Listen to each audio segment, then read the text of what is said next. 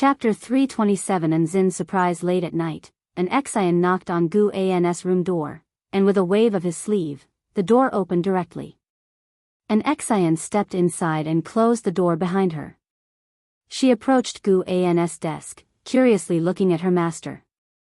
Guan seldom called for her at this time alone, and she couldn't help but be curious.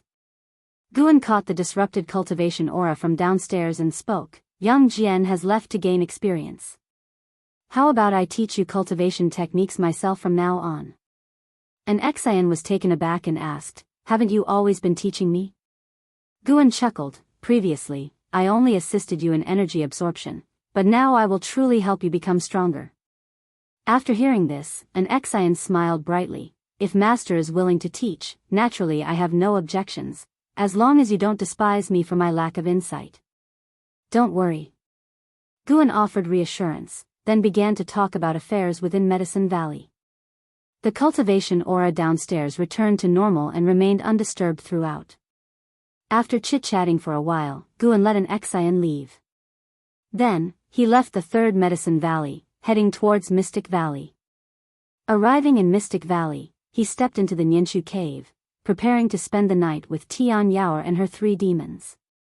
In a bright and magnificent hall, rows of figures stood, forming 4 long lines, neat and orderly, with the 2 middle rows spaced wide apart to create a broad aisle. A rainbow light flew into the hall, swiftly condensing into the form of Zhang Xianwang.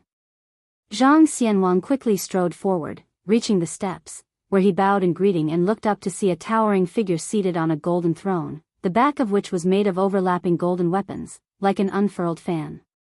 The towering figure donned a red dragon robe and a dragon crown with hanging beads, surrounded by whirling blood-colored dragon chi, as if encircled by dragons. His visage was majestic, eyes seemingly containing a sea of stars, piercing and profound. This person was none other than the ruler of the immortal dynasty, the Yang Xian Emperor. After Zhang Xianwang recounted his mission's details, the hall erupted with discussion among the immortal spirits. This sword venerable Fudao dares to show no respect to us, arrogant.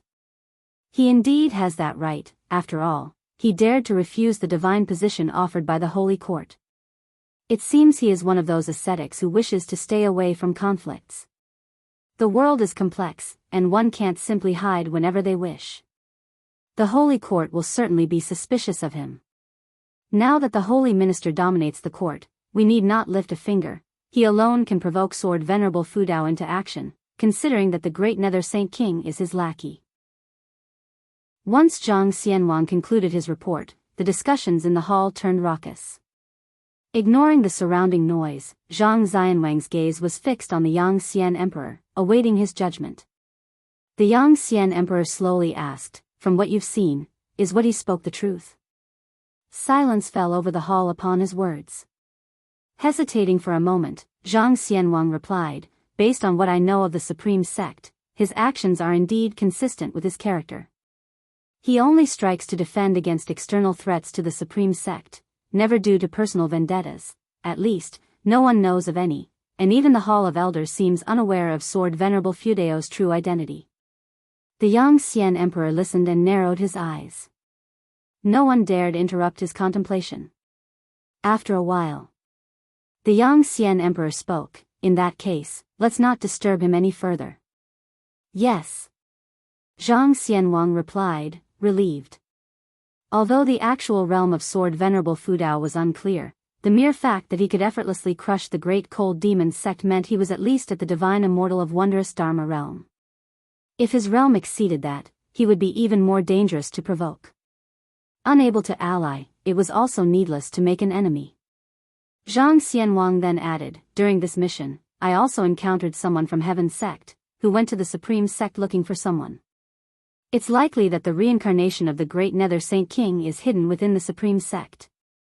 Heaven Sect? Seems like the Holy Court is in for more trouble, commented the Yang Xian Emperor, his tone playful. Zhang Xianwang shared this sentiment. He asked, if trouble does break out, do we need to intervene? The Yang Xian Emperor snorted, intervene in what? With the arrogant nature of Heaven's sect and the great Nether Saint King, they didn't need our help in the past, naturally, we should not offer it now. They underestimated Shengshan's benevolence. Without Sheng Tian, the holy court would only become the greatest terror in the world. Zhang Xianwang fell silent, reflecting on the majesty of Heaven's sect and sighed. The other immortal spirits in the hall began reminiscing about the past, and regarding the fortunes of Heaven's sect and the great Nether Saint King, they were mostly schadenfreude. The autumn wind blew through the woods as the blood prison great saint lay on the ground, pondering deeply as he watched an Exian practice. Guan sat nearby, reading a book, occasionally shifting his position. The blood prison great saint turned to Guan and asked, "Master, she has been meditating for 5 ancient hours. Does she have a talent that I am unable to see through?" Back then, he could not see through Yang Jian, and now, faced with Enzin's transformation, he began to doubt himself.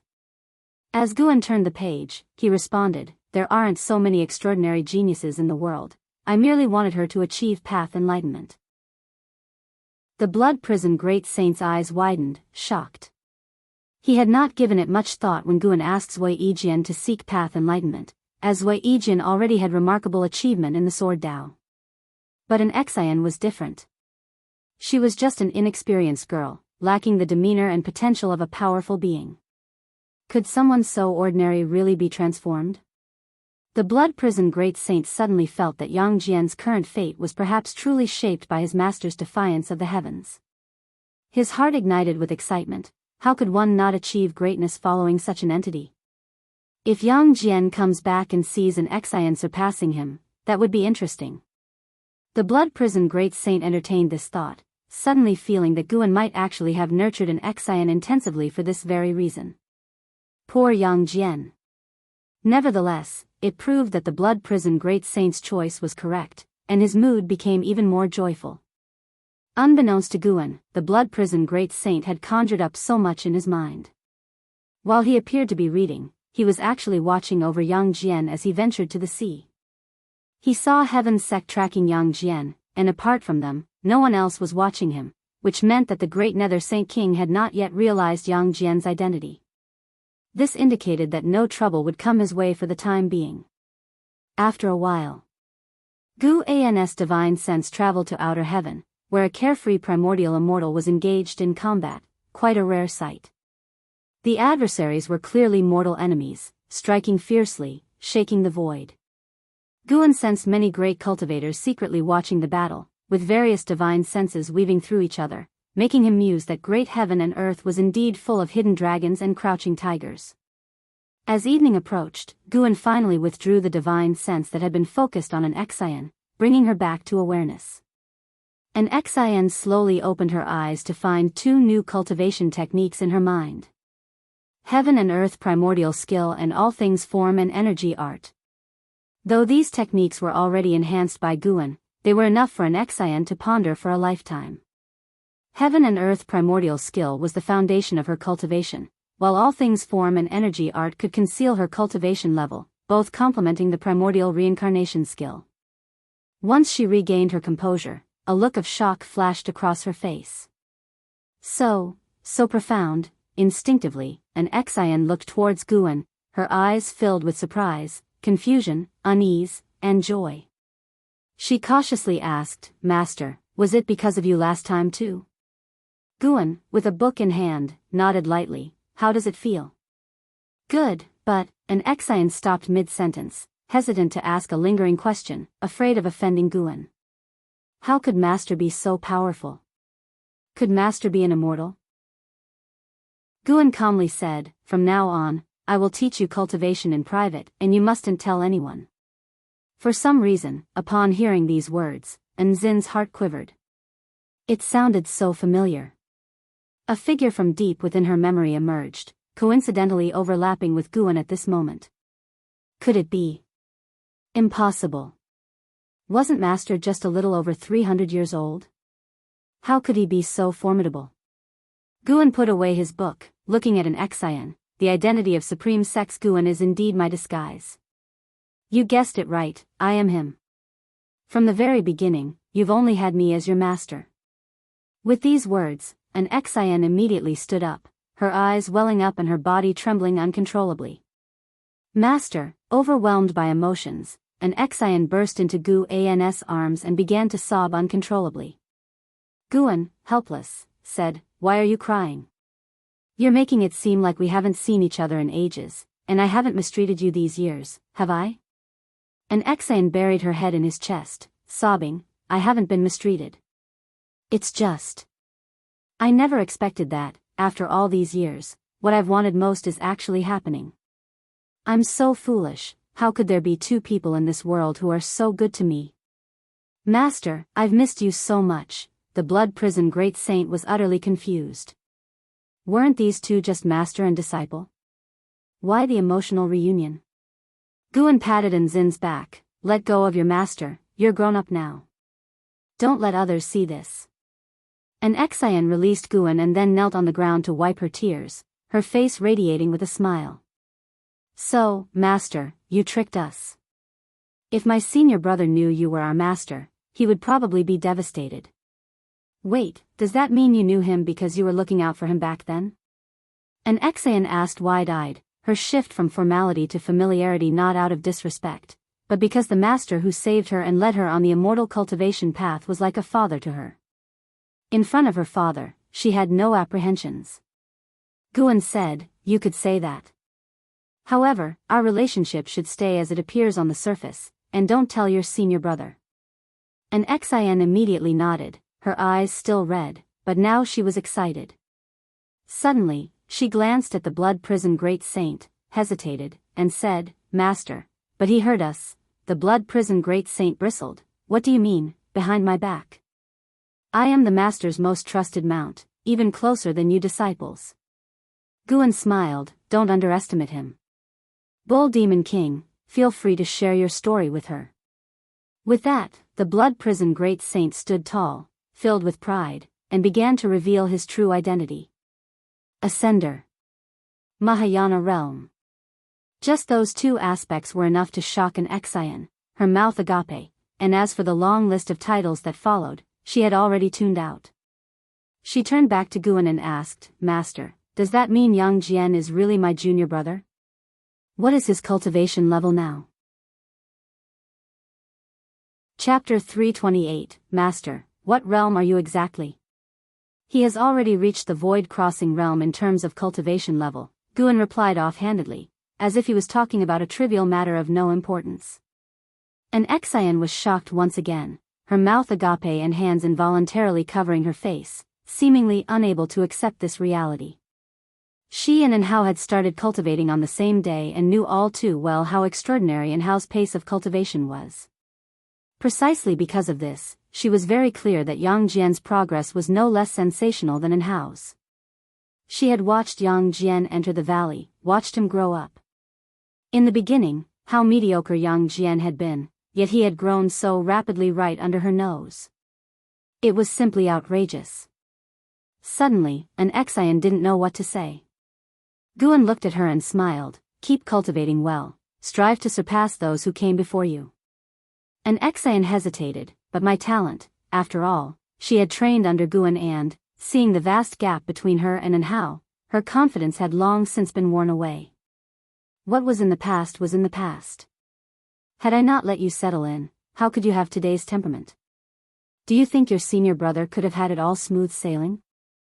I've intervened for him countless times over the years. He always loves to cause me trouble, Guan huffed. An Exian was astonished. The master had helped the senior brother before? Why hadn't the senior brother mentioned it? Damn it, he actually kept it hidden from me. An Exian gritted her teeth. She looked at Guan and asked, "Then, do I have a chance to surpass my senior brother?" Guan spoke earnestly, "That depends on how much determination you're willing to put forth. No one is predestined to be stronger than another."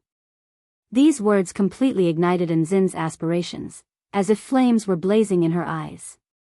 Blood Prison Great Saint was somewhat displeased. "I haven't finished bragging yet." After returning to Third Medicine Valley, an Exian was in an exceptionally good mood, wandering around and greeting everyone she saw. For this senior disciple of the Medicine Valley, all the disciples held great respect. Passing by, Chuanyue asked with a cheerful smile, "Senior sister, why are you so happy?"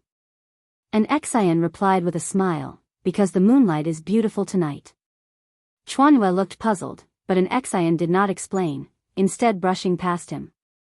On the other side, in a loft, Guan picked up Green Hero Travelogue and had only been reading for a short while when Ji Xiaoyu came up the stairs and entered the room. Where did you two go during the day? Ji Xiaoyu stared at Guan and asked. Guan answered, we went out for cultivation. Really? What can you teach her? Well, I managed to teach Yang Jian, didn't I? Just wait, maybe he'll make a name for himself and shake the world someday. Ji Xiaoyu raised an eyebrow. After a moment of silence, she asked, you wouldn't happen to know Sword Venerable Fudao, would you? Gu An's face changed dramatically, and he exclaimed with shock, how did you know? Really? Truth be told, I am actually a disciple of Sword Venerable Fudao. Heh. What, you don't believe me? Okay then, I am Sword Venerable Fudao. Ji Xiaoyu rolled her eyes at Guan and said, you're always talking nonsense. Every time I ask about your secrets, you always dodge the question, yet I've shared everything with you. At this point, her tone carried a hint of melancholy. Guan replied helplessly, my dear sister, I do want to know. Every time you just tell me outright, I listen with trepidation, fearing that your enemy from a former life will come knocking at our door. It's not death I fear, but if the enemy tortures me severely, even if I confess, they might not believe me. As he spoke, Guan rambled on, causing Ji Xiaoyu to show a look of remorse. From Gu An's perspective, it indeed seemed like a lot of pressure. After Guan finished speaking, Ji Xiaoyu asked, should I stop telling you from now on? Really? False. I'm still going to tell you. You only live once. I speak to you not because I want to talk about these things. Having said that, Ji Xiaoyu turned and left, leaving behind her solitary silhouette. Guan laughed to himself, this girl's nature was indeed amusing. Then, he picked up the Green Hero Travelogue from the table and continued reading. Xian Tianyi hadn't published a new book recently, which had allowed some laziness to set in, causing Guan some dissatisfaction. Find a moment to tap him on the shoulder? Forget it, that's beneath my dignity. Having Shenzhen come back to the Jianghu wouldn't be bad either, she has the talent to surpass Xian Tianyi. High up under the blue sky, above the white clouds, Guan rode the blood prison great saint with an Xian standing beside him. An Xian, dressed all in white and wearing a white jade mask, was at that moment caressing her mask. Master, where are we going? An Xian turned her head and asked, feeling a powerful force whisking her away, immense and vast. To another branch of your master's sect, Guan replied. Upon hearing this, an Xian immediately became excited and asked, Master, what realm are you really in? Even Senior Nine Fingers and the others can't see through your disguise. I am slightly higher in cultivation level than the Nine-Finger Divine Lord, Wu Xing, and Shenxinzi, Guan answered ambiguously. Seeing that he was unwilling to reveal more, an Xian didn't press the matter and started to get curious about their destination. A gust of sea breeze blew from the front, prompting an Xian to turn her head. Immediately, her complexion changed drastically. One by one, towering and majestic peaks entered her vision, shocking her very eyes. Guan glanced at her, feeling a sense of emotion. Since they had recognized each other, an Xian seemed to have become a different person, lively as if returning to her youthful days. This indicated that she truly saw Guan as family. With parents present, a child can afford to be willful; without parents to accompany, one must learn to behave properly. An Xian was like this, which made Guan quite happy. After all, he had watched an Xian grow up, and she had been with him for so many years. In his heart, wasn't an Xian like a daughter? Look at you, acting like you've never seen anything. This is Mortal World Peak, and the master here is the Peak Master of Dingtian Peak. Blood Prison Great Saint said proudly, as if he himself were the Peak Master of Dingtian Peak. An Xian exclaimed in astonishment, Dingtian Peak? I've heard of it, Senior Lu came to attend the Millennial Peak Conference before. So that's how it is, no wonder. Master, if Senior Lu knew it was you taking care of her in secret, with her affection for you, she would probably wish to pledge herself to you right there and then. Gu An's handsome face turned red, and he fake coughed, saying, "What nonsense are you spouting? How could a girl speak such words? Your master would never become Daoist friends with her." "Just so, she isn't worthy?" Blood Prison Great Saint chimed in, feeling annoyed with Lu Lingjun, also an ascender, ever since she had called him a stupid cow. An Xian giggled behind her hand and said, "I finally understand why the master refuses to accept those female companions. Indeed, there's no need. They would only drag you down." She admired Guan greatly. The master truly gave without expecting anything in return. What woman could resist his charisma? And who would have thought that Sword Venerable Fudao would be a valley master at the Supreme Sect? Such a waste of talent. The master really has patience. An Xian silently vowed to herself to become a great cultivator like her master, hidden amidst the mortal coil, watching over the swirling winds of the world with a smile. If she could truly surpass her senior brother and junior brothers, she would also conceal her cultivation level, watching the two of them vie against each other with a smile. Just by thinking about it, an Xian felt a surge of excitement. At that moment, a vast aura descended, dispersing the sea of clouds and fluttering Enzin's long hair and gown. She looked up, and her eyes instinctively widened. There before her was a green mountain reflection stretching across the sky, larger than all the massive peaks in front of them. Guan remained expressionless. His reason for coming today was for this very item. It was an Immortal Path supreme treasure belonging to Mortal World Peak. Chapter 329, Fushinxiu, Qingtian Peak. When the azure mountain shadows hung suspended in the sky, disciples from various peaks flew out, looking up at this magnificent scene.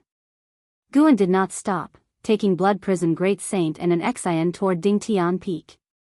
An Xian, feeling the aura of the mountains and cultivators along the way, was secretly astonished, realizing that Mortal World Peak truly was unfathomable, seeing that Senior Lu hadn't spoken falsely.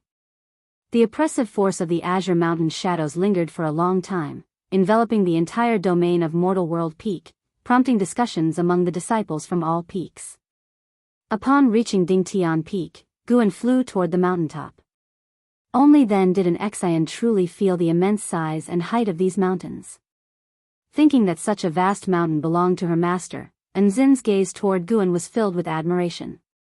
Soon, they arrived at the top of the mountain, and as soon as they landed, Zhu Xinglan, the leading disciple of Dingtian Peak, appeared and came forward to greet Guan with a salute. "What's the situation?" Guan asked. Zhu Xinglan replied, "Its main peak's Fushinxiu subduing an Immortal Path supreme treasure. He is the future master of the main peak and the disciple with the strongest talent in 1,000,000 years in Mortal World Peak." There was a complex tone in his voice when he mentioned Fushinxiu. Guan looked up at the azure mountain shadow in the sky and laughed. That's quite a commotion. For such a carefree primordial immortal to subdue an Immortal Path supreme treasure, it seemed to be quite strenuous.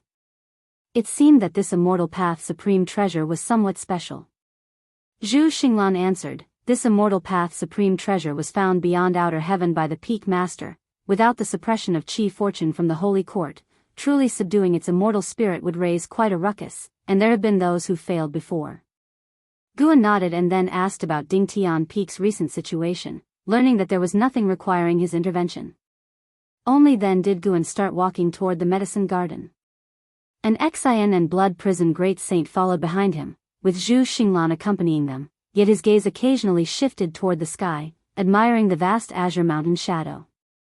Who wouldn't want to possess an Immortal Path supreme treasure? It's just that their numbers were limited, and it wasn't something one could have just by wishing for it. While picking medicinal herbs, Guan introduced them to an Xian. The majority of the medicinal herbs here were unheard of by an Xian, so she listened intently and wasn't distracted by the phenomenon in the sky. Zhu Xinglan was inwardly curious about the origins of this girl, feeling that their master treated her differently compared to others. Enzin's mask, crafted by Guan, was inscrutable for Zhu Xinglan, who was at the 9th layer of Wandering Immortal Realm, and he didn't dare probe with his divine sense.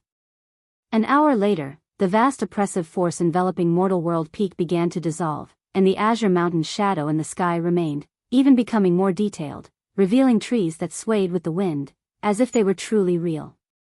You can go on with your duties. There's no need to follow us. Guan, just stepping out from a section of the medicine garden, turned his head and spoke to Zhu Xinglan, who immediately saluted and then disappeared into thin air. Attracted by the sudden disappearance, an Xian looked at Guan and asked, "Master, what's his cultivation level?" Guan casually replied, "Wandering immortal realm, 9 layers." And Zin's pupils, hidden beneath the mask, involuntarily widened. She had heard of wandering immortals. The 9-fingered divine lord, who took first place in the heavenly ranking tournament, was a wandering immortal.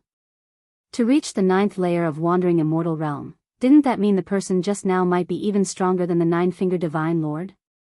Feeling the pressure, an Xian thought of the multitude of disciples at Dingtian Peak, each seemingly an immortal, commanding such formidable power.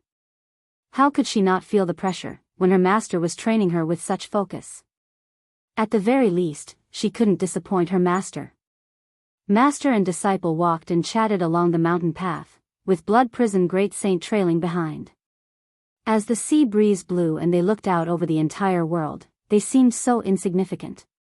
The azure mountain shadow in the sky began to scatter, and not long after, the sky returned to its original state, resplendently blue. Master, if you compared that immortal path supreme treasure to Marshal Uncle Li Yas' divine exotic city, which would be stronger?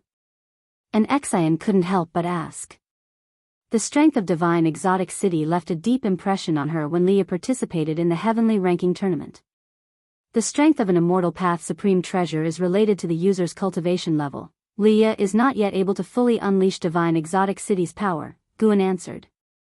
The mightiest feature of an immortal path supreme treasure is its eternal indestructibility.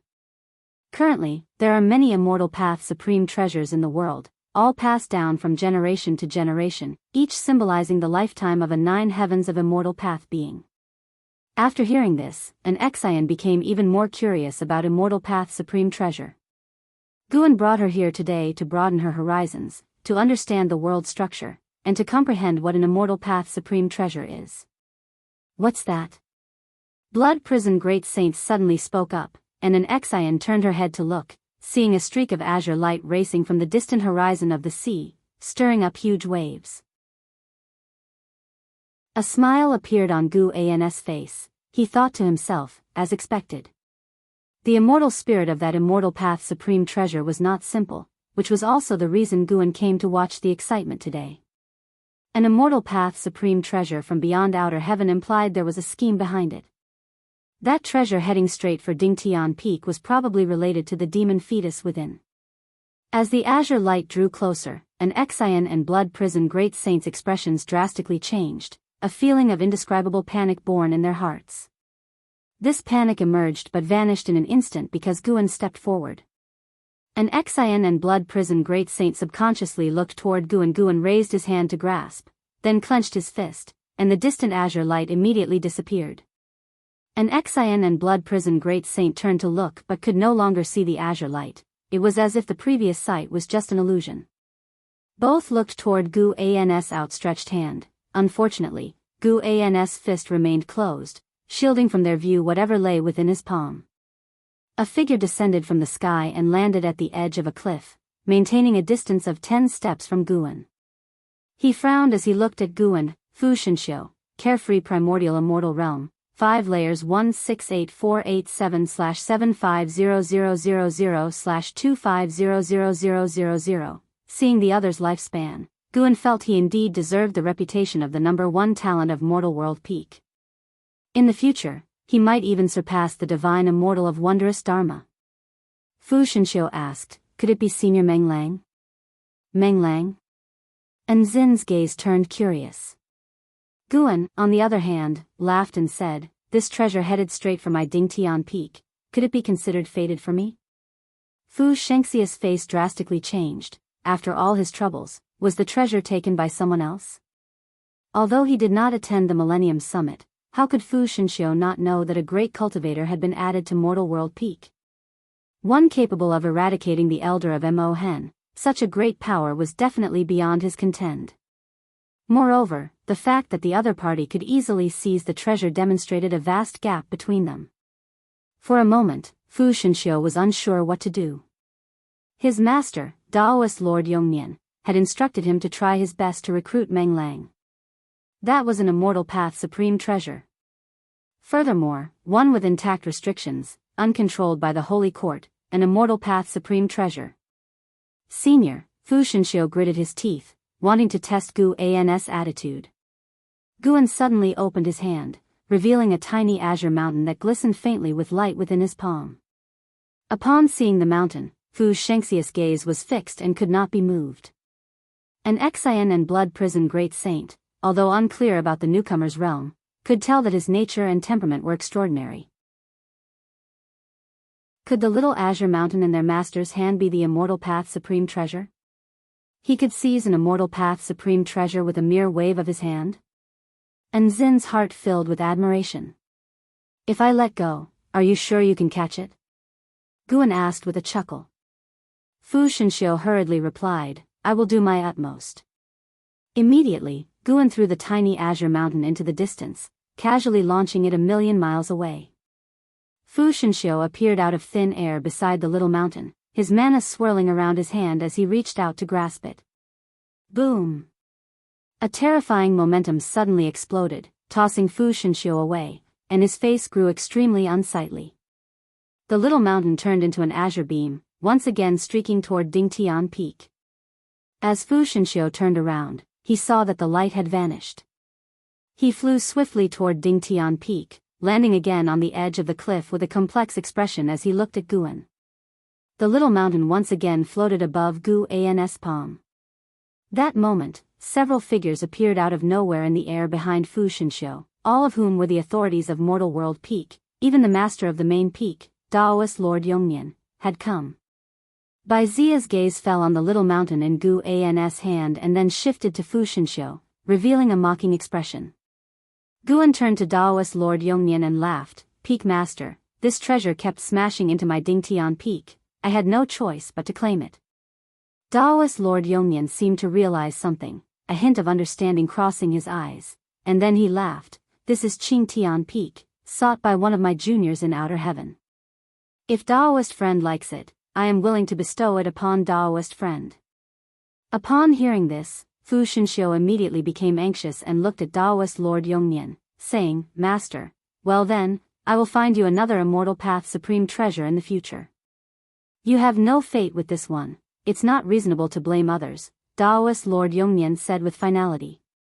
Although he was only one minor realm higher than Fu Shenxiu was raised by him, so facing his decision, Fu Shenxiu had no choice but to give up. He took a deep breath, gave Guan a salute, and then turned and left. The other peak masters looked at each other in dismay, each harboring their own thoughts.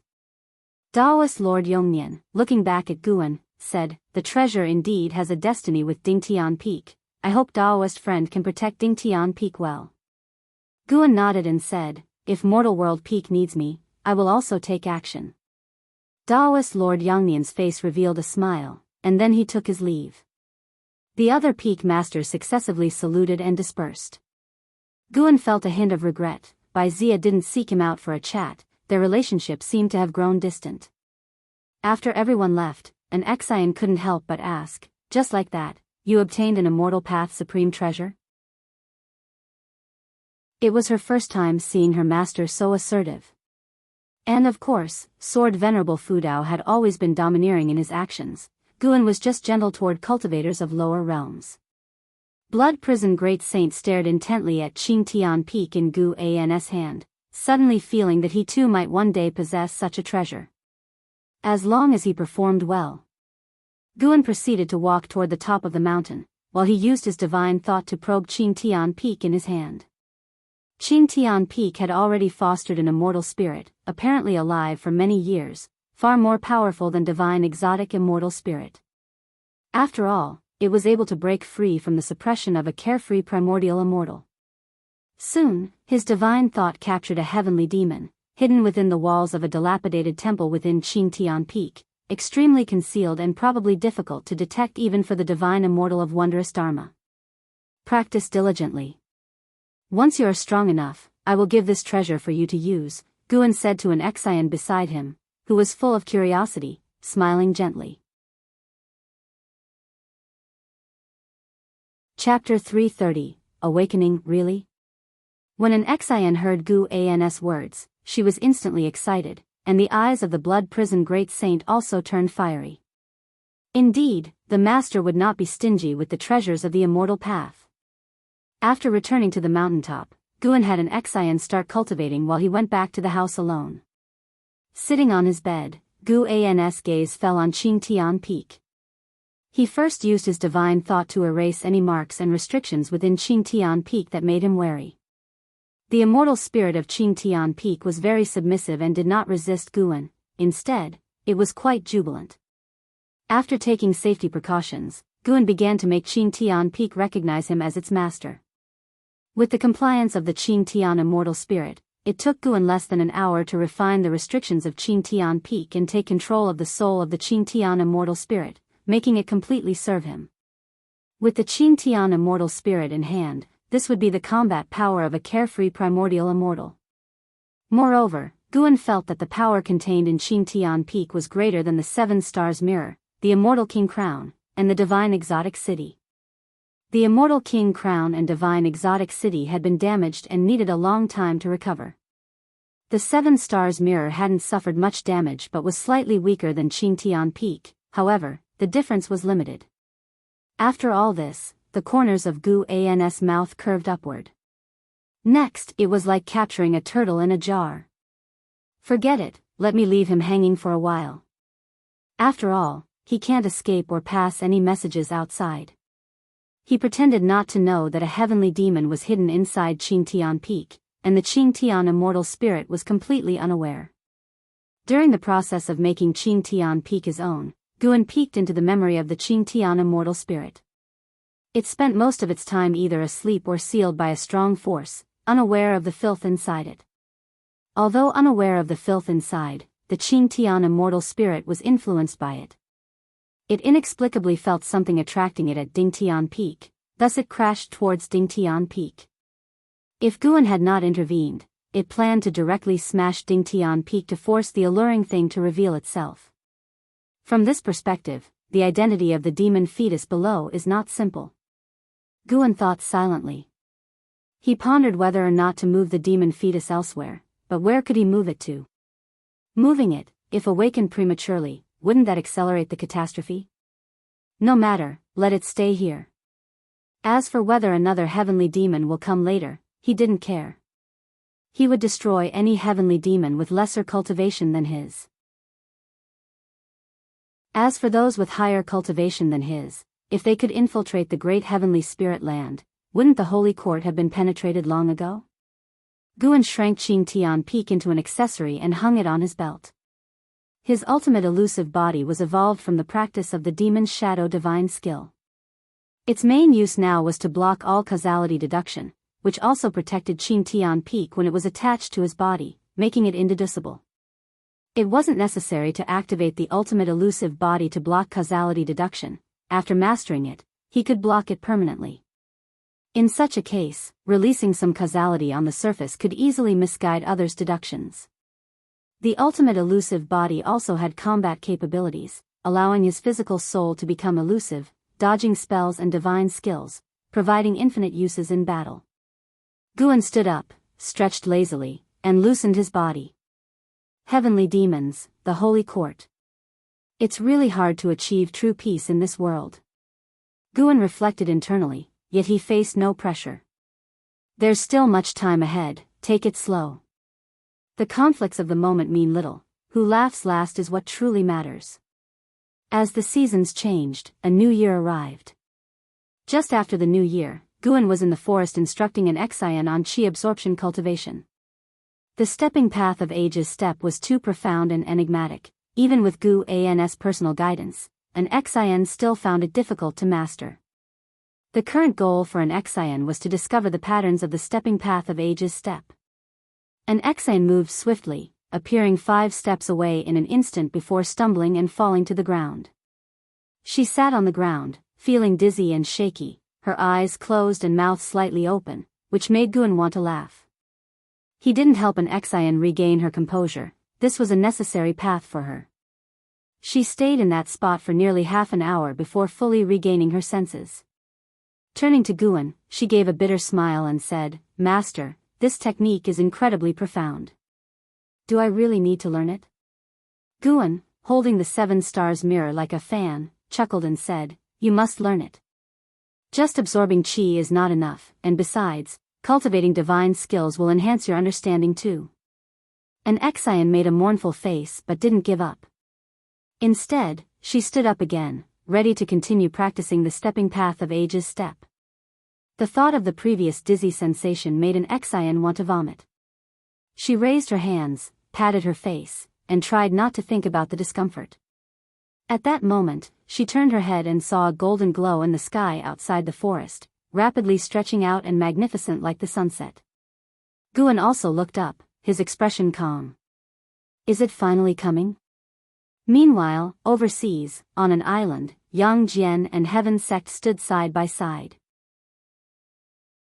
Yang Jian gazed at his right hand, having just crushed a golden jade stone given by Heaven Sect, with his palm covered by a golden sphere and tiny golden stars scattering into the air.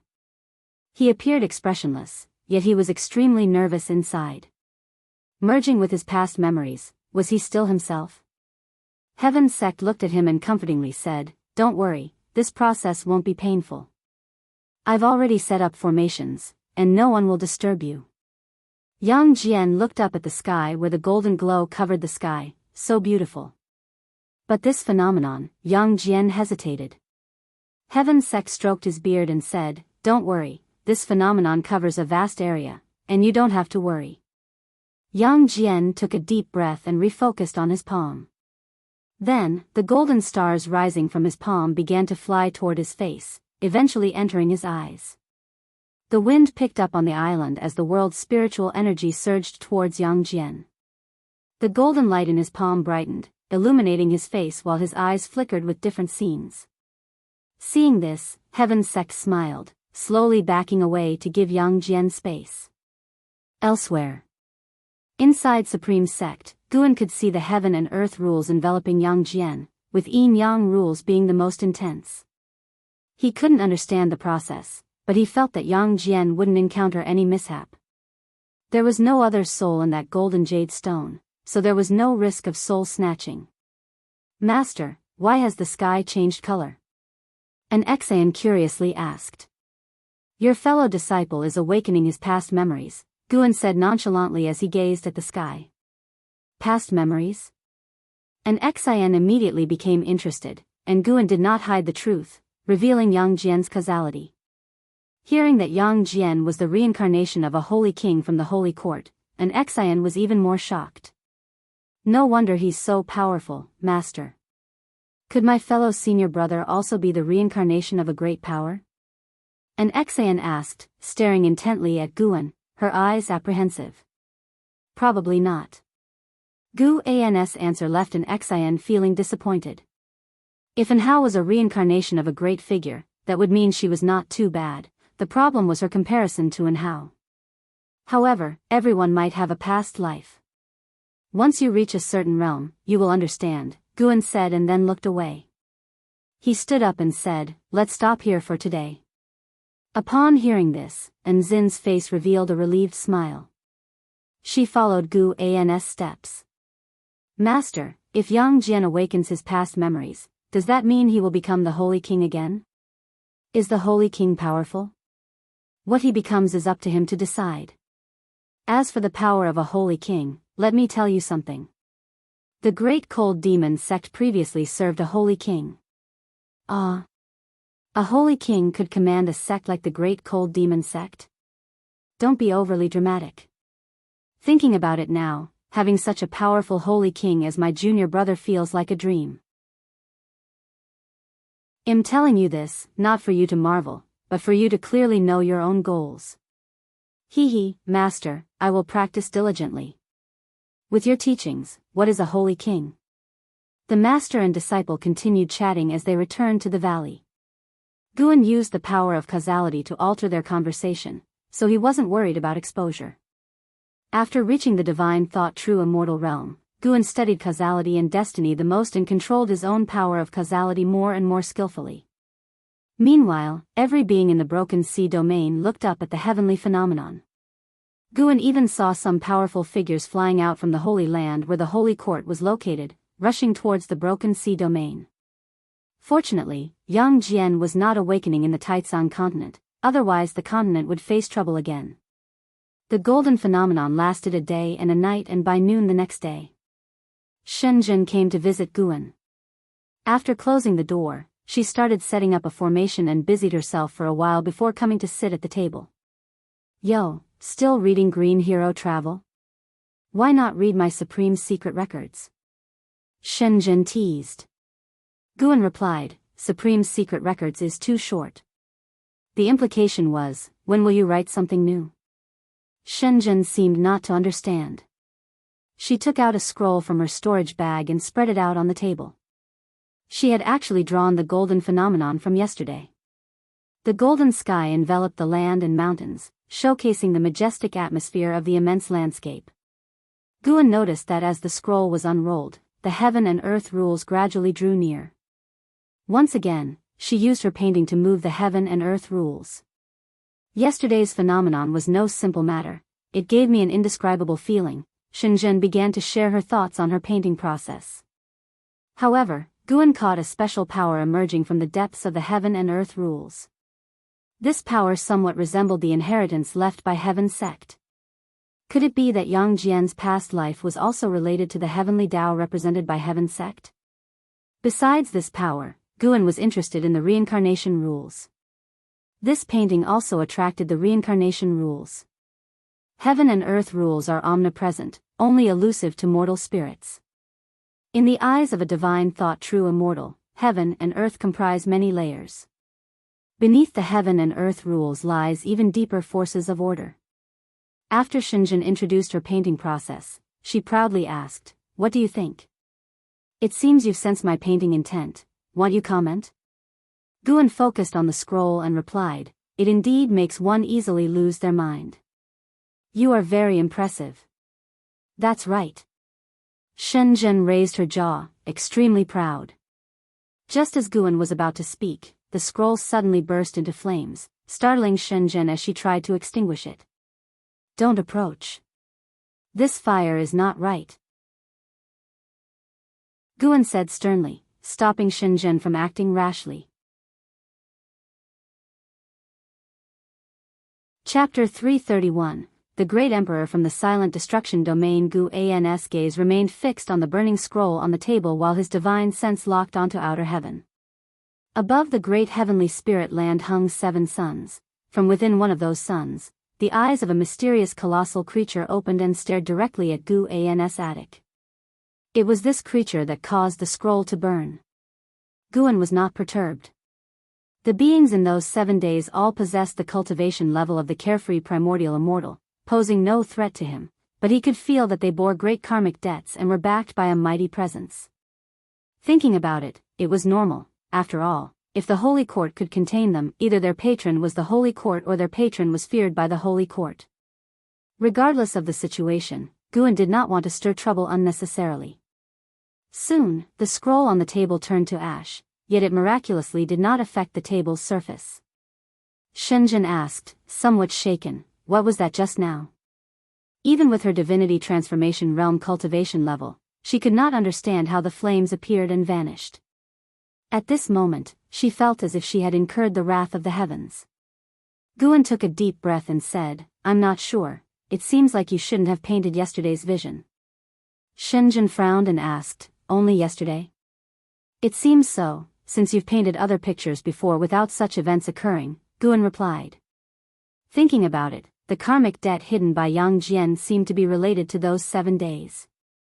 Shenzhen took a deep breath and said, forget it, my cultivation is too weak, and I certainly cannot provoke them.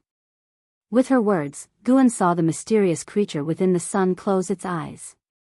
Shenzhen had managed to escape this ordeal. It was merely a warning, indicating that the mysterious beings of the 7 days were not so murderous or domineering. Guan sat back down and teased, you're quite something, managing to draw a picture that provokes the wrath of the heavens. Shenzhen did not take pride in that but earnestly said, indeed, I felt I was capturing an obscure and mysterious state while painting, and each time after I finished painting, it became easier for me to cultivate. Many confusions in cultivation would also become clearer. It seems you're also about to undergo a profound transformation, Guan said enviously. Only then did Shenzhen smile, snorting, be nicer to me from now on. Perhaps I'll become an immortal someday. Alright, immortal Shen. Good boy. How shameless. Daring to offend a future immortal? The two began to bicker, and the fear in Shenzhen's heart was swept away. She felt that she needed to be more cautious about her future paintings. She had to discern clearly what should be painted and what should not. An hour later, Shenzhen left. Guan then lay back in his chair and watched Yang Jian and Heaven Sect. After awakening his past life memories, Yang Jian's cultivation had not experienced substantial transformation, but his whole demeanor indeed had changed. Guan watched for a while and, confirming that Yang Jian was unharmed, withdrew his gaze. In the days that followed, Yang Jian and Heaven Sect stayed on that island, protected by Heaven Sect's formation. Many great cultivators passed by, unable to detect their existence. Until the summer came. Guan rode the Blood Prison Great Saint down from the transmission array platform, feeling cheerful. Just as he was about to leave, Nine-Finger Divine Lord approached him curiously and asked, Guan, your disciple and Enchanting has changed significantly lately. What did you teach her? Because Guan had previously mentored Yang Jian, he believed Zin's changes were related to Guan, which made him more curious about the being behind Guan. The most mysterious and powerful entity in the Supreme Sect was Sword Venerable Fudao. Nine-Finger Divine Lord had always felt that Guan was connected to Sword Venerable Fudao. Perhaps Guan's achievement in Go was related to Sword Venerable Fudao. As for the possibility that Guan was Sword Venerable Fudao, after learning Guan's age, he ceased to think in that direction. Unique Taoist sorcery, indescribable and unutterable, unless you become my disciple. Guan looked down at Nine-Finger Divine Lord and said with a proud smile, causing Nine-Finger Divine Lord to roll his eyes. You know my cultivation level is quite high, and yet you dare take me as a disciple? Nine-Finger Divine Lord said with irritation. Guan shrugged and replied, the accomplished can be teachers. You surely have aspects where you lag behind me. Could it be that in your life you only pursue cultivation levels? Could it be that in this world, only energy absorption can lead to the Tao? Upon hearing this, Nine-Finger Divine Lord did not counter but fell into thought. Guan patted the head of the Blood Prison Great Saint, urging him to move forward. The Blood Prison Great Saint had been cultivating the primordial reincarnation skill for years. Though his cultivation level was still sealed, he was hopeful about the future. 1,000 years from now, he would surely become an immortal. Nine-Finger Divine Lord turned his head and asked, can one also achieve the Tao through playing Go? Who can say for sure?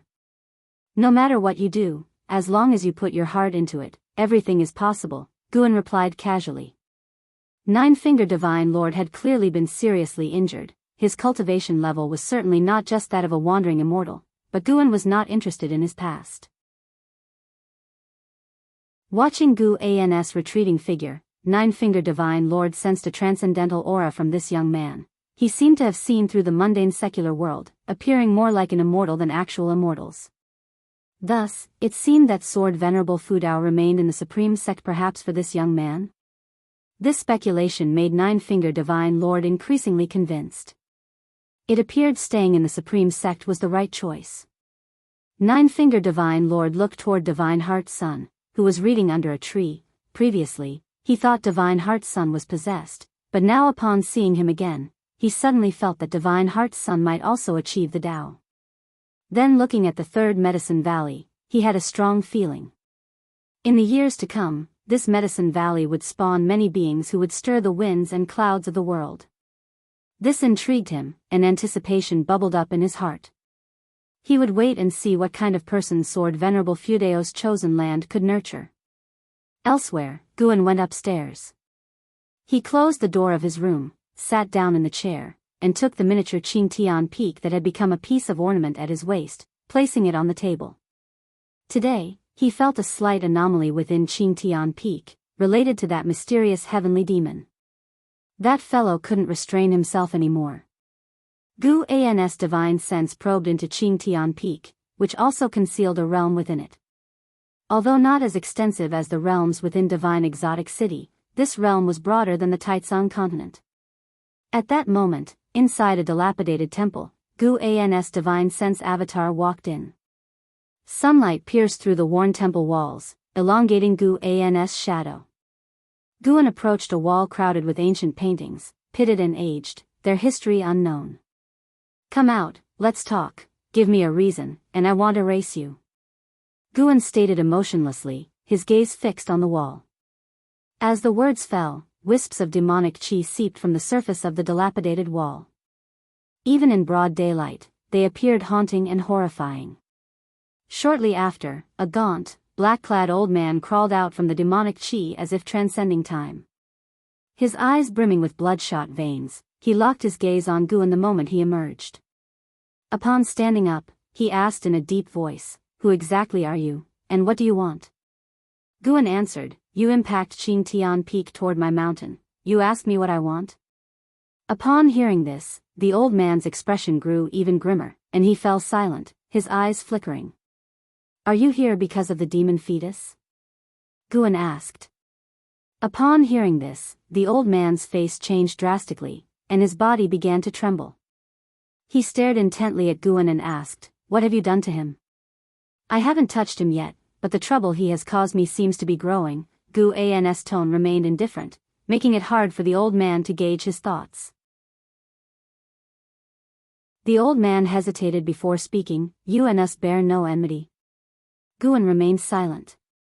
Emboldened, the old man continued, "If you do not wish to be entangled in this great karma, it would be wise to leave this place. The demon fetus is a reincarnation of the great emperor from the silent destruction domain, gestated for tens of thousands of years and immovable, with more heavenly demons yet to descend." Guan pondered internally but asked aloud, "So, you have already established contacts with some of the upper echelons of the Holy Court?" The old man answered, "If you truly don't wish to involve yourself in this karma, it's best not to inquire further. Inquiring more will inevitably alert certain beings." When Guan put forward this question, it indicated to the old man that Guan was not connected to the Holy Court, so he did not wish to make an enemy of Guan.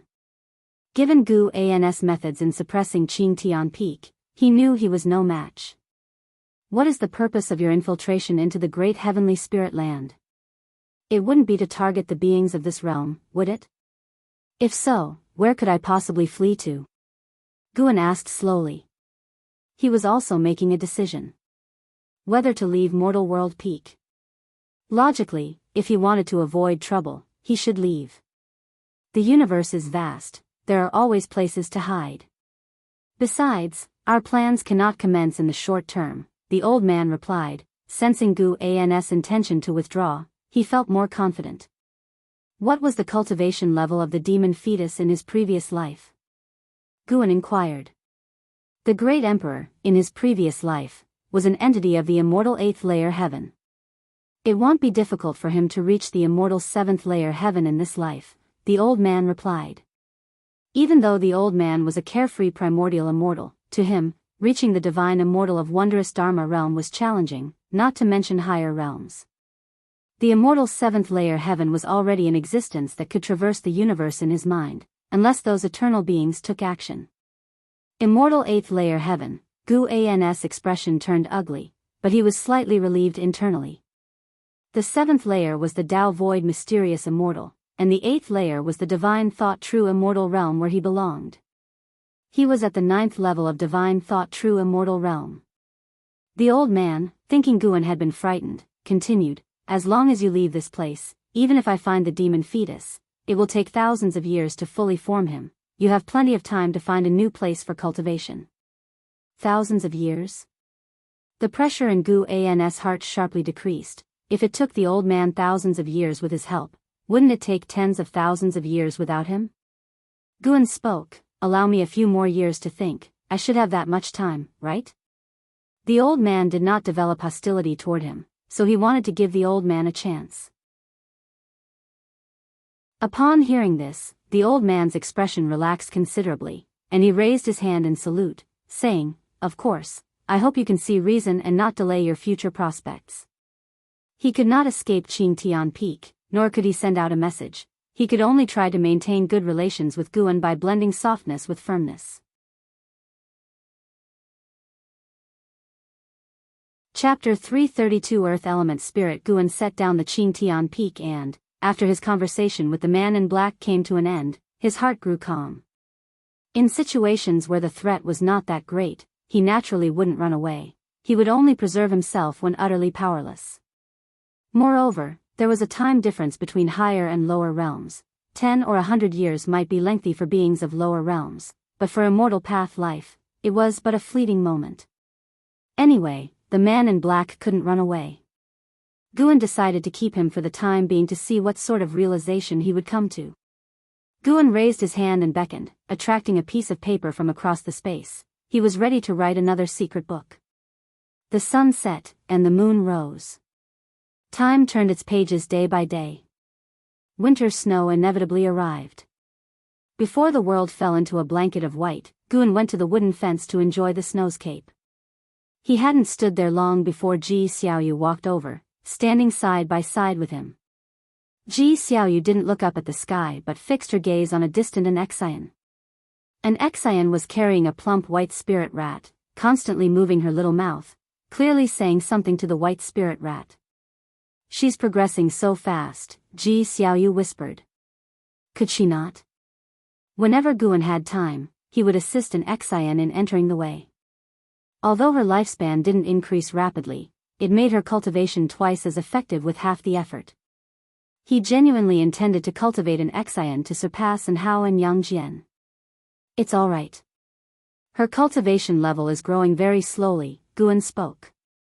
Due to the primordial reincarnation skill, Anzin's cultivation level was always suppressed. Even if she were to release her cultivation level in the future, it would be concealed, with her apparent cultivation level controlled at the Foundation Establishment realm. It seemed that Guan would have to tell an Enchanting to restrain herself a bit more, since more and more people had started to notice the changes in her. The Ji family recently discovered an undersea secret realm and invited me to go. I could take your disciple along, what do you think? Ji Xiaoyu asked. Upon hearing this, Guan hurriedly shook his head. An Enchanting is timid, there's no need to take her. I'll be there, she won't encounter any mishaps. It's unnecessary. It's not something I wish to see, to burden you. Is that so? Yes. I just feel that her aptitude is improving. Staying in Medicine Valley might bury her talent. I don't like to hear that. Would I delay her? Guan glared at Ji Xiaoyu. He had intentionally said this to make Ji Xiaoyu believe that the high-level cultivator guiding an Enchanting was someone else. Ji Xiaoyu's mouth lifted into a smile. All right then, I won't invite her. I want to see what you can make of her. Guan smiled. Then when are you leaving? And for how long? This was not the first time Ji Xiaoyu had set out, but Guan felt that the undersea secret realm would again cause trouble. Perhaps this was what it meant to be a great fortune of energy movement, continuous trials and tribulations, always narrowly escaping disaster and turning peril into safety. I leave tomorrow morning. The competition for sea resources among the noble families is quite fierce. Ji Xiaoyu started talking about the situation at sea. Despite the vastness of the ocean and the richness of its resources, the coveted areas had long been divided by the major powers, making it difficult to gain a foothold at sea. The Ji family, wanting to occupy a region of their own and lay down roots for development, eyed the secret realm. That oceanic secret realm was the source of abundant spiritual energy nearby. Immortal path beings didn't care about such a realm, but those in the mystic heart realm would fight tooth and nail over it. She shifted the conversation from the Ji family to other significant happenings at sea as Guan listened with keen interest. During their conversation, a powerful divine sense swept across the Taizong continent. Guan was used to this. The other party was probably searching for Yang Jian. Yang Jian, having awakened memories from past lives, shocked many cultivators of the Holy Court, who were still searching for him. Yang Jian didn't run around but focused on cultivating on that island. At sea, only those in the immortal path realm have the power to protect themselves. Even if one achieves nirvana, walking the seas still requires great caution, Ji Xiaoyu remarked. her cultivation having grown higher and allowing her to perceive more. The experiences from her past lives' dreams only deepened her reverence. Guan smiled, with your talent, you'll achieve nirvana sooner or later. Let alone at sea, right now there was a divine sense of a heaven and earth flying immortals sweeping the continent. Most beings were completely unaware of this. What about you? Ji Xiaoyu turned to look at Guan, asking with a calm tone. Nirvana? I'm afraid I won't have the chance. Guan shook his head and chuckled freely, devoid of any constraints. Ji Xiaoyu offered no consolation, knowing that nirvana was a threshold for mortal spirits to break through fate, a challenge that no one else could assist with. She followed Guan as they both looked up at the snow falling from the sky. The snowflakes began to fall more heavily. On the sprawling seas, Leah sat on the back of a black eagle that sped along, flapping its wings. The sea breeze tousled Li Ya's long hair, but his eyes remained fixed on the horizon, unblinking. The divine exotic immortal spirit perched on Li Ya's shoulder, head tilted, asked, "Have you really thought this through? Without using my power, it will be difficult for you to cross the waters ahead. I can sense a dense demon energy there, hiding a great demon of the immortal path." Li Ya's expression was stoic as he answered softly, "Save me when I'm close to death." Ever since his last visit to the divine exotic realm and learning about the origins of divine exotic city, Li Ya's pride had shattered. He didn't blame the primordial ancestor but was rather more grateful. However, he was filled with resentment towards himself. "Leah, oh Leah, what have you been raging about all these years?" All this time, he had always needed the primordial ancestor, needed others' help. Without divine exotic city, what was he? Upon returning to the Star Sea congregations, Leah secluded himself for cultivation and pondered over this question. This seclusion lasted for many years. He had now made up his mind. What he needed to do was improve his physical constitution and insight. If and how could cultivate the ancient treasure body, why couldn't he? So, he embarked on the journey to pursue the treasure body. He learned from an elder that a treasure body had once fallen in a certain sea region, possibly leaving behind an opportunity related to the treasure body. "Leah, actually, you're still young, and you're already quite formidable," the divine exotic immortal spirit consoled, scratching its head. Having spent many years with Leah, it had grown fond of him and didn't want him to take extreme measures. "Don't worry, I will measure my abilities and refrain from making the primordial ancestor take action again," Leah said calmly, his eyes resolute. Following his gaze, dark clouds appeared at the far end of the sea horizon, small but clearly an ominous sign. Meanwhile, on the path of Dingtian Peak on Mortal World Peak, Guan rode the Blood Prison Great Saint while an Exian walked in front of the Blood Prison Great Saint, occasionally looking back and sharing a laugh. The sea breeze blew, stirring Guan's hair by the temples. He withdrew his gaze from spying on Leah and looked towards an Exian. "How many of the medicinal herbs did you memorize today?" It had been 8 years since Ji Xiaoyu left for the undersea secret realm. She had not returned for 8 years, but as Guan saw she wasn't in mortal peril, he allowed her to face the ordeal alone. During these 8 years, Guan taught an Exian no other spells or divine skills. Aside from chi absorption cultivation, she only practiced the stepping path of ages step daily. Wearing a mask, an Exian turned back and said, "Master, rest assured, I remember them all." "Good, go back and write them into a book, so other disciples can increase their knowledge in the future," Guan nodded. An Exian was about to reply when 2 figures descended from the sky and landed on the stone steps ahead. Upon seeing these 2 people, an Exian immediately tensed up. They were Daoist Lord Yongnian and Fu Shinxiu from the main peak. An Exian thought they were there to demand the Immortal Path Supreme Treasure. Daoist Lord Yongnian raised his hand in salute, saying, "May I inquire if Daoist friend has time? My disciple and I have a matter to request." Upon hearing this, Guan responded, "Speak directly, what's the matter?" Daoist Lord Yongnian glanced at Fu Shinxiu and said, "Since Qingtian Peak has no affinity with my disciple, I have found another great opportunity for him, located within the Sea Demon Thunder domain. It is a treasure left by an ancient great power named Earth Element Spirit. Every 100,000 years it congeals one spirit, and its appearance is not fixed, but it can be confirmed to only appear within the sea demon thunder domain, earth element spirit. It was the first time Guan had heard of this, and he also became interested. According to Taoist Lord Yongnian, that ancient great power was unfathomable in his cultivation. Before passing away, he used some great divine power to refine his immortal path's supreme treasure, submerging it into the sea demon thunder domain, merging it with the ocean, rendering it unfindable. It was only when someone accidentally acquired the earth element spirit that the veil of this opportunity was lifted. The earth element spirit could strengthen the soul of a cultivator, and even demons were eager to obtain it. Later on, the Holy Court took charge of the sea demon thunder domain, and a holy god decreed that the thunder domain was land without an owner. No sect was allowed to occupy it, and regarding the earth element spirit, it all relied on one's power. Mortal World Peak had also sought the earth element spirit, either fate was there but the affinity was not, or they found the earth element spirit but lacked the power to fight for it.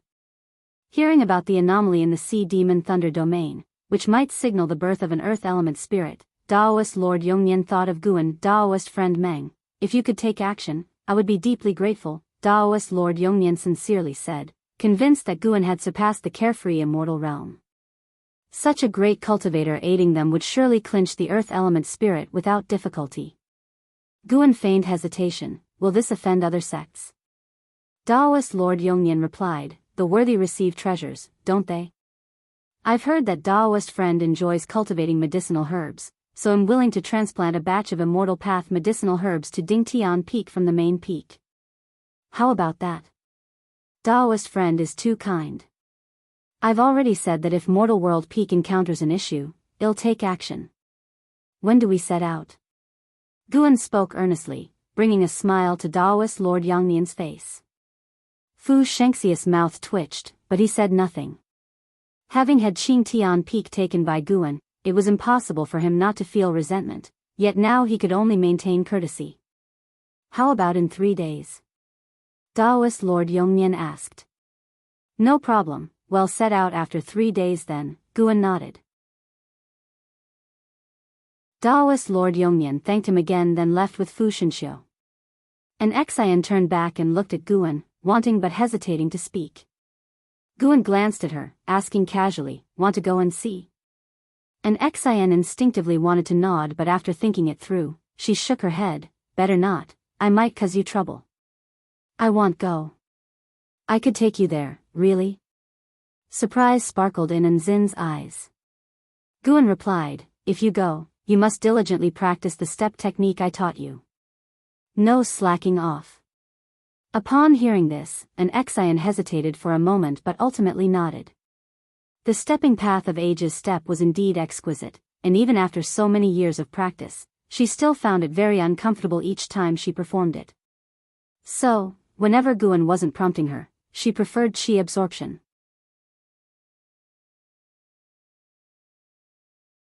Chapter 333 Predecessor 3 days passed by quickly.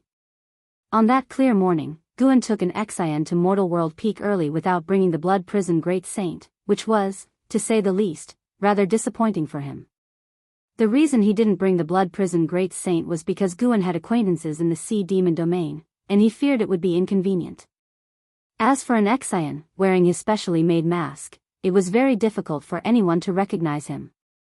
An Xian, who cultivated the all things form and energy art, could also conceal his aura. High-level cultivators did not guess one's identity by appearance. After arriving at Dingtian Peak, Guan read books inside the house, and so did an Xian, though her gaze drifted outside the window from time to time, waiting for the two from Taoist Lord Yongnian to arrive. Close to noon, Taoist Lord Yongnian finally arrived, bringing not only Fu Shenxiu but also a female cultivator. This female cultivator was at the second level of the carefree immortal realm, not as advanced as Fu Shenxiu, but she was older and probably sent by Taoist Lord Yongnian to lead the way. And indeed, all they heard was Taoist Lord Yongnian introduce, this is my younger martial sister, Dao name Yongxin, known as Fairy Yongxin. She will lead the way to the sea demon domain this time, as I need to stay at Mortal World Peak to avoid any mishaps. Fairy Yongxin followed with a salute to Guan, who returned the gesture. Let's get going, then, said Guan directly. If they could resolve the issue today, it would be great. A portion of the medicinal herbs in the outer world cave had ripened, waiting for him to harvest. Fairy Yongxin had no objections. The group went to the courtyard, where she summoned a small red mansion. The mansion rapidly expanded, taking Guan, Fu Shenxiu, and an Xian inside before turning into a red light disappearing into the sky. Daoist Lord Yongnian stood in the courtyard, looking in the direction where the mansion disappeared, concern in his eyes. Meanwhile, inside the grand hall of the red mansion, Fairy Yongxin invited Guan to sit and talk, while an Xian looked around curiously. You're free to wander around, there's nothing dangerous here, Fairy Yongxin said to an Xian with a gentle smile. She might not have been stunningly beautiful, but her smile was generous and tender, easily engendering goodwill. An Xian glanced at Guan, and only after seeing him nod did she dare to leave. Fu Shenxiu sat opposite Guan, his expression calm. The sea demon domain has already seen the appearance of a carefree primordial immortal. It's said that in these 100,000 years, a great demon has been born there, cultivating for 100,000 years, entering the realm of the carefree primordial immortal, commanding countless demon soldiers, a force not to be underestimated, said Fairy Yongxin. Guan had long ago used his divine sense to probe the sea demon domain. Indeed, it was dangerous and the existence of immortal path entities within was incalculable. But for him, it counted for little.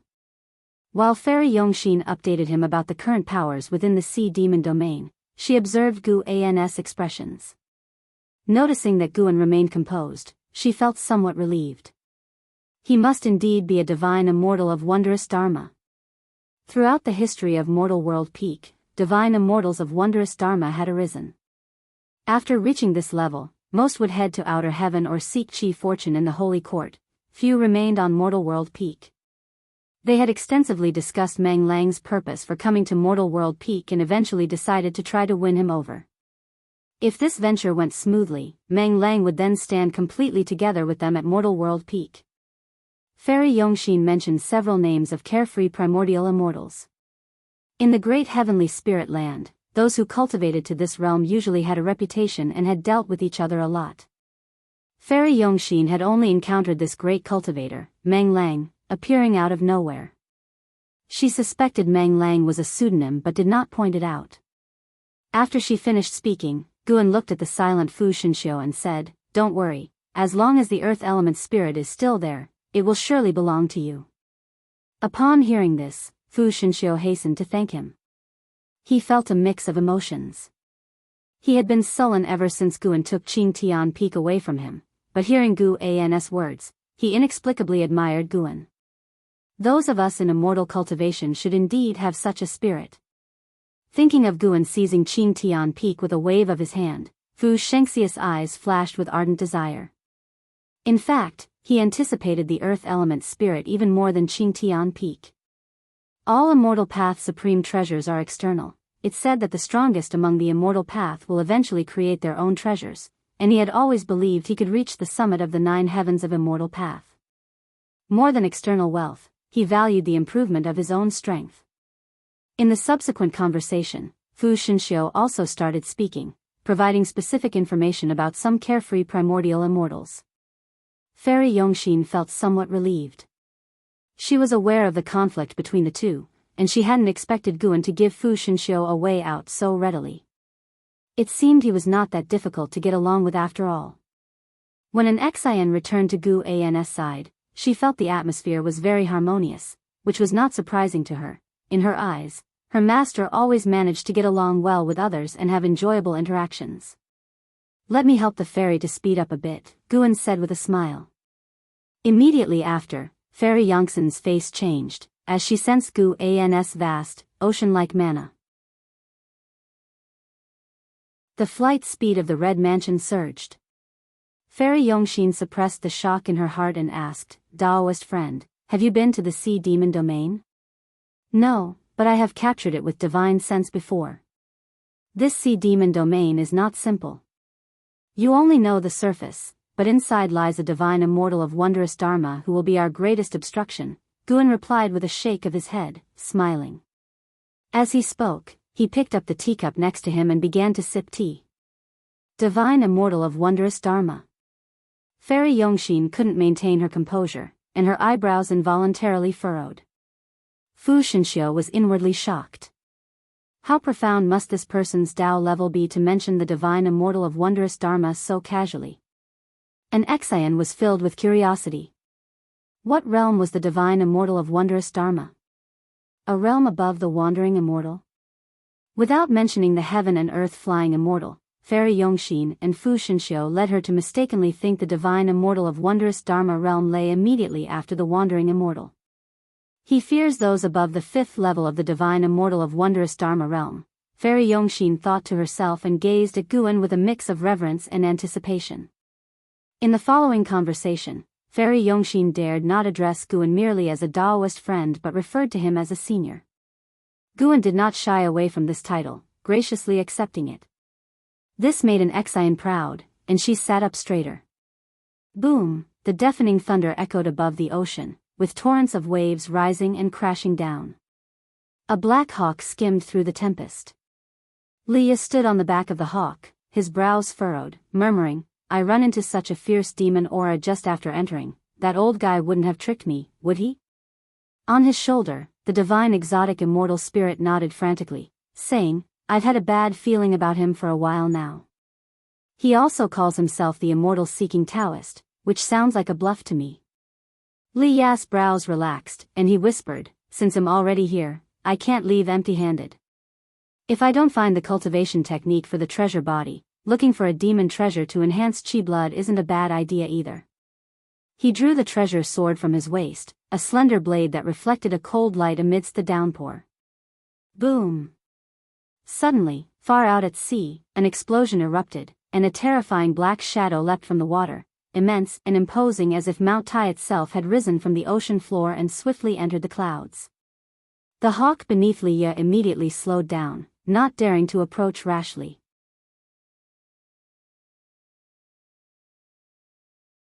Chapter 334, Is This It? A flash of red light zipped across the sea covered by storm clouds, fast as lightning. Guan, an Exian, Fairy Yongshin, and Fu Shinxiu stood on the edge of the terrace, gazing over the spectacular vista of the sea demon thunder domain. Demon energy permeated the area, but it could not obscure the fearsome waves and countless lightning bolts weaving through heaven and sea like monstrous dragons and serpents, fearsomely twisting. Every so often, a giant demon beast as large as mountains would burst from the sea surface and roar unrestrained, reminiscent of the primeval chaos. The earth element spirit appears in a place engulfed by a unique radiance, making it quite easy to locate. However, the earth element spirit may attempt to escape. If it is not captured quickly, it will dive into the sea and vanish without a trace, only reappearing the next time, Fairy Yongshin spoke. Guan nodded slightly. He could feel a strong divine thought pervading this ocean, dissipating within the waters, unable to condense. It seemed that the ancient great cultivator Fairy Yongshin mentioned had at least the cultivation level of a divine soul true immortal. Divine soul true immortals could also perish, who knew what calamity he had faced. While pondering, Gu An's divine thought enveloped the sea demon thunder domain. The domain was immense, larger even than the entirety of the broken sea domain, teeming with countless demon creatures from every possible realm, ranging from the divine immortal of wondrous Dharma down to those in the energy cultivation realm. There were many areas within the domain that his divine thought could not penetrate directly. They were guarded by powerful restrictions. Though Guan could forcefully break through with focused divine thought and succeed, it would inevitably destroy the restrictions and cause the internal minor heaven and earth to shatter. Gu An's divine thought locked onto that divine immortal of wondrous Dharma. This person was hidden within an island, surrounded by seas infested with demons each as large as the island itself, comparable to heaven and earth flying immortals. He just caught sight of a wandering immortal passing nearby, then watched as the immortal was swallowed whole by a black giant whale, so fast that its primordial spirit couldn't even escape. It was a female cultivator, almost like a fairy. Such a pity. Guan thought to himself while he responded to Fairy Yongshin. His divine thought quickly caught sight of a place glowing with an unusual light, and he directed Fairy Yongshin to fly in that direction. Standing beside Guan, an Exian observed everything around with intense curiosity. Such dense demon energy, all condensed into black mist. If she fell into the sea demon thunder domain alone, she felt it would be better just to end her life rather than try to navigate and survive in such a place. Boom! In the distance, the sea surface exploded as a 10-mile-long giant deep red fish leaped out. Looking closely, its body was entangled by two terrifying tentacles. And Zin's gaze had just reached the scene when she saw the deep red fish being crushed, its flesh and blood scattering, which made her shudder all over. Guan, Fairy Yongxin, and Fu Xinxiu seemed quite accustomed to this.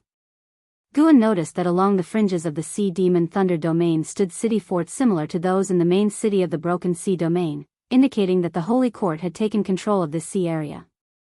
Not allowing other sects to occupy it implied they made the rules. No wonder there were many cultivators fighting in groups, led by heaven and earth flying immortals, staying far from where the earth element spirit was located. Clearly, they were not here for the earth element spirit. Upon closer inspection, Guan felt an aura similar to Lu Xianya's chi fortune on them. After a while, they reached a sea area enveloped in blue light, stretching 10,000 miles, making even the clouded sky appear transparent. Within the blue light sea, two carefree primordial immortals were engaged in fierce combat. Their divine skills were immensely powerful, yet the force of their battle did not exceed the range of the blue light. Gu An's gaze locked onto a man named Zhao Qizhen who was dressed in battle armor, wielding a divine weapon, surrounded by a fire phoenix, casting spells with a majestic and domineering aura. He was holding a blue crystal stone in his other hand. Surely, that was the earth element spirit. Guan could feel a wisp of divine thought within the blue crystal stone, similar to the divine thought in the sea. Zhao family's Zhao Qizhen, Fu Xinxiu declared coldly as he stared at Zhao Qizhen. Fairy Yongxin smiled and said, Zhao Qizhen and Xinxiu are fated rivals, clashing at every major cultivation level. An Exian looked toward Fu Xinxiu, curious about who had won but afraid to ask. Fu Xinxiu huffed, I lost the last combat, but next time, I will win. Guan was curious, was there a family powerful enough to rival mortal world peak? The fact that Fairy Yongxin highlighted Zhao Qizhen's family, instead of his sect, was enough to demonstrate the Zhao family's strength. An Exian was eager to ask, why next time, not now?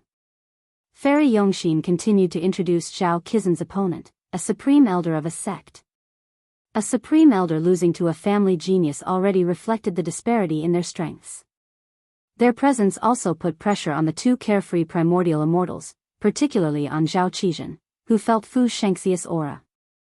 For a moment, the two combatants tacitly slowed the rhythm of their battle, keeping an eye out for the arrival of a third-party force.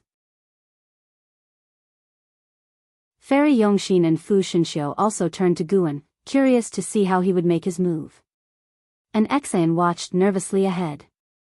After arriving in the blue light area, she could truly sense the power of the carefree primordial immortals.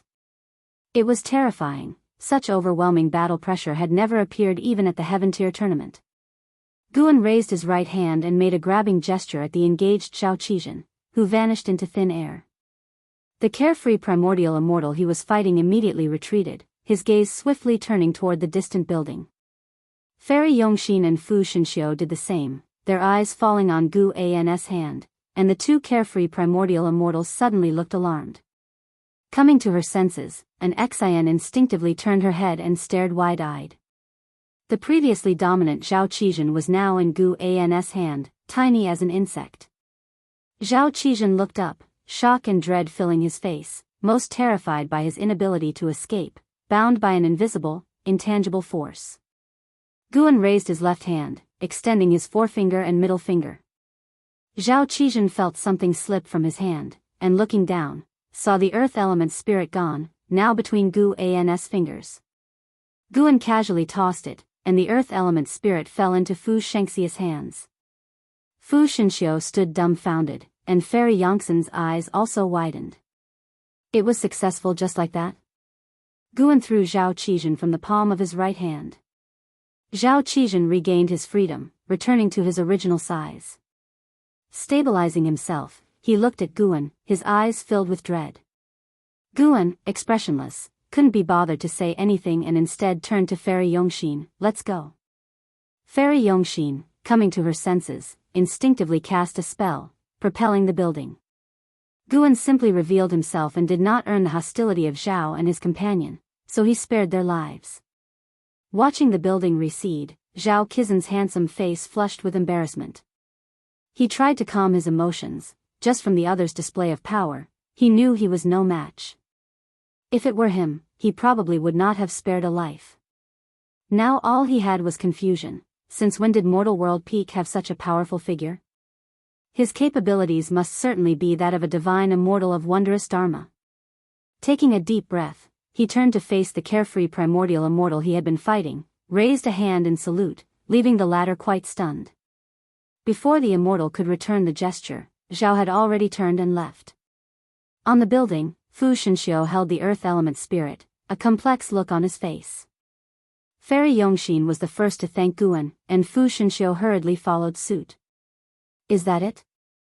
An Xian couldn't help asking. That made the expressions of Fairy Yongxin and Fu Shenxiu even more complex. Guan just smiled. Isn't it good when things go smoothly? An Xian quickly said, of course it's good. I mean, seeing her struggle to explain, Guan merely chuckled. Let's head back first. Fairy Yongxin, smiling, felt this smooth operation was absolutely a surprise for her. Even if a carefree primordial immortal were to come to the Sea Demon Thunder domain, they would face life and death risks. As they reached outside the Sea Demon Thunder domain, Guan suddenly grabbed Enzin's shoulder, causing her heart to skip a beat, and she soon found herself flying out of the building. Guan, holding her shoulder with one hand and waving the other, sent the building into the distance. Fairy Yongxin and Fu Shenxiu were taken aback. Before they could react, Gu An's voice reached their ears. You two go ahead. The building sped away, the two feeling the rules of heaven and earth retreating along the way, allowing unimpeded passage, an intricate technique beyond their comprehension. It seems he has another purpose, Fairy Yongxin remarked. Fu Shenxiu added, I think it's because his disciple still wants to see more. Fairy Yongxin looked at him in surprise, asking, is he so capricious? With his cultivation level, how can that be considered capricious? Fu Shenxiu responded, his gaze on the earth element spirit in his hand, his perception of Guan completely transformed. Meanwhile, Guan and an Xian soared on clouds, his divine thought covering an Xian, entering a special state where only those who reached the state of Tao Void mysterious immortal could see them.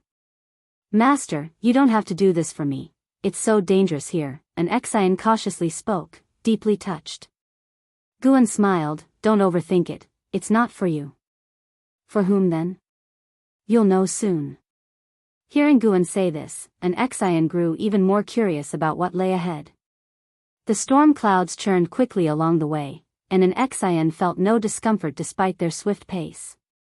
Before long, Guan stopped. Lightning flashed through the clouds ahead, with demon mist swirling below. Suddenly, numerous evil ghosts burst out from the sea of clouds, startling an Xian, who instinctively moved closer to Guan. Booming sounds continuously came from below, drawing Enzin's attention. Moved by Gu An's intent, they descended below the cloud sea, where an Xian was captivated by the massive battle occurring over the sea. A vast city phantom stood above the sea surface, from which endless divine souls and strange ghosts flew out, attacking the demons around Divine Exotic City. This was a chaotic war. Divine Exotic City? Is Martial Uncle Leah here? An Xian asked excitedly. Leah had participated in the Heaven Tier tournament, displaying Divine Exotic City's power, leaving a deep impression on an Xian. When she thought of the Immortal Path Supreme Treasure, Leah came to mind. That's an incredible Immortal Path Supreme Treasure, Master. Is your Qingtian Peak this strong? An Xian curiously asked. Guan snorted, Divine Exotic City is a broken Immortal Path Supreme Treasure, merely a pseudo-Immortal Path Supreme Treasure. In terms of true power, it cannot compare to Qingtian Peak. Let me show you later.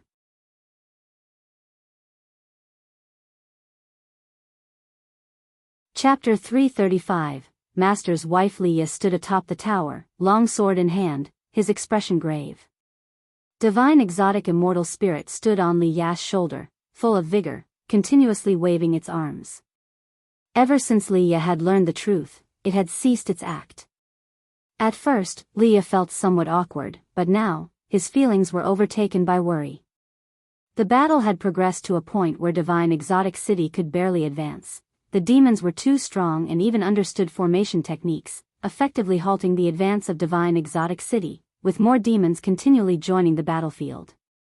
If things continued this way, Divine Exotic City might well be breached. What Li Ya worried about most was attracting even more terrifying demon creatures. He felt a desire to retreat, fearing that the troubles would only grow and force the primordial ancestor to intervene. Li Ya gritted his teeth, ready to call for a retreat, when suddenly, the divine exotic immortal spirit on his shoulder started yowling loudly. "I am going to unleash my divine might." The divine exotic immortal spirit raised its right arm, its youthful voice filled with excitement. Li Ya was stunned. He immediately looked up, scanning the surroundings.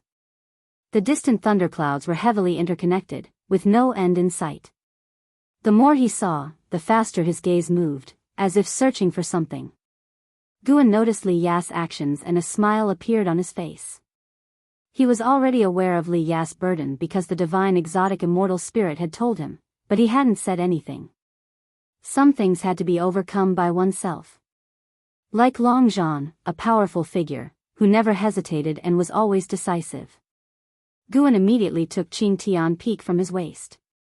The peak, smaller than a palm, refracted the thunder light, emitting an ancient aura, unsettling an Xian profoundly. Under Enzin's watch, Guan raised his hand and tossed Qing Tian Peak upward into the sea of clouds. The next second, a vast momentum descended, enveloping the entire ocean. Li Ya and Divine Exotic Immortal Spirit both felt something and looked up simultaneously. The previously excited Divine Exotic Immortal Spirit widened its eyes, a stunned expression on its face. Li Ya was similarly dumbstruck. The rolling sea of clouds dispersed, and a tremendously large mountain suddenly emerged. In comparison, everything else seemed minuscule. It was tens of thousands of feet from the sea surface. Even the trees on the mountain appeared gigantic, resembling divine soldiers exerting a daunting presence. In this moment, Divine Exotic City seemed like a mere pebble, demonstrating the grandeur of Qing Tian Peak. Guan led an Xian to the summit. An Xian looked up to see a brilliant starry sky and also witnessed 7 dazzling suns, all reflecting in her eyes. As soon as Qing Tian Peak appeared, it grabbed the attention of all the demons. The demons, upon seeing Qing Tian Peak, were equally scared. "What is that?" "It's a huge mountain, no, an immortal treasure." "Damn it, why is there another supreme treasure appearing?" "This aura, no good, it's dangerous." "Retreat. Hurry, retreat." Panicked cries came from the demons as they scattered like monkeys when a tree falls, fleeing at tremendous speed. Qing Tian Peak remained suspended in the air without touching down. Guan turned to an Xian and chuckled, "It seems we can't show the full might of Qing Tian Peak." An Xian wasn't foolish and shook her head, "That's because Master, you are merciful, otherwise, they wouldn't think of escaping." Guan just laughed and shook his head. In that moment, he thought of Long Zhan and Xiao Xingtian, and thus decided to adhere to his principles. His target for elimination should at least be beings with whom he had grievances. This would prevent others from speculating other reasons. Moreover, his annual gain in lifespan had already reached 1.5 million years, and he had no reason to needlessly kill innocents and accumulate karma. After all, he could play it safe and slowly become stronger. Guan's greatest cruelty was against plants and trees, as all beings must eat. Which cultivator doesn't use medicinal herbs for alchemy? What he could do was choose the path that best suited his own growth. That's why, to Enzin's comment about mercy, Guan only smiled. He didn't consider himself merciful. His choices were also governed by a mindset of seeking benefits and avoiding harm. As the demons dispersed, the divine exotic immortal spirit heaved a sigh of relief. Li Ya, meanwhile, looked up at the majestic Qing Tian Peak, feeling a sense of relief at that moment. So that's how it is. Leah had always felt unworthy of owning divine exotic city, but now, seeing the grandeur of Qingtian Peak, he realized the primordial ancestor possessed even stronger treasures. What was there to worry about? He didn't even know how high the primordial ancestor's Tao level was. Rather than being burdened, he would rather strive to become stronger and repay the primordial ancestor later. No matter how much he tried to think for the primordial ancestor's sake now, he couldn't possibly help the primordial ancestor, who was gambling on his future, not the present. As Qingtian Peak rose higher and rapidly shrank, it gave Leah a sensation of flying beyond the heavens. After Qingtian Peak disappeared, Leah didn't see the figure he hoped to see. He took a deep breath and said, "Let's go." The divine exotic immortal spirit turned its head and asked with surprise, "Where to?" "To a place where we can compete." "Clearly, this is not suitable for us, otherwise the primordial ancestor wouldn't have used another supreme treasure to save us," Leah said calmly. The divine exotic immortal spirit scratched its head, found the reasoning sound, and nodded in agreement. Divine exotic city transformed into a rainbow of light and streaked back the way they had come. This scene caught Zin's eye, and she asked with surprise, "Why are they leaving?" Guan didn't expect his intervention to actually persuade Leah to leave, which left him with mixed feelings. "Let them go. Well, make another round for an ancient hour before heading back," Guan said. An Exian had no objections and began to inquire about divine exotic city and Leah. Guan told her everything he knew. After the voyage through the Thunder Sea Demon Domain, an Exian pursued her cultivation more diligently, becoming more reserved, just like before. Having seen a stronger world, a fighting spirit was ignited within her, and thereafter, she needed no urging from Guan. Whenever she had time, she would actively practice the stepping path of age's step. The Nine-Fingered Divine Lord and Shinshinzi had also covertly observed her step technique. Unfamiliar and slightly embarrassed to keep spying, after watching 2 or 3 times, they completely lost interest in paying attention to an Exian. But in their hearts, both Guan and an Exian had become different. Years passed by. 5 years went by in the blink of an eye. This year, Ji Xiaoyu returned. "How come you have another woman's aura on you?" Ji Xiaoyu stood at the table, frowning as she asked. Guan put down the book in his hands and replied, "I went to see my junior sister 2 days ago." Ji Xiaoyu pressed on, "Why has her aura changed?" Guan looked at her, surprised. She actually remembered Yilan's aura? "She has made a breakthrough in her cultivation recently, so her aura has changed," Guan casually responded. In fact, that was indeed the case. In his heart, Zin's status could not surpass Yilan's, so whenever he visited Yilan, he would preach to her, and the elixirs he invested in her were more than those for an Exian. Watching the junior sister's maximum lifespan increase little by little gave Guan a sense of achievement. He relished the feeling of contending with the heavens. "Is that so?" Ji Xiaoyu asked skeptically. Guan rolled his eyes at her, saying, "I am upstanding and straightforward. Why would I deceive you? Don't I often meet other women in front of you? Besides, why do you care about these matters? Don't harbor any improper thoughts about me. The karma associated with you is too great. I'm afraid reincarnation path emperor's enemies might capture me to threaten you." Ji Xiaoyu couldn't help but glare at Guan. Guan crossed his arms and said, "Honestly, other than Yilan, Shenzhen, and Lu Lingjun, whom you have seen, there is another woman who likes me. I'm still considering it, mainly because I'm raising 3 adorable female demons, so I don't have much need for romance." Ji Xiaoyu laughed, saying, "It wouldn't be those 3 monkey demons, would it?" More and more great cultivators from the Supreme Sect were appearing, and Tianya Valley could no longer be hidden, but LV Badian and Li Xiandao had reached an agreement, so Tianya Valley remained unscathed. Ji Xiaoyu had learned about the situation inside Tianya Valley through the Ji family. "How could it be?" Guan retorted with a glare. Ji Xiaoyu pulled out a chair to sit down and began to recount her experiences over the years. Guan listened intently. After talking for 2 ancient hours, Ji Xiaoyu finally left. After Ji Xiaoyu went downstairs, she saw an Exian speaking with 5 female disciples. Thus, she waited on the spot. Once the 5 female disciples had left, she approached an Exian. At this moment, the sun began to set.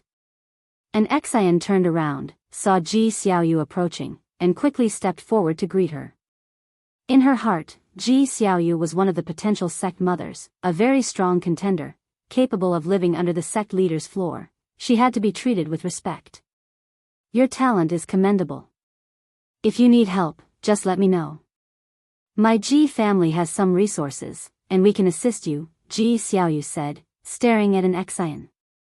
Upon hearing this, an Exian hurriedly thanked her, then added, "Thank you for the kind offer from the Ji family, but it's not necessary. After all, I have my master." Ji Xiaoyu interrupted her, "Don't mind his attitude. I'm helping you for his sake. The stronger you are, the better you can protect him." With that, she turned and walked away. Watching her retreating figure, an Exian felt moved. Ji Xiaoyu truly had a domineering aura.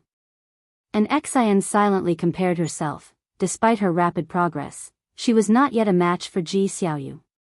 She decided to set Ji Xiaoyu as her target. Surpassing Ji Xiaoyu would enable her to chase after An Hao and Yang Jian. She refused to believe that Ji Xiaoyu's talent could surpass An Hao and Yang Jian. Inside the house, Guan was reading a book, the corners of his mouth curling into a smile. The evening sunlight burst through the window, bathing him in a layer of rosy light, as if he were clad in a robe of twilight. The sun set, and the moon rose. The following morning, Guan left the Supreme Sect alone, controlling his sword as he flew into the distance.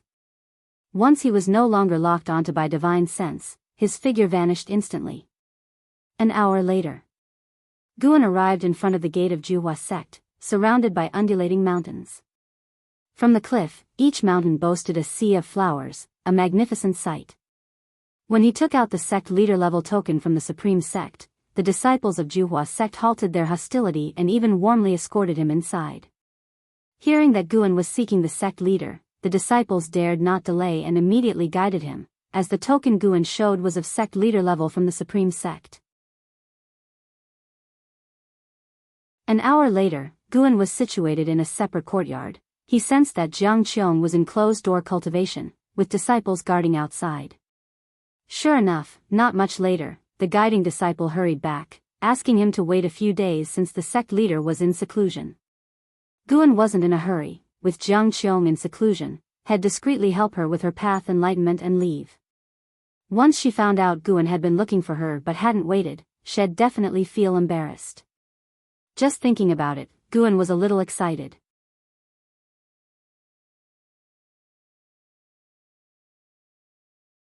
Chapter 336, Reincarnation to Earth. After the disciples of Juhua Sect left, Guan sat inside the house and suddenly found himself feeling a bit bored. Do I need a round of reincarnation evolution? If he changed locations for the evolution this time, maybe he would have different luck. His lifespan had already surpassed 500 million years. In a few years, the outer world cave would experience another surge in lifespan. It might be fun to try. Mainly because lifespan samsara could enhance Guan's comprehension of the Tao rules, especially the way of cause and effect. He wasn't doing it for fun but for cultivation. Let's start one round. After convincing himself, Guan sat down and drank a cup of tea. While pouring another, he initiated lifespan samsara. The tense and thrilling reincarnation evolution began. You have expended 10 million years of your lifespan to initiate reincarnation evolution, beginning connection with Tao rules, searching for reincarnation realm. You have the following realm choices, choose any one of them. 1. Dark Great Heaven and Earth. 2. Divine Origin Great Heaven and Earth. 3. Primordial Great Heaven and Earth. Seeing these 3 options, Guan was immediately attracted to the Primordial Great Heaven and Earth. His physique was the primordial ultimate body, and he had always suspected that primordial pointed to a certain realm or world. How could he not be curious upon seeing the word primordial? He chose it. After all, he had already experienced the first 2 great heaven and earth. Guan immediately made his choice. You have chosen to reincarnate into primordial great heaven and earth. Given that the Tao rules of this realm are too powerful, you temporarily cannot activate the ability to seize lifespan, nor can you activate phase-based functions. Reincarnation evolution begins. Good, it's yet another world comparable to divine origin, great heaven and earth, which means there exist beings here who transcend the 9 heavens of immortal path. Guan felt even more anticipatory in his heart. In your first year, you were born on planet Earth in Jiang City, Huaxia, and your parents named you Lu Han, Earth. Guan's gaze underwent a subtle change. At 6 years old, you started first grade in elementary school. Because you were too naughty and injured a classmate, you were severely punished by your father. At 12, you entered the first year of junior high school, where you displayed extraordinary intelligence and ranked at the top of your class. At 15, you were admitted to Jiang City's top high school. There, through a classmate's introduction, you began reading online novels. Due to excessive indulgence, your academic performance began to decline. At 18, just after the Spring Festival, you turned over a new leaf, put down your phone, and vowed to reclaim your dignity as a top student. However, on the eve of the college entrance examination, the world changed drastically. There were earthquakes, tsunamis, and humanity faced apocalyptic challenges. 7 days of chaos later, nations stabilized their order, but mysterious and enormous black gates appeared in cities. Seeing the black gate from a distance, you hesitated, unsure whether to approach it. Seeing the previous prompts, Guan thought he would live a lackluster life. Fortunately, the apocalypse arrived. It wasn't that he found an ordinary life unsatisfactory, but he had spent 10 million years of lifespan for a few decades of human life. How could he accept that? Guan took a deep breath and made his choice. You choose to approach the black gate. As you reached it, the gates suddenly shook, causing all nearby people to flee instinctively. Before you could escape, you were sucked into the gate, and your consciousness plunged into darkness. When you awoke, you found yourself in a wild mountainous area with only a dozen other people, some of whom were already awake. You started exploring and fighting for survival. At 19, after half a year, you finally made your way out of the wilderness and saw the silhouette of a city. Of your original group, only 4 remained. You entered the city and discovered it was an ancient township with everyone dressed in traditional attire. To survive, you began working in the city and ultimately realized you had traveled back in time. At 20, an immortal in the city started accepting disciples. Many people gathered to watch, and you too went and were discovered to have a spirit root. Thus, you followed the immortal to the outer sect of the Tao court for training. Your 3 companions, discovered to have spirit roots as well, joined you, and together you wept, believing a wonderful life was about to start. But upon reaching the outer sect, you learned you would start as servant disciples. At 21, you found out your girlfriend, Qian, had attached herself to an outer disciple. After a quarrel, the 2 of you had a falling out, and your 2 companions chose to side with Qian, leaving you isolated and alone. At 24, hearing of Qian's horrible death, you inquired from a former companion and learned she had died during an outer disciple mission, pushed into the jaws of a demon beast by an outer disciple named Zhou Xuankuan. It was the very man Qian had clung to. You erected a gravestone for her and swore in your heart to become an immortal. At 25, while gathering herbs on a mountain, you fell into a ravine and landed by the riverside, your bones broken. In agony, you waited for death to come. Then you heard a voice saying it could save you, but you would have to serve as its servant thereafter. Do you accept its terms? What's there to hesitate about? Accept. Guan immediately made his choice. This life seemed rather tough. You chose to accept and soon fell into a coma. When you woke up, you found yourself in a cave. The person who saved you claimed to be the mad demon lord, and from then on, you began to follow him in cultivation. At 27, your cultivation level reached the 5th layer of the Qi cultivation realm. One day, the mad demon lord forced you to ingest an elixir he had concocted, and your cultivation surged to the 7th layer of the Qi cultivation realm. At 28, the mad demon lord found you again for a drug test. Your body ulcerated and bled uncontrollably, and you fell into a coma. When you awoke, you found your face scarred and your right leg incapacitated. At 29, with the mad demon lord's assistance, You successfully achieved foundation establishment, but the scars on your face remained unchanged. The mad demon lord sent you back to the outer sect, but you couldn't bear the mockery and ridicule you faced and ultimately returned to serve the mad demon lord.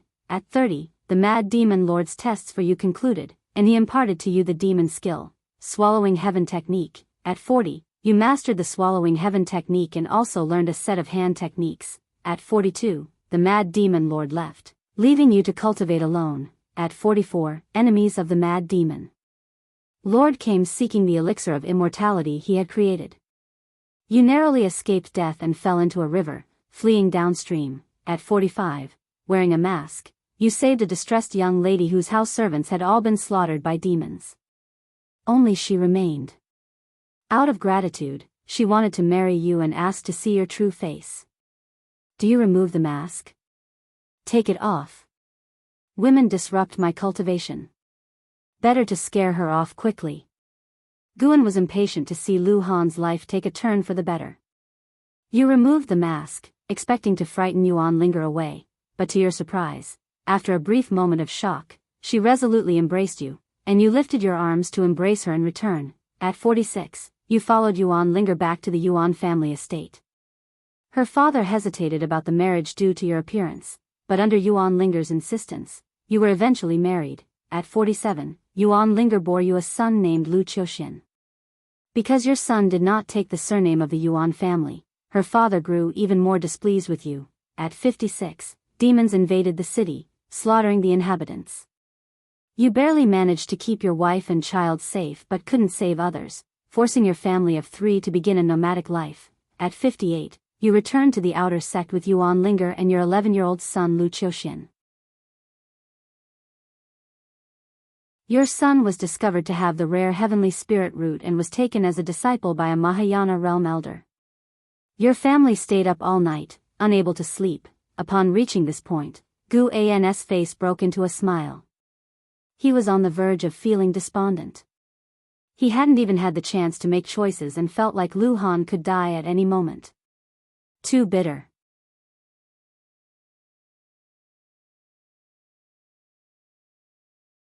Chapter 337, River of Destiny. At the age of 59, your son Lu Qiuxian succeeded in foundation establishment, making a name for himself in the outer sect of the Tao court. Consequently, you received widespread pursuit and admiration. Even the 2 companions who had traveled through time with you came to congratulate you, making you reflect on how life and fate are elusive. At 60, you successfully reached core formation. At 63, your son Lu Qiuxian awakened the supreme treasure body, shocking the Tao court. He was exceptionally accepted into the Tao court, and from then on, you and your son parted ways. Supreme treasure body? Isn't that the treasure body once possessed by the divine exotic ghost king, Impermanence Tian? Guan was even more hopeful for this cycle of reincarnation evolution. This lifetime, will he rise against the heavens through his son? What followed in the cycle of reincarnation was all about cultivation, waiting until 100 years later. At 172, you successfully broke through to the nascent soul realm. You had just shared the news with your wife, Yuan Linger, when suddenly you received the terrible news that your son Lu Qiuxian had fallen, his essence blood consumed by another. Upon hearing this, your wife Yuan Linger fainted on the spot. At 173, you finally uncovered the truth behind Lu Qiuxian's death. He died at the hands of the crown prince of the strongest divine dynasty of the era, who was also a direct disciple of the Tao court and had already stepped into the immortal path realm. The gap between your statuses was vast. Lu Qiuxian's master sighed and hoped you could let go of this matter. At 174, your wife Yuan Linger died of sorrow. After burying her, you left the outer sect of the Tao court. At 176, you couldn't abide the injustice you witnessed, saving a group of mortals. Before you left, an old man stopped you, declaring that your chief fortune was extraordinary and that there was a turn of fate in store for you. He offered to cast a divination for you, to help you find this turning point. Do you accept his divination for you? Yes. Let alone Lu Han, even just observing made Guan feel desperate.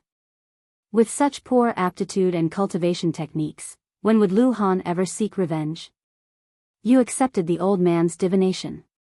During the process, his chi blood ran amok, and he spat out reverse-flowing blood. Before collapsing, he told you that your turn of fate lay within Burial Immortal Ridge. After you confirmed that the old man was unharmed, you headed for Burial Immortal Ridge. At 185, you finally reached Burial Immortal Ridge. You learned it was a death zone for mortals. Even creatures of the immortal path struggled to survive there. Yet you resolutely entered Burial Immortal Ridge. What followed were various perilous encounters. Guan was on edge, fearing that Lu Han might suddenly die young. At 192, you stumbled upon an abandoned cave and unexpectedly discovered a stele inscribed with bizarre and complex characters. As you wandered about, you accidentally triggered a mechanism. In a panic, your blood splashed onto the stele as you collided with it, and soon after, a mysterious force drew you inside the stele. You arrived within the miniature world of the Qingquan Saint Emperor and met the remnant soul of the Qingquan Saint Emperor. After some negotiation, you ultimately became a disciple of the Qingquan Saint Emperor. At 200, under the guidance of the Qingquan Saint Emperor, you cultivated the Supreme Treasure Body. Your physical body was reborn, and you regained the appearance of a 20-year-old with no scars on your face. Only your hair turned white. At 210, you broke through the divinity transformation realm. Things are looking up. Qingquan Saint Emperor? Just by the sound of it, he must be powerful. Guan was also excited, for he would feel Lu Han's experiences as the memories of the cycle of reincarnation flowed into his mind. Naturally, he hoped the memories would not be so filled with hardship. What came next were constant breakthroughs, practicing spells and divine skills. At 250, you broke through the void-crossing realm. At 317, you broke through the unification realm. At 430, you broke through the mystic heart realm. At 431, the Qingquan Saint Emperor called you forth, saying his remnant soul had little time left. He wanted to help his Supreme Treasure Body step into the Supreme Tao Body before his soul dissipated, but it required enduring unimaginable pain. Do you accept? Accept. Guan made his choice without hesitation. You accepted the help of the Qingquan Saint Emperor. After several months of tempering, you successfully cultivated the Supreme Tao Body, causing a phenomenon that alarmed the Tao rules of great heaven and earth. You gained the divine aspect of the Supreme Immortal. At 440, you left the miniature world of the Qingquan Saint Emperor and returned to the mortal world. Upon reaching Burial Immortal Ridge, you were attacked by a Mahayana realm cultivator with an ancient treasure body. You slew the assailant, breaching the realm gap, and inadvertently consumed their essence blood, further strengthening your physique. Over the next 50 years, Lu Han left Burial Immortal Ridge, seeking out cultivators with ancient treasure bodies. Some were successful hunts, some were not, but in any case, he always managed to escape. Guan saw traces of impermanence Tian in him. Perhaps this was the destiny of the Supreme Treasure Body. Until the age of 600, Lu Han, under attack from several Nirvana realm great cultivators, forcefully underwent tribulation crossing. He used the heavenly tribulation to obliterate his foes and stepped into the immortal path realm. After that, Lu Han entered the path of the unbeatable. At 720, he found the divine dynasty's crown prince, executed him, and consumed his essence blood. His cultivation level skyrocketed. Concurrently, the emperor of the divine dynasty, enraged, issued a kill order against him. Lu Han fled while killing his enemies. Guan had few chances to choose, mostly deciding whether to save or kill. After numerous prompts, Lu Han finally reached the age of 10,000. His cultivation level reached the wandering immortal realm, making him the #1 prodigy of the era. However, he was attacked by the carefree primordial immortal and was in critical condition. Fortunately, a great power from the Tao court intervened, and he returned to the Tao court. The two companions who had accompanied him through time had long since turned to dust. Revisiting the old places, he entered a state of path enlightenment, perceiving the power of time. The master of the Tao court wished to take Lu Han as his disciple. Lu Han hesitated, and Guan helped him choose to accept. From then on, Lu Han became the top disciple of the Tao court, sweeping through his peers and standing out amongst his fellow heaven's prodigies. Guan helped him reject numerous proposals from daughters of heaven. Outside the Tao court, Lu Han vanquished demons and evildoers, rescued those in pain and suffering, and established a holy name. At the age of 20,000, Lu Han stepped into the heaven and earth flying immortal realm, becoming the youngest heaven and earth flying immortal in the history of the Tao court. At 50,000, Lu Han once again broke the records of the Tao court by becoming the youngest carefree primordial immortal. At 60,000, Lu Han ventured alone into the Divine Dynasty, executed the Emperor of the Divine Dynasty in front of all the powerhouses, and in the Emperor's treasure Bodis Bone Palace, he found the remains of his son, Lu Qiuxian. Guan was immersed in Lu Han's legendary life, with Lu Han living more and more splendidly. Compared to the domineering ways of Long Zhan, he was reckless and unfettered, yet he didn't lose his sense of righteousness. At 100,000, Lu Han consumed the essence blood of thousands of treasure bodies and cultivated the awe-inspiring Supreme Saint body. At 200,000, Lu Han swept across the great heaven and earth, becoming a living myth. At 250,000, Lu Han encountered the Taoist tide in the cosmos. Amidst the waves of the Tao, he perceived the true meaning of Tao and shaped the primordial karmic body. At 300,000, Lu Han reached the divine immortal of wondrous Dharma realm, traversed the cosmos, and returned to Earth, only to find it already desolate. He cut ties with his past, and his Taoist heart underwent transformation. At 430,000, you broke through your own shackles and reached the Tao void mysterious immortal realm, astonishing the universe. You retrieved your life grid. Do you unlock the life-stealing ability? Considering Long Zhan's precedent, Guan hesitated for a moment and chose not to. Don't unlock.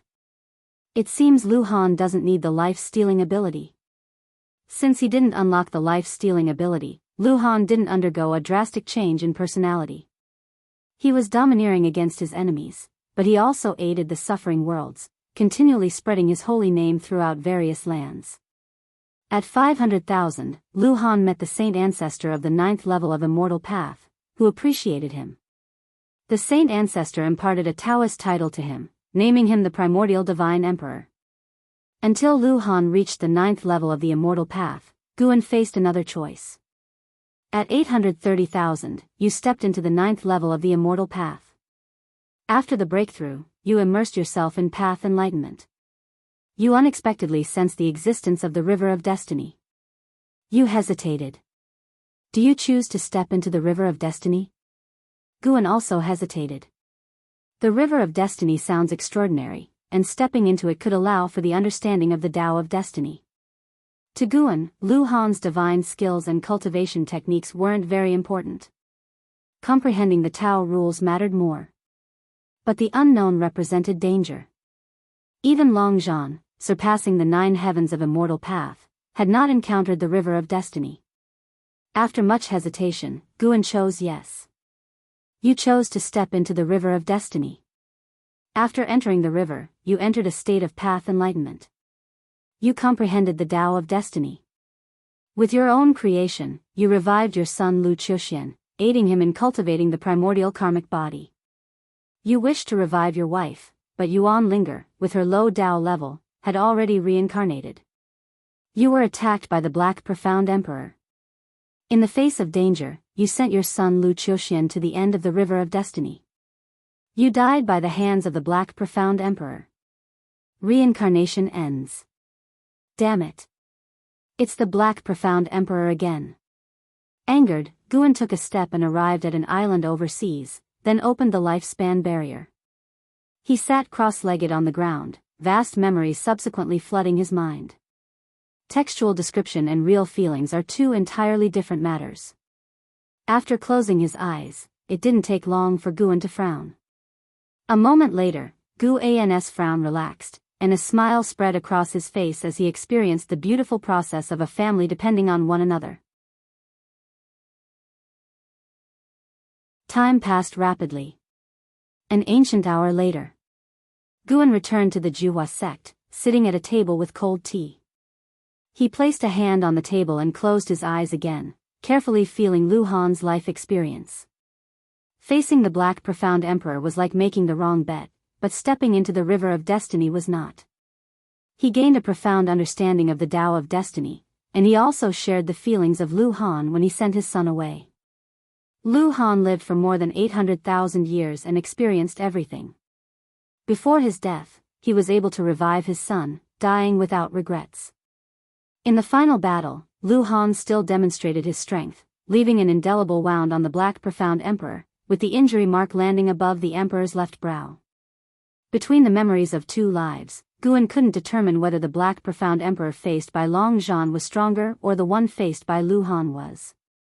Both were far inferior to the Black Profound Emperor in strength. Lu Han managed to injure the Black Profound Emperor primarily because of his special divine skills. But right after injuring the Emperor, he was instantly killed.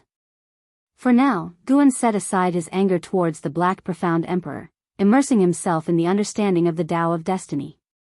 As day turned to night and the moon rose, he sat there, unmoving.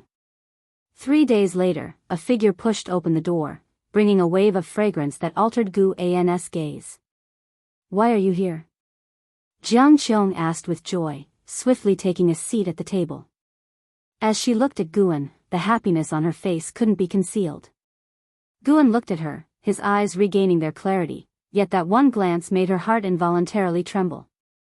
Somehow, Jiang Qiong felt he was in low spirits, and her smile vanished accordingly.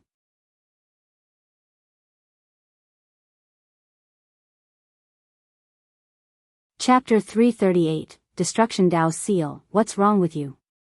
Jiang Qiong asked with a furrowed brow, her expression growing colder as she continued, "Is someone giving you a hard time?"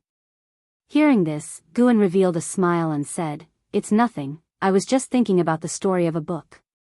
"Really?" asked Jiang Qiong, looking doubtful.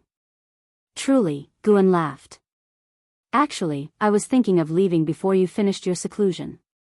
That way, you might feel guilty for missing me. But you came so quickly, it caught me a little off guard." After all, he was a divine thought true immortal. Even though Lu Han's memories were heavy and vast, he could quickly detach from them. To him, Lu Han was just a past life. Lu Han was him, but he was Guan. With Guan's words, the worry in Jiang Qiong's heart dissipated. She rolled her eyes at him and said in an irritated tone, "You sure have quite the imagination. I wouldn't feel the slightest bit guilty." "Is that so? It seems I've overestimated our relationship." "Humph, but I'm still quite happy that you came looking for me. It's rare to see you leave the Supreme Sect. It's just that I suddenly thought of you. Every time, it's you who comes to find me. It's about time I came to you, especially since the Supreme Sect and the Juhua sect have established a good relationship." The two chatted away. As Guan spoke, he observed Jiang Qiong's fate, peering into her destiny. Without undergoing nirvana, all mortals are just spirits. Guan could see the end of Jiang Qiong's life with one glance. Jiang Qiong's fate was remarkably intricate, with innumerable variations, essentially a multitude of possible trajectories. Within her destiny, Guan could not see himself, but he knew the reason there were so many branches in Jiang Qiong's future was because of him. His choices could change her destiny. However, all branches of destiny flowed toward the same conclusion, death. Some led to peaceful passing, others to death in battle, and some to deviation during cultivation, resembling a tree of fate spreading its branches. Fate seemed so cruel.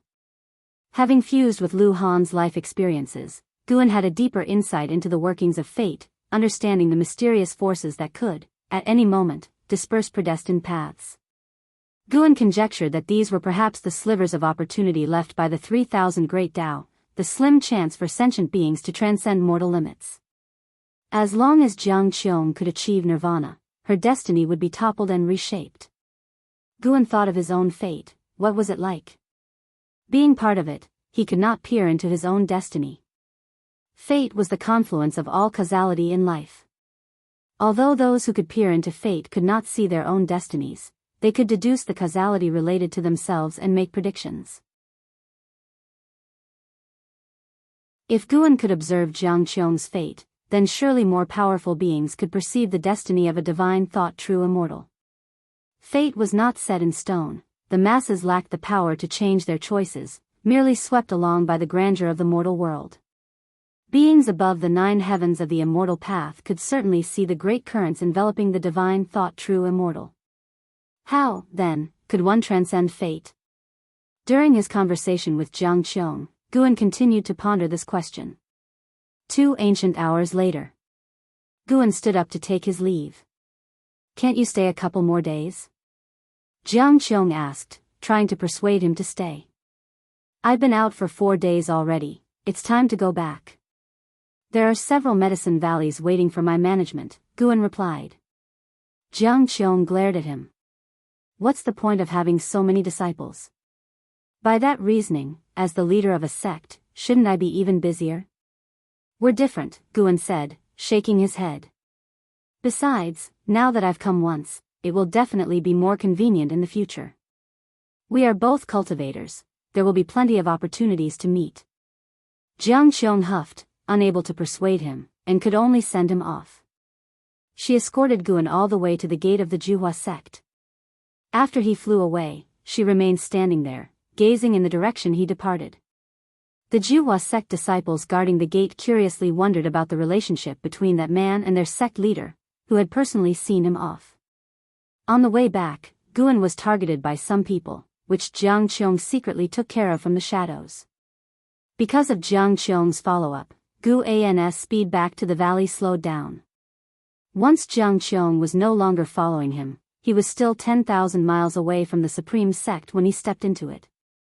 Next, he planned to spend time comprehending the way of fate. As time trickled by, 20 years passed in the blink of an eye. For Guan, those 20 years flew by quickly. Aside from gathering medicinal herbs, he spent most of his time confined in his room. Many new disciples completed their foundation establishment without ever having the chance to interact with him. An Exian became the leading disciple of the Third Medicine Valley, with the power to distribute foundation establishment pills. She had 20 deacons under her command, and the Medicine Valley was managed in an orderly fashion. This year, at the beginning of summer, Guan stepped out of his door and strolled downstairs. He looked up at the azure sky and felt an immense sense of freedom and joy, a contented smile spreading across his face. His meditation on the way of fate could be put on hold for now. He planned to relax for a few years. In these 20 years, he had mastered Lu Han's strongest divine skill, named the Destruction Dao Seal. The Destruction Dao Seal was gained from Lu Han's comprehension of the River of Fate. This divine skill could strip away an enemy's causality, causing them to be repelled by the rules of heaven and earth and leaving indelible scars. This damage would become an eternal flaw in his opponent. Lu Han had used this divine skill to injure the Black Profound Emperor. If Guan encountered the Black Profound Emperor in the future, he would be able to identify him through the scars left by the Destruction Dao Seal. No matter which divine skills the opponent used, they could not hide the wounds caused by the Destruction Dao Seal. Of course, without knowing the full strength of the Black Profound Emperor, Guan would try to avoid using the abilities of Lu Han, Xiao Xingtian, and Chu Lu.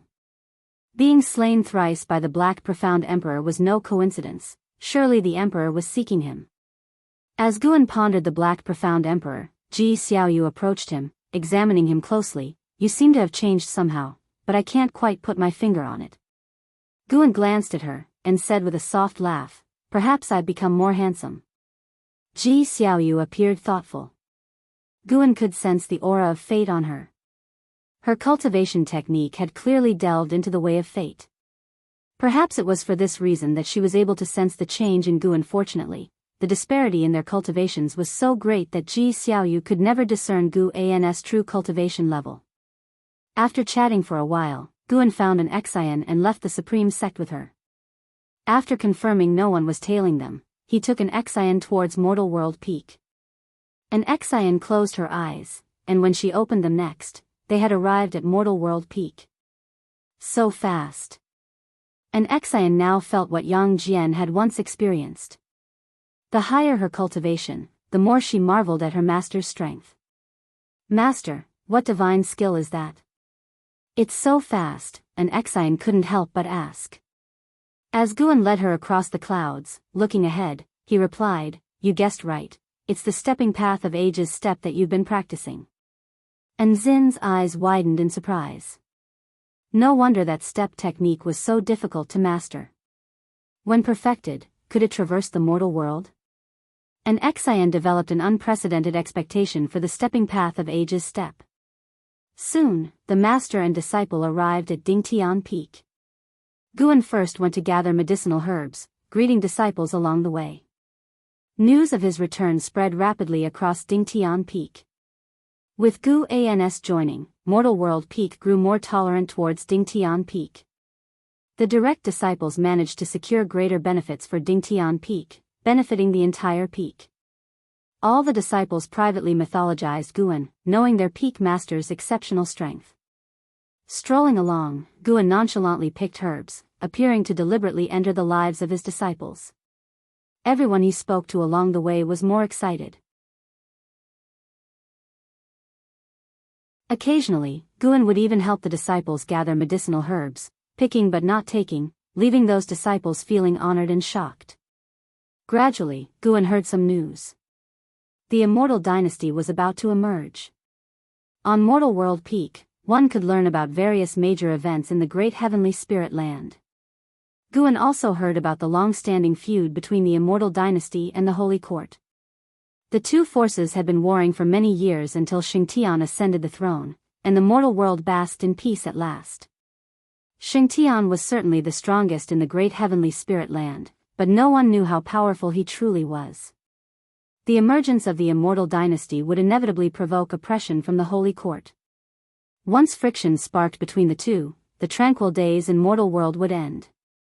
Despite experiencing several calamities, the Broken Sea domain's influence was too small to affect the whole world. Broadly speaking, the great heavenly spirit land had maintained peace for hundreds of thousands of years. And Enchanting was also very interested in these events. It was her first time hearing about the immortal dynasty, and she didn't realize that the mortal world harbored a force capable of contending with the Holy Court. After a while, Guan took an Enchanting to a courtyard on the mountain's peak. An Enchanting began cultivating, and Guan rode in the yard to relax. His main purpose for coming today was to take a breather. A moment later, he suddenly felt something and looked up. His gaze pierced through the sky and shot out into the depths of the universe. He sensed a strange aura coming from the silent destruction domain. This sensation was distinctly uncomfortable. Before long, he saw a redwood coffin flying out from the darkness. It was a deep red coffin that seemed to have blood plasma sticking to it, surrounded by wisps of black vapor visible to the naked eye. There was something inside the coffin. Could it be another entity targeting the heavenly demon fetus? Guan thought to himself, with no intention of intervening. The presence and absence of concealment of the deep red coffin must have alerted the Holy Court. Indeed, Guan saw many figures flying out from the Holy Land where the Holy Court was based, the weakest among them being carefree primordial immortals. What a powerful foundation! Guan was again shocked by the strength of the Holy Court. This was just the first response team they'd sent out, and it was hard to imagine the terrifying power the Holy Court could unleash if they went all out. However, Guan saw a divine immortal of wondrous dharma confront the deep red coffin, resisting with his immense mana. He displayed an expression of agony as his flesh rapidly dissolved into blood, spilling onto the coffin and quickly congealing. His immortal soul of wondrous dharma, however, managed to escape by a hair's breadth. Such frightening power! Guan couldn't see how the deep red coffin had devoured the divine immortal of wondrous dharma. It was a force he had never seen before. One could surmise that the entity within the deep red coffin was not a heavenly demon, or at least not one he had encountered before. The deep red coffin approached the great heavenly spirit land swiftly and irresistibly. It seemed as though the cultivators flying out from the Holy Court had received orders. They all stopped and even made way. What did this mean? Guan frowned slightly. Could it be that the deep red coffin was related to the Holy Court? While pondering, Guan lowered his head and continued to write. Let the tall ones handle it when the sky falls, as the saying goes. Since the Holy Court was also part of the great heavenly spirit land, he was curious to see what would happen next.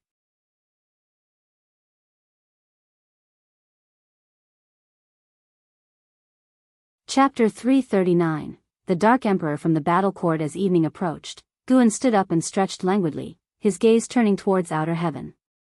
The dark red coffin had already reached outer heaven and was about to crash into great heavenly spirit land. An Exane walked over and asked, "Are we going back?" Guan nodded slightly, and an Exane immediately went to pack their things. She had bought some trinkets on Dingtian Peak, planning to bring them back to Third Medicine Valley.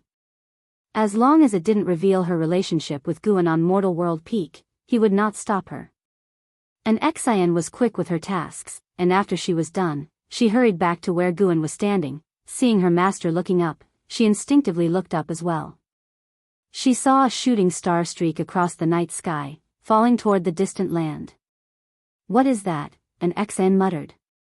Guan didn't answer her. He watched the meteor disappear into the distance and then, with a wave of his sleeve, disappeared into the air with her. After returning to Third Medicine Valley, the master and disciple each returned to their own rooms. Guan sat in his chair, seemingly admiring the night scene outside the window, but in reality, his divine thought was directed towards the dark red coffin far away. The coffin landed on a continent 10 times larger than the Taizong continent, bringing an apocalyptic disaster to all the living beings there. In an extremely short amount of time, that continent turned into a sea of fire, 90% of the life wiped out, with the rest fleeing into the ocean. The impact force from the dark red coffin hitting the ground was still expanding, affecting even more oceans and land. It was far from the Taizong continent, but even farther from Mortal World Peak, eliminating the possibility that it was targeting the demon fetus. After landing, the dark red coffin stuck at the bottom of a giant pit, motionless, with no sign of the lid opening. Night passed and day rose. Before descending the stairs, Guan saw that the dark red coffin still hadn't opened, so he stopped thinking about it and went downstairs to follow his disciples in their morning exercise. The morning exercise was a tradition of Third Medicine Valley, and occasionally great cultivators who came to play chess would join in. The discipline during the exercise wasn't strict. Disciples could interact with each other, creating a harmonious atmosphere. After the morning exercise, Yu Yingying approached Shenxinzi hesitantly. Shenxinzi was sitting under a tree, with a copy of Journey to the West in his hands. "Have you been feeling inexplicably anxious since last night, feeling very unsettled?" Shenxinzi asked calmly without looking up at her. Yu Yingying nodded hastily and said, "I've never felt like this before, I won't have to. If I have to become that, you can kill me in advance." Shenxinzi looked up at her in surprise. Yu Yingying thought he was questioning her and explained in a low voice, "The heavenly demon should not be so easy to perish. My suicide definitely wouldn't work. You are an enlightened monk, you know how to eliminate demons. I don't want to hurt others." Shenxinzi looked deeply at her and said, "Don't worry, in this lifetime, it is very hard for you to turn into a heavenly demon. The reason you're feeling this is probably because the natural enemy of the heavenly demons has arrived." He had also sensed the commotion from the night before. His cultivation realm was high, and his unease far surpassed Yu Yingying's, which was why he picked up Journey to the West, to try and distract himself. "Really? What is the natural enemy of the heavenly demons? What should I do?" Yu Yingying asked eagerly. Shenxinzi lowered his head and said, "Do nothing, continue with your cultivation practice, and get used to it." Yu Yingying was stunned and could only walk away full of thoughts. On the other hand, Guan, who was patrolling Medicine Valley on Blood Prison Great Saint, heard the conversation between Yu Yingying and Shenxinzi. The natural enemy of heavenly demons? Guan took off Qing Tian Peak from his waist, then lifted it up, and sent his divine thought into it. Immediately after, he arrived inside an old temple. He was about to speak when a man in black appeared and asked, "Have you made up your mind?" Guan shook his head, changing the subject to ask, "Do your heavenly demons have a natural enemy?" The man in black frowned upon hearing this and asked warily, "What do you mean? Since when do heavenly demons have a natural enemy?" Guan then waved his sleeve, and an illusion appeared between them. The man in black's expression dramatically changed when he saw the dark red coffin. Seeing his reaction, Guan was not in a hurry. He waited for him to speak. The man in black's hands clenched into fists inside his sleeves. Taking a deep breath, he said through gritted teeth. He is coming for the great emperor, but his arrival will also bring disaster to great heaven and earth. The fact that he can enter indicates that Holy Court also plans to use him to eradicate the heavenly demons within the great heavenly spirit land. Who is he? Guan asked. His name is the Dark War Emperor. No one knows his origins. He once wreaked havoc in the Silent Destruction domain. I only know he comes from the ancient Battle Court, the man in black answered. Battle Court? The forces established by Long Zhan? Guan kept his composure and further inquired, what is the origin of the Battle Court? The man in black looked at him before saying, the Battle Court is a legend of the Silent Destruction domain. Legend has it that there once was a force that ruled the Great Thousand World, standing at the peak of the immortal path. Whether it was destroyed or left is unknown, that's all I know. What is the Dao level of the Dark War Emperor? I don't know, but definitely very high, the man in black responded, shaking his head at the thought of the Dark War Emperor, making his scalp tingle. All of a sudden, Guan said, it seems now that I don't need to leave. I'll just wait for the Dark War Emperor to eliminate the heavenly demons, and the Holy Court will naturally ask him to leave, right? Upon hearing this, the man in black became panicked and said, the Dark War Emperor is unpredictable, extremely violent, and will surely bring calamity to mortal world peak. If he devours the great emperor's demon fetus, he might even start a war with the Holy Court. You won't be able to avoid trouble either. Hearing this, Guan wasn't alarmed, just stared at him steadily. The man in black gritted his teeth, suddenly knelt down, and said solemnly, please, elder, help the great emperor. As long as you can help with the birthing of the great emperor, our tribe will owe you a favor. Afterward, I will convey this matter back to my tribe, and you will gain our friendship. In the future, walking in the Silent Destruction domain will also mean having an ally. You're joking, what if he decides to attack me? Guan said coldly. The man in black looked up and explained, don't worry, he has forgotten his past life memories, he is undergoing his own reincarnation stage, which is when he is the weakest. Once he is born, he will be a new being. You can even take him as a disciple, and when he achieves the Tao in the future, he will definitely not forget your kindness. After listening, Guan fell into hesitation. If you don't do this, once the Dark War Emperor emerges, he will surely come after you. The moment the great emperor is born, he will undergo reincarnation baptism, hiding the causality of the heavenly demon, making it impossible for the Dark War Emperor to find him, the man in black urged urgently. As if the Dark War Emperor might come to kill at any second. Guan hesitated for a moment, then asked, how can I assist him? The man in black was elated and immediately imparted a miracle technique. Guan listened intently, memorizing it in one go. The man in black urged, act quickly, if the Dark War Emperor finds him, he can obstruct the great emperor's path to achieving the Tao. We must not let him succeed.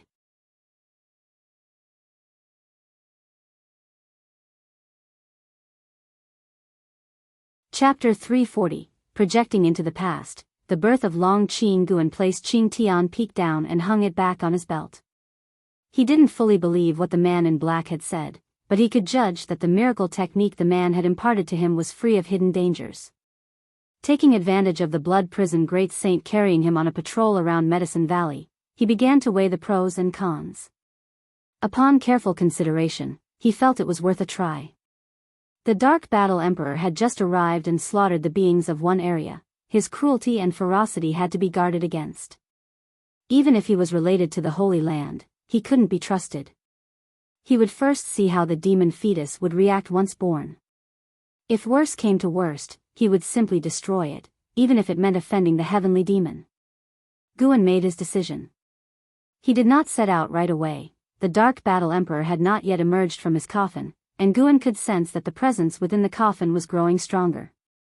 He estimated that it wouldn't emerge for a little while.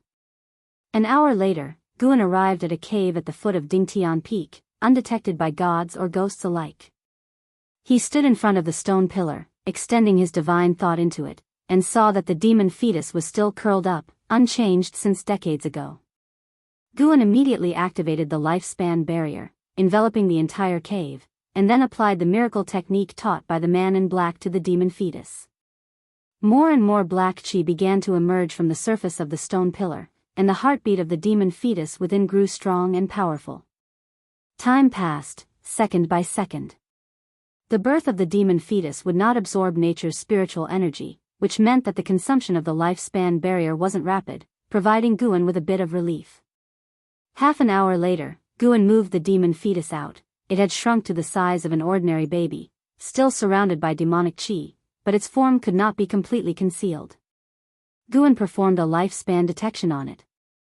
Long Qing, Energy Cultivation Realm 9 Layer 0/1000/9999. Huh?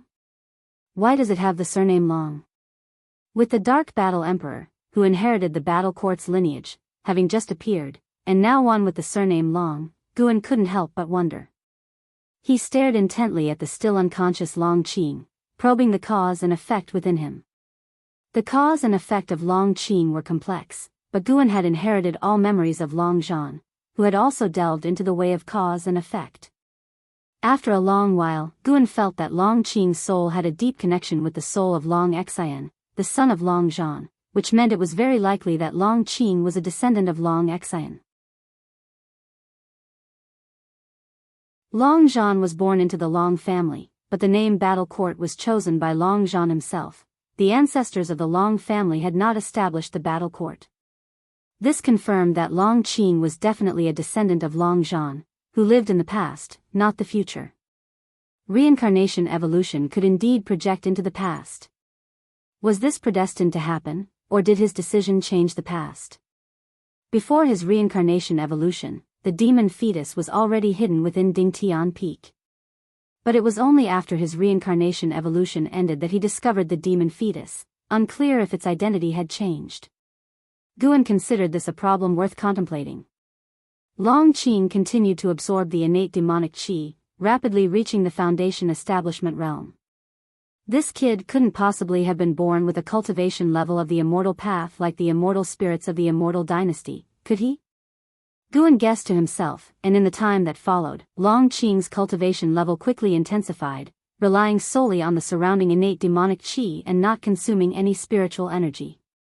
Time sped away. 3 ancient hours later.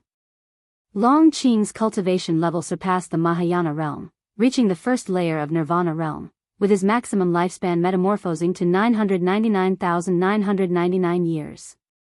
Guan felt that if he were to come into the world, he would be sure to attract heavenly tribulation, and that would be troublesome. Once Long Qing's increase in cultivation ceased, Guan used the divine skills of Path of Returning Primordial Spirit to suppress Long Qing's cultivation, changing his aura to that of an ordinary person. For now, using the Path of Returning Primordial Spirit, he could also suppress the opposing party's cause and effect. Before the seal was lifted, not even the heavenly demon would be able to locate Long Qing.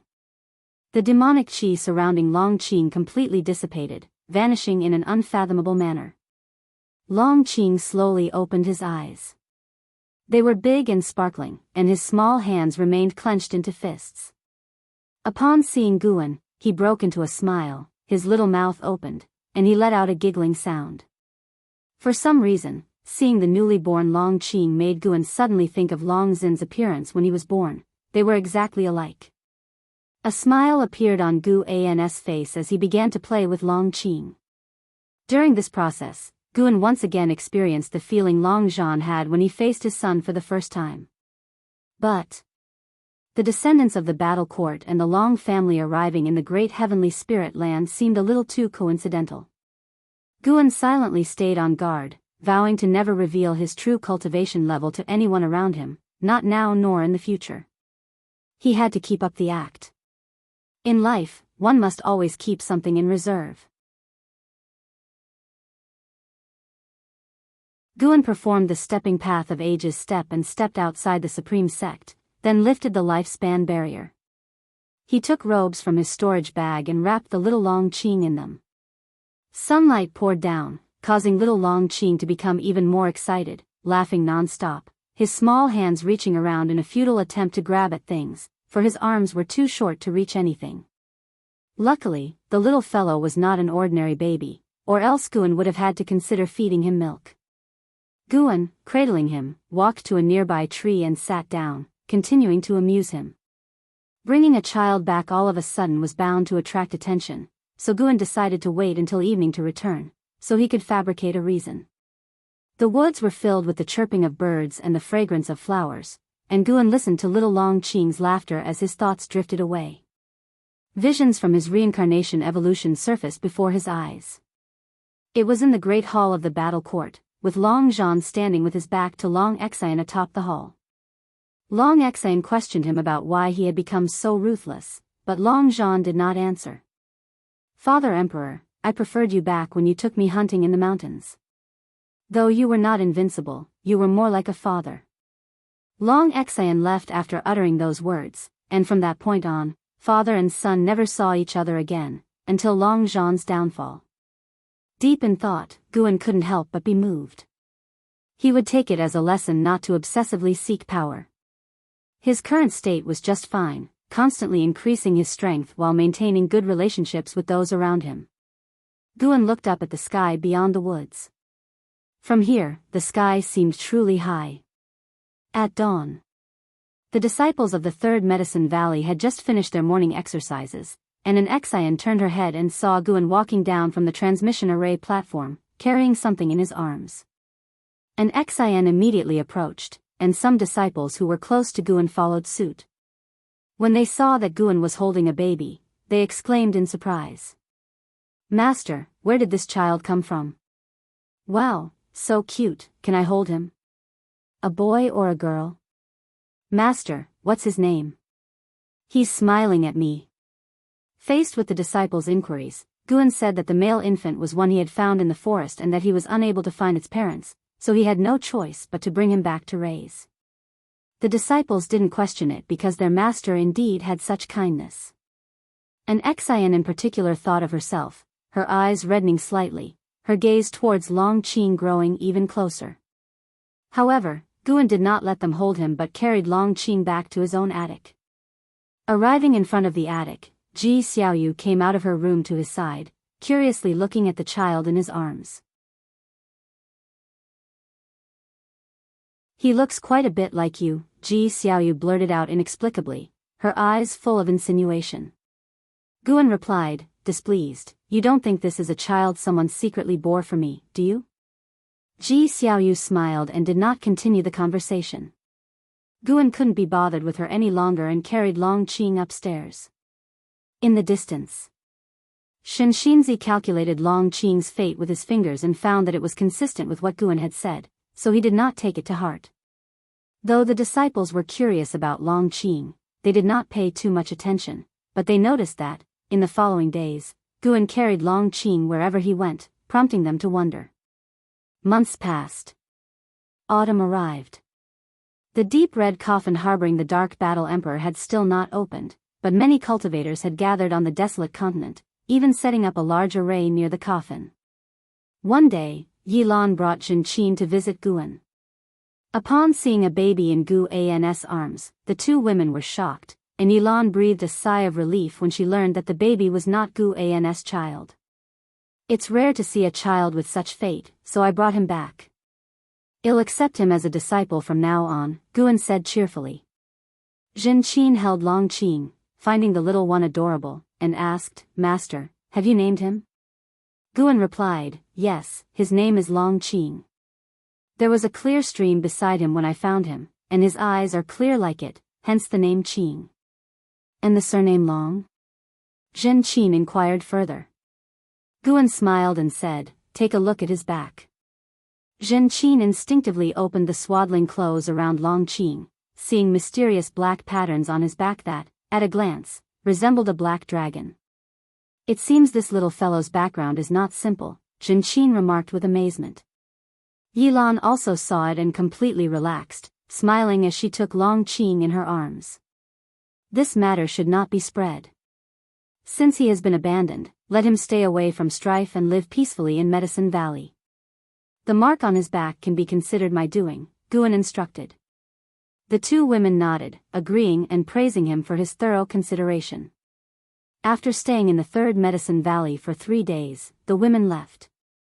Their subsect was busy with tasks that required them to be away, and they would not meet again for several years. By the age of half a year, Long Qing could walk. By 1 year, he began to babble. Dressed in fine clothes, he became the joy of Medicine Valley. A year had passed since the deep red coffin arrived in the great heavenly spirit land, and there was still no movement, but its presence had become widely known. The various sects labeled it an evil object from outer heaven, and even the mortal world peak was abuzz with discussions. This year, during the summer, Guan sat in the attic and picked up Qing Tian Peak, extending his divine thought into it to enter the ruined temple. As soon as he entered the temple, the man in black appeared, anxiously asking, "Why did you only come now? Where's the emperor?" Guan took a deep breath and said, "It failed. I was just about to use the miracle technique you taught me when he escaped. I couldn't catch up, and now I have no idea where he's gone." The man in black's face changed dramatically, his body trembling uncontrollably. "The good news is that the Dark Battle Emperor hasn't emerged from his coffin. It's been a year, why no movement?" Guan asked with a frown. Hearing this, the man in black's face relaxed slightly. After pondering, he said, "He might be preparing for something. Ancestor, could you release me? I must go in search of the emperor." Guan shook his head. "Sorry, I can't fully trust you. I'll release you after 10,000 years, once we get through this calamity." 10,000 years? The man in black nearly burst into curses, but thinking of the profound and inscrutable Tao level of the other party, he could only suppress his emotions. What good was the whereabouts of the emperor if his own life was at stake?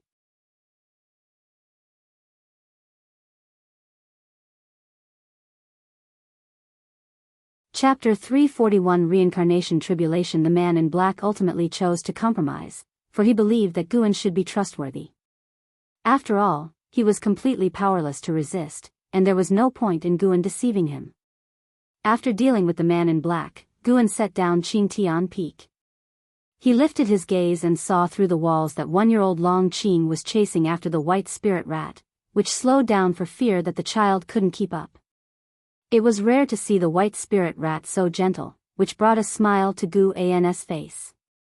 No longer contemplating what the reincarnation evolution truly entailed, Guan's focus was solely on becoming stronger. These reincarnated identities wouldn't help him survive better. In this world, there were holy courts and immortal dynasties. Outside the world, there were realms like the Silent Destruction Domain and beings like the Annihilation God Emperor and the Black Profound Emperor watching him, not to mention countless great heaven and earth. His journey was still long. Long Zhan had been too arrogant and was crushed to death by the Annihilation God Emperor. Guan planned to quietly surpass the 9 heavens of immortal path in the universe where the great heavenly spirit land was located. He deliberately overestimated the capabilities of the Black Profound Emperor and the Annihilation God Emperor to better confront and potentially defeat them if they became enemies in the future. Guan collected himself, even eliminating the animosity towards the Black Profound Emperor and keeping the past hidden deep within his heart. He was Guan was the true him. Guan picked up a brush, intending to write and express his emotions. Miles of clear skies stretched overhead, and a large gathering of cultivators crowded a barren plain. They surrounded a massive pit over 100 miles in diameter, atop whose edge they constructed towering stages, each brandishing an imposing iron tower.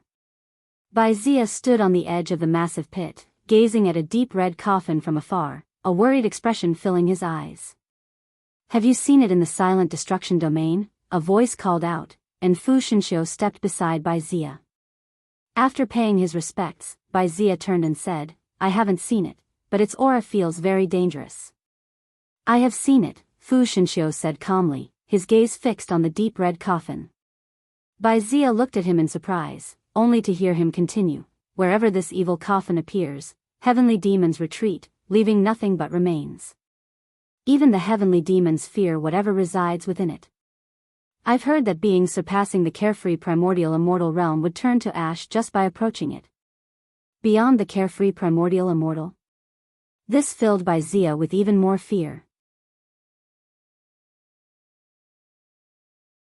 As a heaven and earth flying immortal, he already regarded the carefree primordial immortal as a symbol of freedom. How could beings even stronger than carefree primordials succumb to this evil coffin? He instinctively thought of Meng Lang and shuddered at the thought of him turning to dust upon nearing the evil coffin. As Fu Xinxiu continued his story, Bai Zia listened intently, and they were not the only ones. Other sects had people recounting their experiences in the silent destruction domain. Atop a grand pavilion, a man in white robes stood with his hands behind his back, his gaze quietly fixed on the deep red coffin, his eyes deep with thought. Suddenly, a man clad in golden armor appeared beside him, bowing and whispering, "Holy King, the higher-ups have instructed you not to take action and to wait for the Dark War Emperor to awaken." Hearing this, the man in white robes narrowed his eyes, lost in thought and not replying.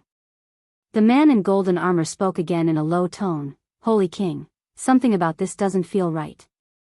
While the heavenly demons bring trouble to the mortal world from time to time, Xingtian never acted like this when he was here. Didn't Xingtian always say that anything from outer heaven is an enemy? Since when do we ask enemies for help?" He wasn't concerned about being overheard. The many restrictions within the pavilion would prevent high-level eavesdropping.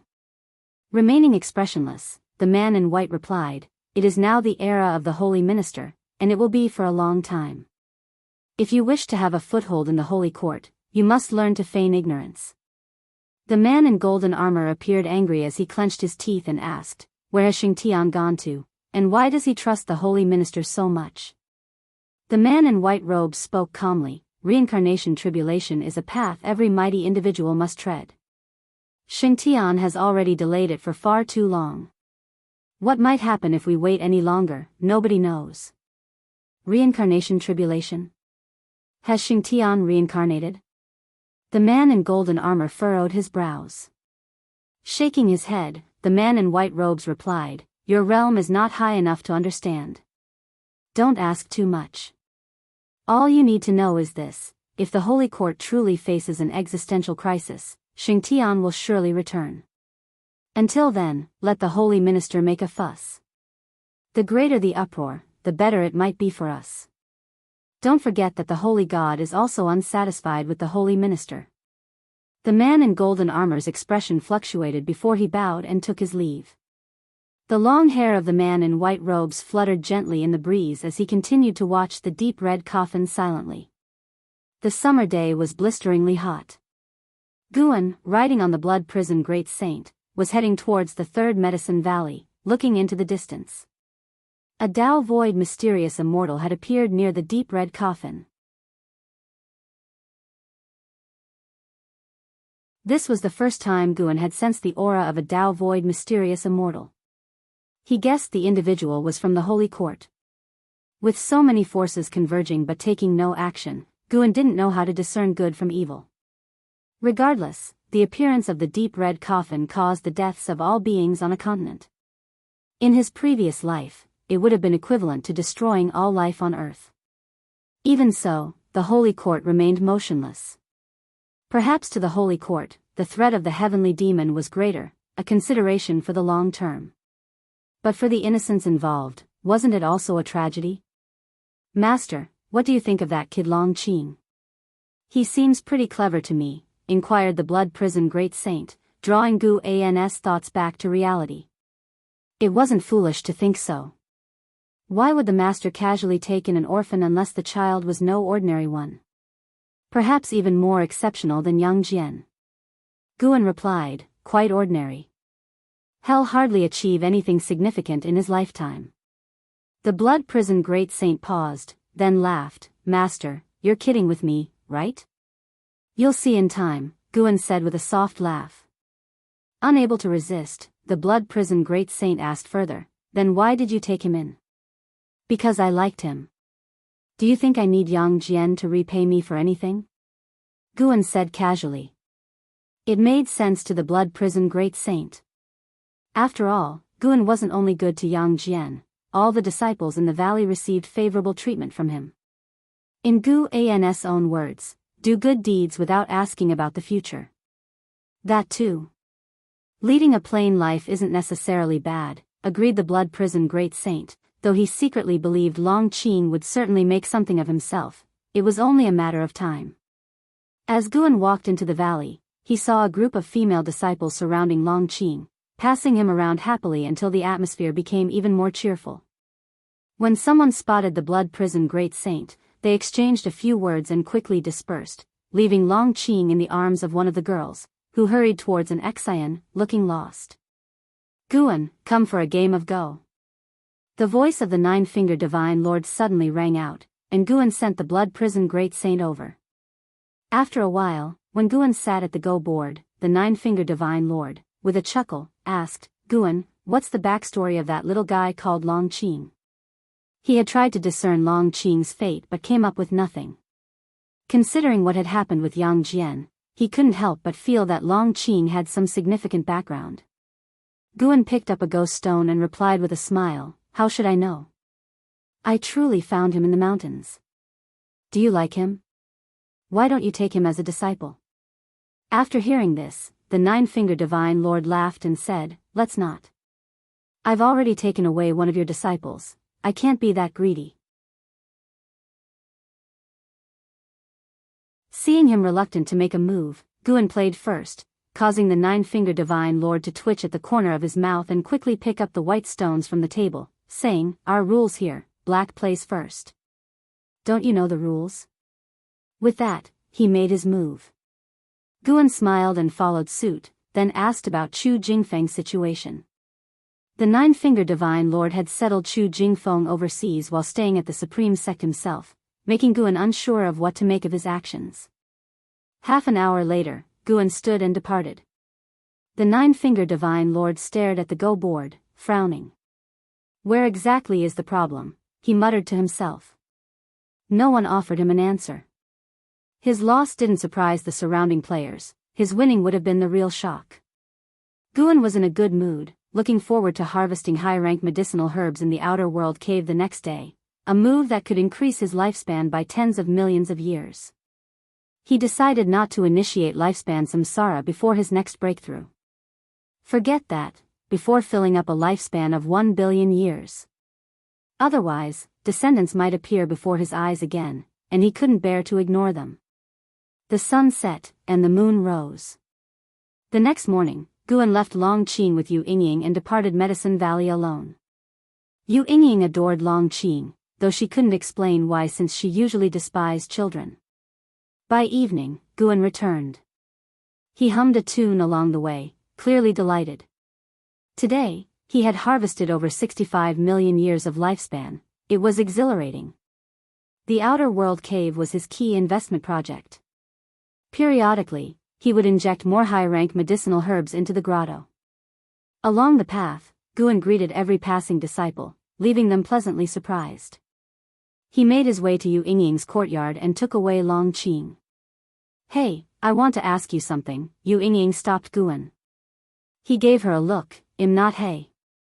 Rolling her eyes, she said, "Lately, I've been feeling restless, like I might bring trouble to Medicine Valley. Should I leave?" Guan looked at her, astonished. "If you want to leave, leave. Why ask me?" Yu Yingying was livid, ready to pinch him, but he deftly dodged. "I'm leaving tomorrow." She turned and walked toward her house. Guan called out, "Hey, if you're really worried about causing trouble, why fret? Don't forget who holds the fort at the Supreme Sect."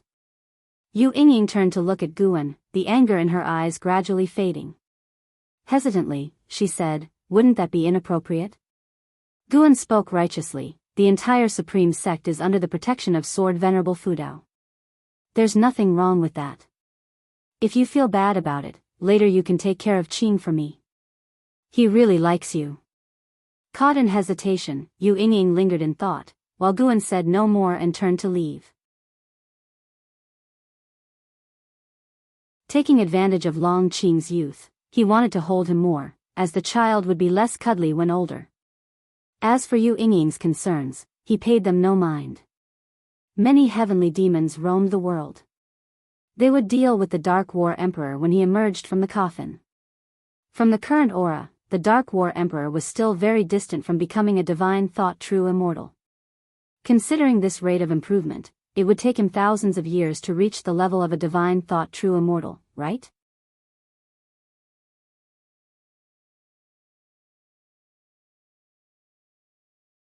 Chapter 342, Shelter from the Wind and the Rain. Eradicate the heavenly demon. Time flew like an arrow, and in the blink of an eye, Long Qing was already 5 years old. Guan stood in front of the window, looking at Long Qing riding the blood prison great saint in pursuit of a white spirit rat, his lips lifting slightly into a smile. Such days were truly wonderful. Regrettably, peace was about to be shattered soon. Guan could feel the deep red coffin trembling, alarming the nearby sects, which promptly arranged their defenses. The Dark War Emperor was about to emerge. The Dark War Emperor, inheritor of the Battle Court legacy, was set on hunting the descendants of the Battle Court's creator. This sparked many speculations in Guan. After all, he had no fondness for the Dark War Emperor, who, from the very start, slaughtered everything in his path. Should he dare come to the Taizong continent, he would find no courtesy from Guan. As the reputation of Sword Venerable Fudao grew ever more resounding, certainly the Holy Court would not dare to confront him directly. The great Nether Saint King had been rather restrained lately, as if putting aside past grievances, not daring to plot against Guan any longer. Guan watched the distance for a while before heading downstairs. Just as he descended the stairs, streaks of blood-like light manifested in the sky, a chilling sight. The disciples in the valley also noticed this scene, discussing among themselves. However, they were not panicked. In their hearts, the supreme sect was the safest place. Ji Xiaoyu approached Guan and whispered, "I've seen such a sight in my dreams." Guan was not surprised, given that the Reincarnation Path Emperor had ventured into the silent destruction domain. Following her lead, Guan asked, "For what reason? What is going to happen?" Ji Xiaoyu looked up at the sky and said, "I'm not sure, but after such an omen appears, a massacre will follow." Guan shivered, anxiously asking, "There isn't going to be another catastrophe, is there? I've only lived for a little over 300 years, and I've already encountered so many once-in-millennium disasters. Is the Almighty picking on me?" Ji Xiaoyu glanced at him and said, "What catastrophes have you experienced? I've never seen you fight. With Sword Venerable Fudao and the Supreme Sect shielding you, what do you have to fear? You just need to sit back and enjoy the show." "Huh, who's really shielding whom? If I told you, it would scare you to death." That's what Guan thought, but he relaxed his expression and, patting his chest, said, "You have a point. Why should I worry? When immortals clash, what concern is it of mere mortals?" Ji Xiaoyu was amused by his actions and asked with a smile, "I could teach you some spells, would you like to learn?" "Forget it, you know I don't like to engage in combat." "Really?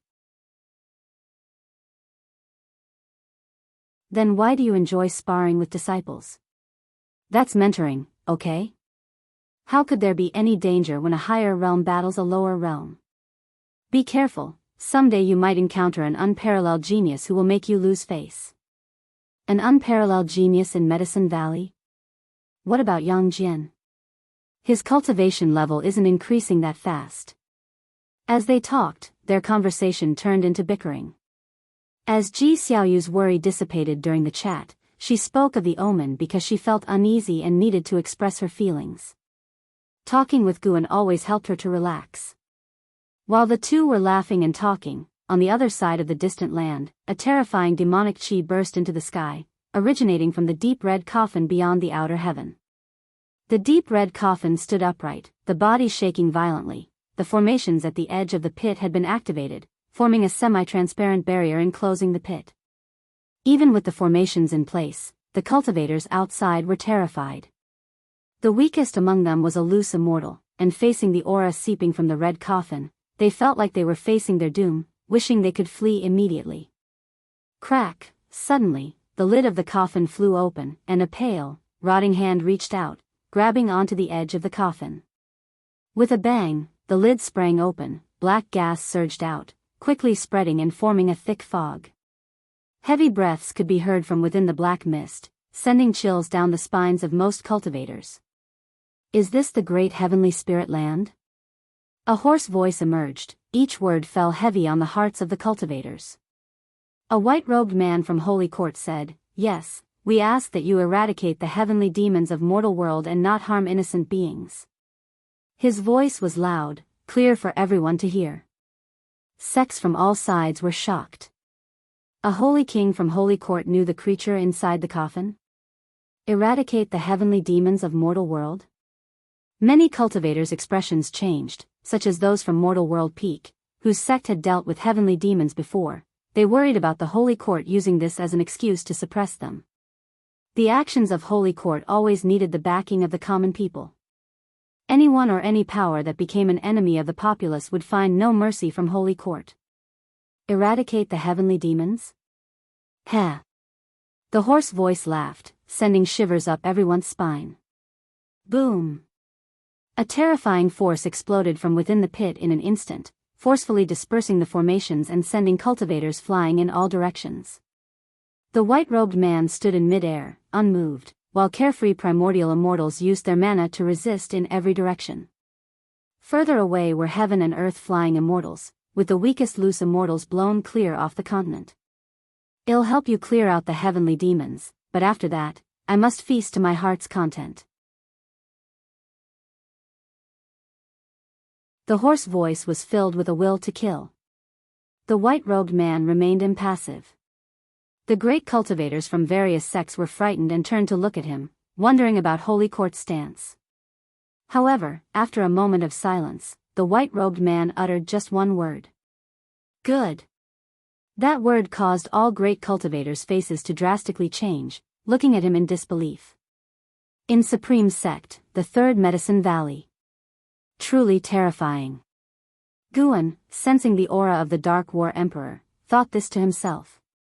The Dark War Emperor had already reached the aura of a Tao Void mysterious immortal, and the entire great heavenly spirit land could feel his terrifying presence.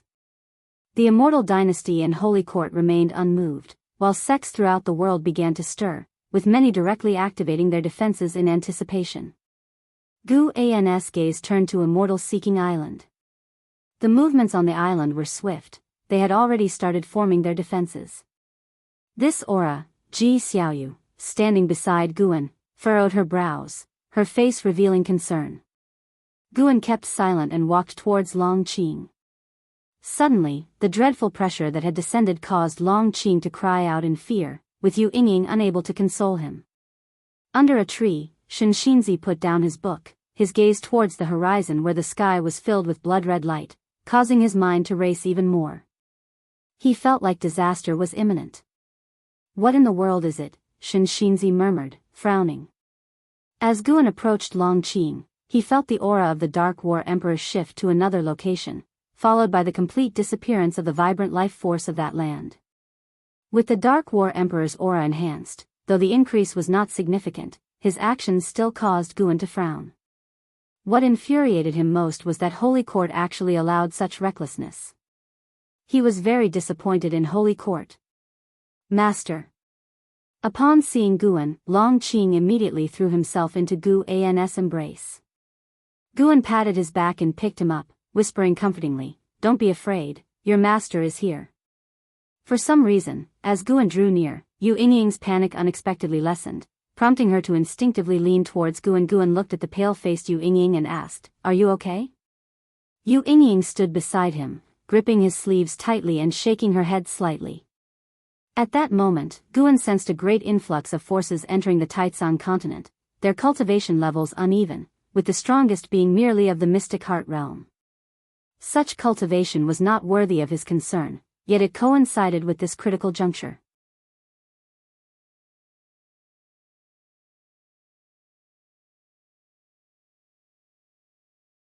Chapter 343, Darkness Strikes.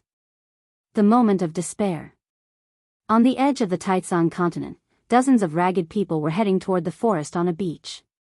A young girl was supporting her elderly grandfather, her eyes filled with terror as she looked up at the blood-light phenomenon in the sky. "Grandpa, they let us come here, could there be any scheme?" the girl asked cautiously, her face smeared with dirt, but it couldn't hide her bright eyes.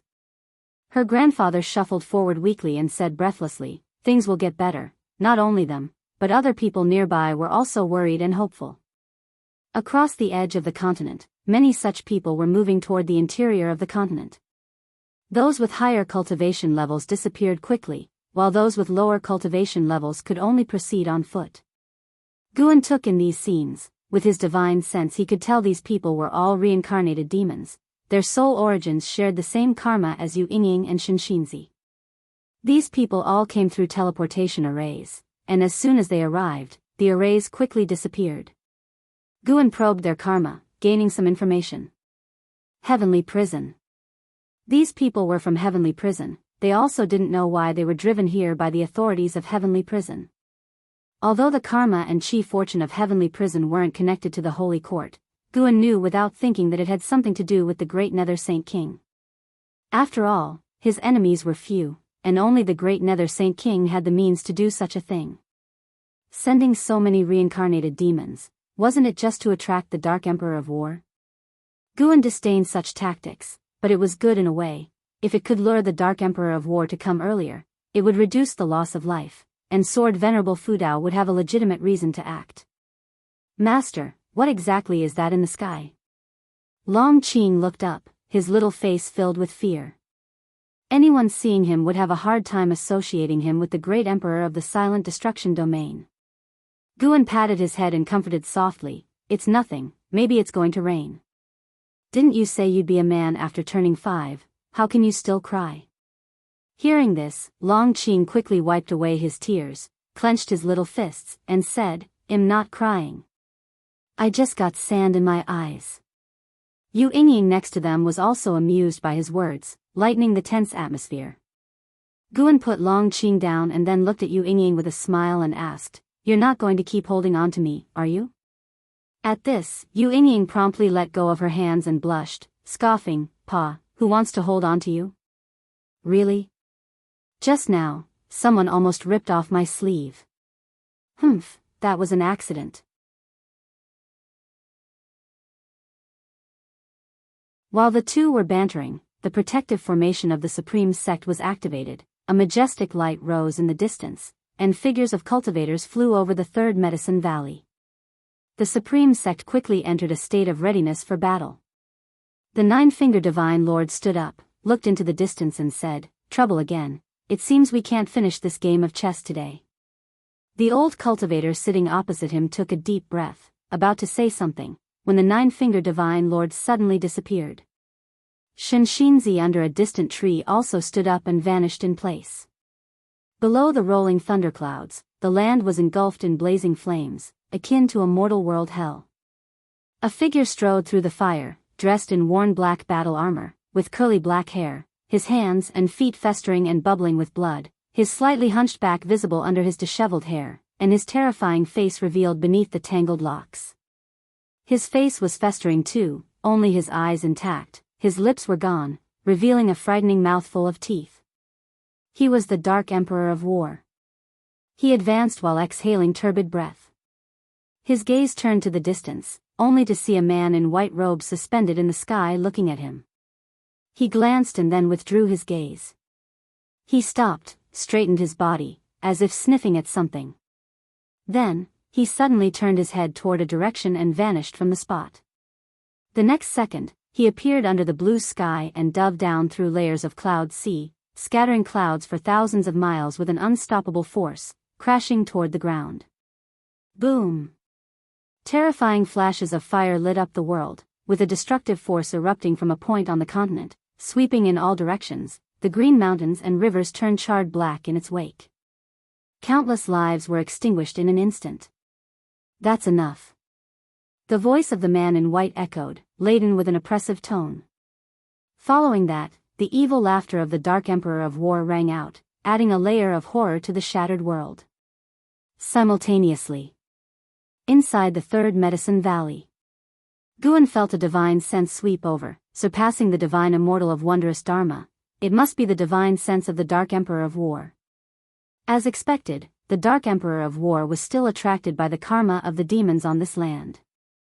Guan walked toward the transmission array platform. "Where are you going?" Ji Xiaoyu's voice reached Gu An's ears as he turned around to see her watching him from a distance.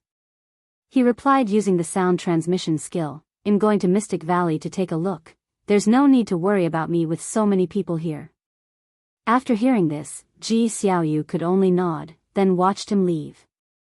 Guan passed through the teleportation array to Mystic Valley, where Lu Jiujia gathered his disciples, all discussing the sudden terrible phenomenon.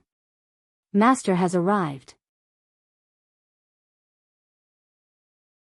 A disciple exclaimed in surprise. Everyone turned, showing faces of relief. The Dark Emperor of War's oppression was bone-chilling, and the disciples couldn't help worrying about what would come next. Seeing Guan gave them more peace of mind. Guan walked toward his disciples, and, at the same time, he felt Nine-Finger Divine Lord locking his divine sense on him. It seems the Nine-Finger Divine Lord suspected him to be related to Sword Venerable Fudao. Interesting. Just then, living beings across the Taizong continent suddenly felt suffocated. Regardless of their cultivation level, they all had this sensation. But this feeling was momentary, gone in a flash. What's going on? Zhua Yijin was standing by the heaven-cutting axe, looking at the sky with furrowed brows. Not only him, but everyone at the heavenly repair platform was taken aback, unsure what had happened, yet the sensation they felt was undoubtedly real. The entire Taizong continent was enveloped in panic. Beneath the sky, the Dark Emperor of War appeared in the air, with the vast ocean below. He looked toward the distant continent, frowning. The continent before him was Taizong continent.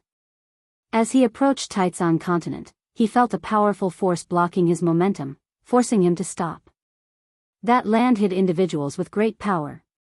With so many heavenly demon auras, the beings on this continent should have nothing to do with the Holy Court. The Dark Emperor of War's eyes flickered. He raised his right hand, and waves of demonic chi surged out, quickly covering the sky and rolling toward Taizong continent. People of the continent saw dark clouds approaching from the horizon, and before they could ponder further, daylight turned to night. What's happening? Why has the day suddenly turned dark? Did you guys feel your heart stop beating just now? What in the world is going on? Could the great cold demon sect be attacking again? Could it be that some terrifying demon has appeared? Disciples of Mystic Valley were abuzz with speculation. Gu An's face was stern, unable to tell the disciples the reason. He could only ask them to have faith in the supreme sect. After the continent was covered by dark clouds, the pressure of the Dark Emperor of War intensified, leaving the living beings full of fear and unease. Standing in front of a wooden railing, Ji Xiaoyu was somewhat dazed. She seemed to see a dark figure approaching her, each step filled with oppressive might, stepping on her heart. Not just her, but all beings on the continent were pulled into this eerie state. Inside the palace, Li Xiandao sat on the throne, also in a daze. The courtiers around him lost their color, and he saw a figure approaching from outside the hall, like the Grim Reaper drawing near. The courtiers all went pale, falling into an eerie silence. Whether in temples, buildings, grand halls, caves, forests, no matter the location, whether they could see the sky or not, all living beings were dragged into an indescribable eerie state. Those who were reincarnated demons felt it more deeply, like Yu Yingying. She saw the true face of the Dark Emperor of War, the grotesque and terrifying visage assaulting her eyes. She wanted to scream for help, but no sound emerged. She wasn't even able to move. She seemed to be waiting for death. Even Shenxinzi, a wandering immortal of the 9 layers, found himself in the same predicament. Facing the advancing Dark Emperor of War, Shenxinzi gritted his teeth, his heart filled with both panic and unease. He couldn't understand the opponent's divine skills, nor accept his fate. In reality, the Dark Emperor of War, with his right arm raised, showed a maniacal and cruel smile. Gushing demonic chi flowed from his palm, forming a cloud cover that blotted out the heavens. Then, he condensed a black spear in his palm, its surface swirled with mysterious Tao patterns which exuded a repressive and ominous aura. Let this emperor test your capabilities. The Dark Emperor of War licked his teeth, his hoarse voice permeated with boundless murderous intent. Suddenly, he looked up sharply, as bright light swelled among the rolling dark clouds, his face changed slightly, and gripping the spear tightly, he burst with momentum that shook heaven and earth. The sea below suddenly collapsed, a magnificent sight. He channeled all his mana into the spear in his hand, which burst forth with black flames, countless wronged souls emerging, desperately trying to climb out and break free, but utterly unable to do so.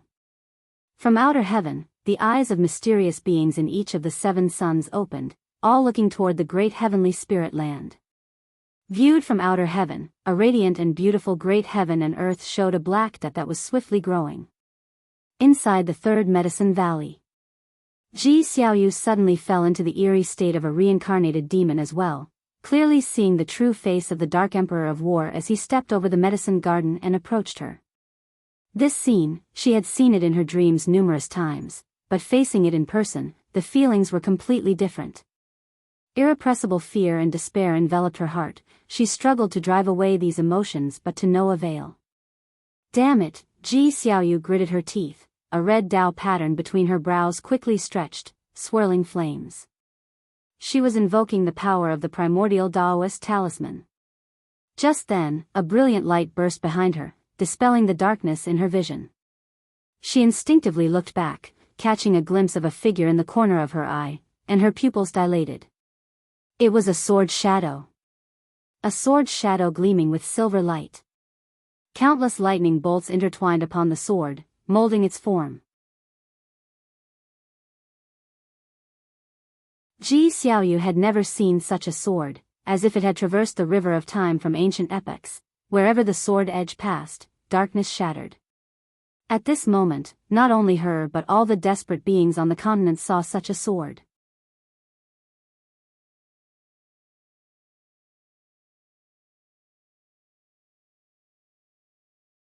Chapter 344, Eternal Boundless Divine Sword.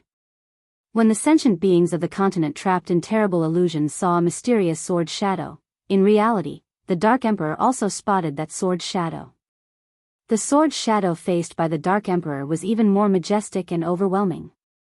The dark clouds that obscured the sun were filled with sword light, the thunder clouds parted, and a massive silver blade pierced through the clouds, as if an unimaginably colossal deity was swinging a sword from beyond the heavens. The part of the blade exceeding the clouds was larger than mountains. Faced with such a gigantic sword, the Dark Emperor, with a rifle in both hands, seemed so insignificant. After a brief moment of astonishment, a crazed expression appeared on his face. How domineering the sword intent is. I didn't expect someone in this world to achieve such a level in the sword Dao. The Dark Emperor said with a laugh, his voice as loud as thunder, his momentum skyrocketed, and his rifle burst out with terrifying black flames. As soon as his words ended, he gripped the rifle with both hands and thrust forward violently. With that thrust, the clouds in the sky instantly burst apart, and the gigantic and mysterious sword shadow was completely revealed. It was a sword shadow larger than any mountain range in the world, its hilt seeming to be housed in the outer universe, delivering a strong visual impact. Boom! The violent black flame, like a sea dragon, collided with the shocking sword shadow, and almost instantly, the sentient beings on the continent awoke. Before their eyes was a mysterious sword shadow tearing apart illusions, pulling them back to reality. They instinctively looked up, and then saw a scene they would never forget in their lifetimes. A silver sword shadow floated in the sky, of unimaginable vastness, indescribably colossal. In Mystic Valley, Guan and his disciples looked up at the sword shadow in the sky together. The eternal boundless divine sword. This was the enhancement from the boundless sword of suppressing the stars. This was also the first time Guan used this swordsmanship. Standing among his disciples, his face showed a shocked expression, making it difficult to associate him with the sword shadow in the sky. The divine sense of the 9-fingered divine lord had disappeared, evidently also diverted by the scene above. With a focused gaze, Guan caused the eternal boundless divine sword to burst out with dazzling light, overshadowing all things under heaven and earth. Then, with an unstoppable force, it dispelled the black flames and attacked the Dark Emperor. The Dark Emperor's face drastically changed. He used his divine skills at that moment. His body transformed into black mist. The eternal boundless divine sword rolled over, the black mist dissipating, gone in an exceedingly short time. Outer heaven.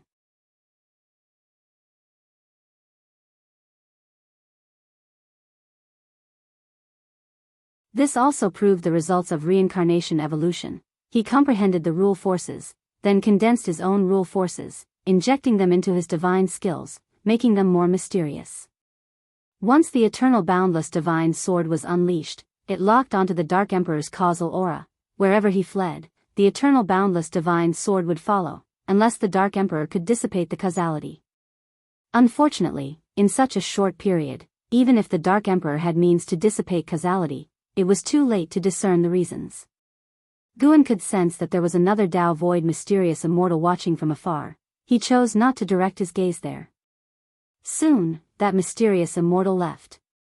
After instructing the disciples of Mystic Valley with a few words, Guan returned to the Third Medicine Valley, where it was bustling with excitement as everyone excitedly discussed the recent spectacle. Guan stepped down from the transmission array platform and saw Shinshinzi in the distance, gazing blankly at the sky, lost in thought. Yu Yingying, holding Long Qing, walked over quickly. She approached Guan, excitedly saying, "Did you see just now?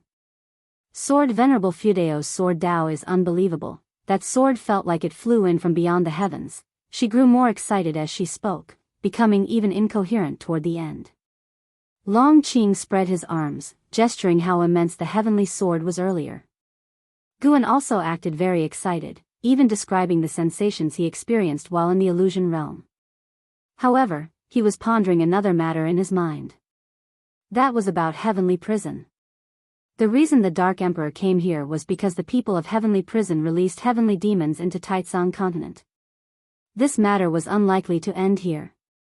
I wonder what the origin of that dark shadow just now was. Will he come again?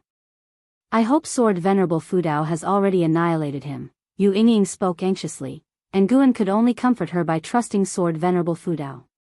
He was also unclear about the origins of the Dark Emperor, but could be sure that the Dark Emperor had no blood relations with the Long family, no causal connections whatsoever, and importantly, the Dark Emperor's true form was not of the human race.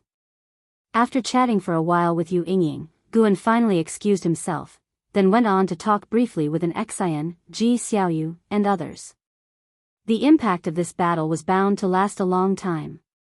In unseen distant places, many great cultivators peeked at this battle. The power of Sword Venerable Fudao shocked countless people. Wiping out the Great Cold Demons sect had already spread the name of Sword Venerable Fudao into the sight of the great sects, but for the great sects, Sword Venerable Fudao was at most a formidable figure. Now it was different. The aura of the Dark Emperor shocked the entire great heavenly spirit land. His terrifying aura was incomparable even to the entire Great Cold Demon sect combined.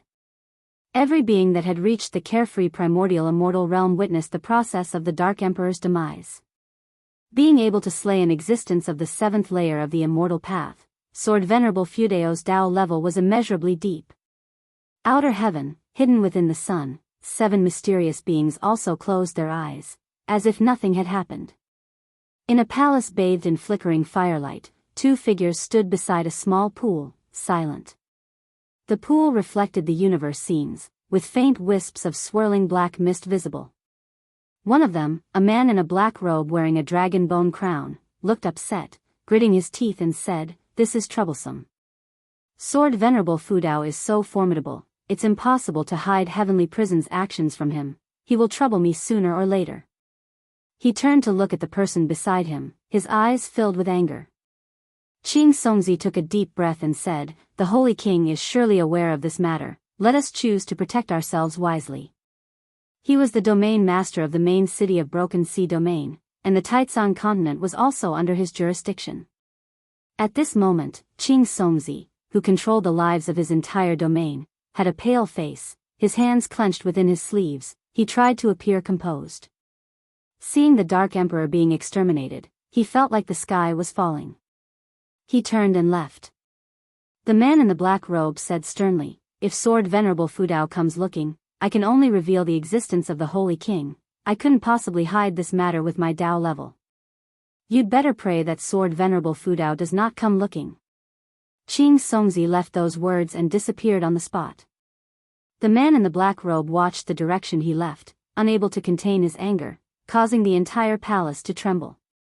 Under the dazzling starry sea, an island quietly suspended, small in size, featuring a center area cleared of vegetation, paved with white jade.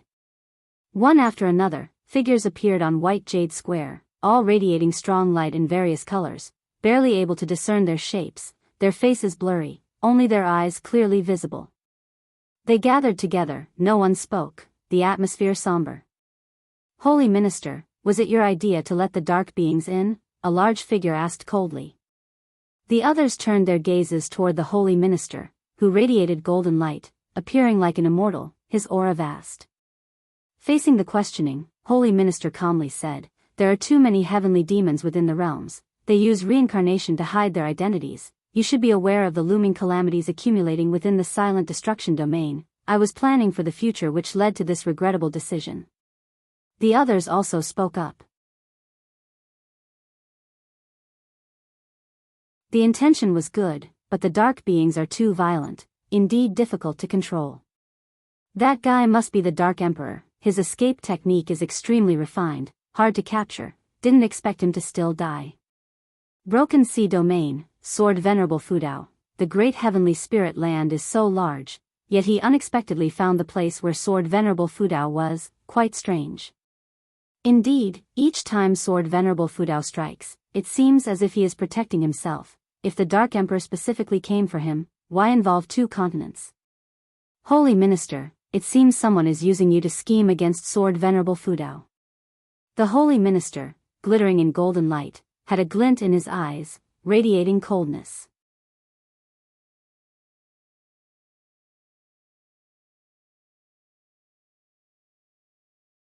Chapter 345, The Holy Minister appears mortal world peak, atop a mountain summit.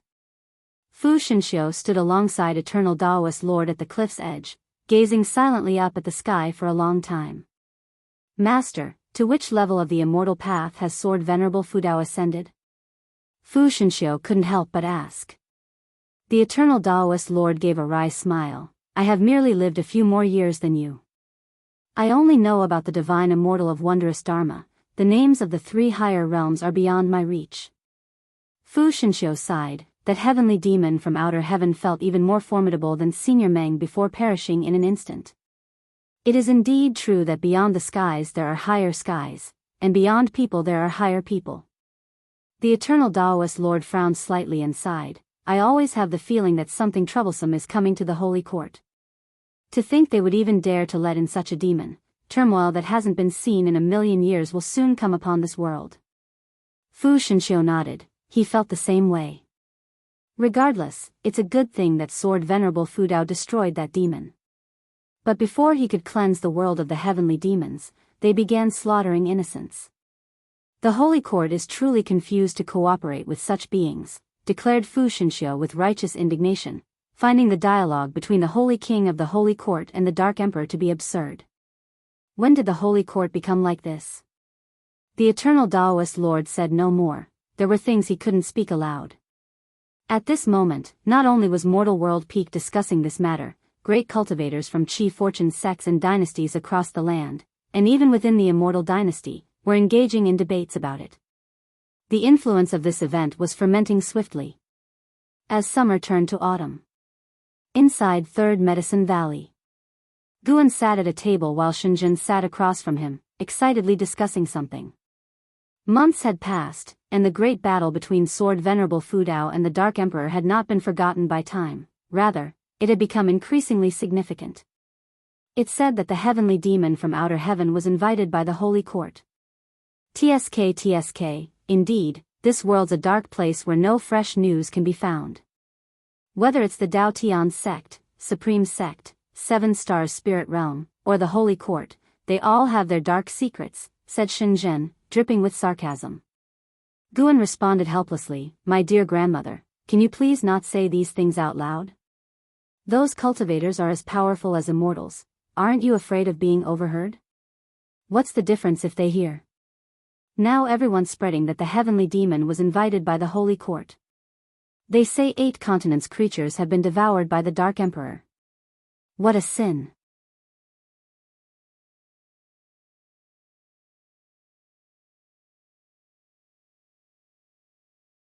He claimed it was arranged by the great Nether Saint King, to allow a batch of heavenly demons into Taizong continent. It's the Holy King, I could not decline. I am merely a pawn, I bear no grudges against you, Senior. Please, spare me. The demon's soul master bit his teeth and spoke, filled with fear. Guan looked up, his gaze towards the top of the hall. his left hand still pressed on the demon's soul master's shoulder. Following Guan's vision, a streak of golden light appeared atop the grand hall, as if space had split open. The light quickly expanded, and a figure stepped out from it. The person was bathed in golden light, so even Guan couldn't see the true form. Guan threw another lifespan detection at the newcomer. Holy Minister, 9 layers of divine thought, true immortal 0/0/0, no lifespan? It's not the true form. The demon's soul master also saw the figure of the Holy Minister, his eyes filled with panic.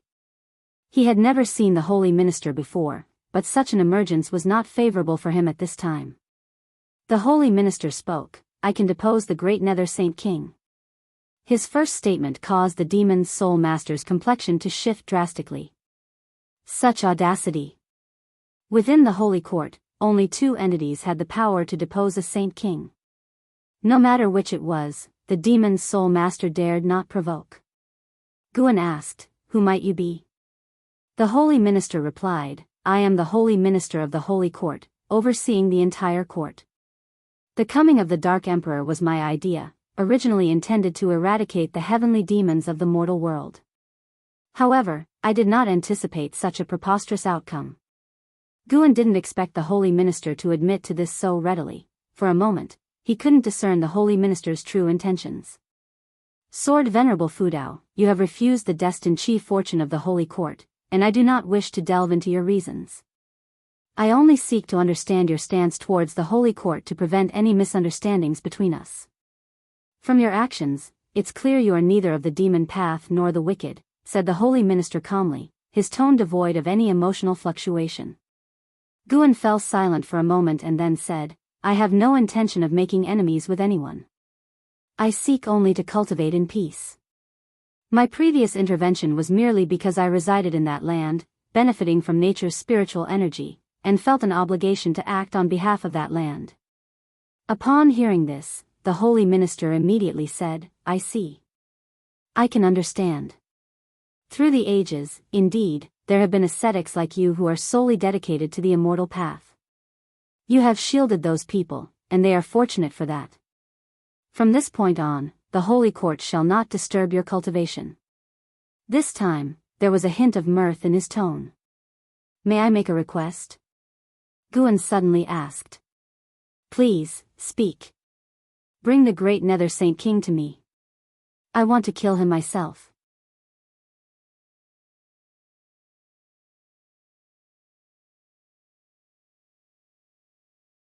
Chapter 346, Holy Sword, 3rd Grade Heavenly Position, "I must kill him myself." The words of Guan echoed in the great hall, the flickering flames growing more intense, as if startled by his declaration. The Punisher of Demon Souls, held by the shoulder with one hand by Guan, listened with secret alarm. Despite the overtures of goodwill from the Holy Minister, Sword Venerable Fudao was still so overbearing, a clear sign of a character that brooked no defiance. The Holy Minister fell silent upon hearing these words. Guan was not in a hurry, waiting for the response from the Holy Minister. He was not blinded by hatred. He wanted to use this opportunity to show the Holy Court his boundaries and to prove that his target was solely the great Nether Saint King. The Saint King of the Holy Court is held in high esteem. Even in death, it should come at the hands of the Holy Court personally, the Holy Minister said without a trace of mirth. The Punisher of Demon Souls grew tense at once. If these two were to fight, both he and the heavenly prison would suffer the consequences. Amassing his thoughts, the Holy Minister's tone shifted. "If Daoist friend is willing to join the Holy Court, I will personally offer up the great Nether Saint King. You need not accept the Chi Fortune Fruit position. Simply joining the Holy Court in name will suffice. Normally, the Holy Court will not assign you any tasks. When the great heavenly spirit land faces an existential threat, only then you would need to act. Simply join in name?" Guan first thought of the Immortal Dynasty, which had also reached out to recruit him. With the Immortal Dynasty as a potential rival, the Holy Court indeed found it hard to trust an unidentified existence. Even if the Holy Court was unaware of Sword Venerable Fudao's true identity, it was not important. What mattered was letting all beings know that the recently renowned Sword Venerable Fudao had joined the Holy Court. Guan actually did not object to joining the holy court. Lacking a stance, one only gathers more enemies. What he opposed was merely the Chi fortune fruit position. Good, Guan uttered a single word. The holy minister immediately raised his hand, sending a golden token flying towards Guan, who lifted his right hand to catch it. Not heavy, lighter than a feather, nearly 20 centimeters in length, and about 4 fingers wide. Its edges were carved with dragon figures, and at the top were 2 fire phoenixes, their claws intertwined, symmetrical, and exquisitely done, possessing an aesthetically pleasing look. 3 words were inscribed on the token. Holy Sword 3. The Holy Sword is the title I bestow upon you, the holy minister explained. The 3 below signifies your heavenly position. The Saint King too holds a 3rd grade heavenly position. It is indeed beneath your talents to be at the 3rd grade heavenly position as a divine thought true immortal. However, since you are unwilling to accept the Chi fortune fruit position, the Holy Court cannot fully trust you. I hope you can understand. This token is made of the same material as other holy orders, but I have not imposed any other restrictions on it, lest it provokes your apprehension. Its only purpose is to display your identity to others. Its unique material ensures it cannot be replicated by other powers. After listening, Guan thought to himself, had this fellow decided upon this before even coming here? But he had to admit, with the deep foundation of the Holy Court, they indeed had such confidence. Above the Saint King was the Holy God, and it was not impossible for the Saint King to reach Tao Void Mysterious Immortal, or the Holy God to reach Divine Thought True Immortal. Add to that the exalted Xingtian, and the Holy Court's strength was formidable to even contemplate. Most crucially, the Holy Court not only possessed high-level combatants, but the number at each realm was beyond measure. As a divine thought true immortal, Guan could now observe Chi fortune, and the Chi fortune of the Holy Court was more terrifying than all other powers in the great heavenly spirit land combined, including the immortal dynasty. From today onwards, you are the Holy Sword of the Holy Dynasty. This is a title created especially for you. I will announce it to the world in the future. I will have someone send your treatment to the Taitsung continent. You need not visit the Holy Court for audience. Are you satisfied? The holy minister asked. Guan replied, of course, satisfied. Thank you, holy minister. The holy minister chuckled, from now on, we shall address each other as Taoist friends.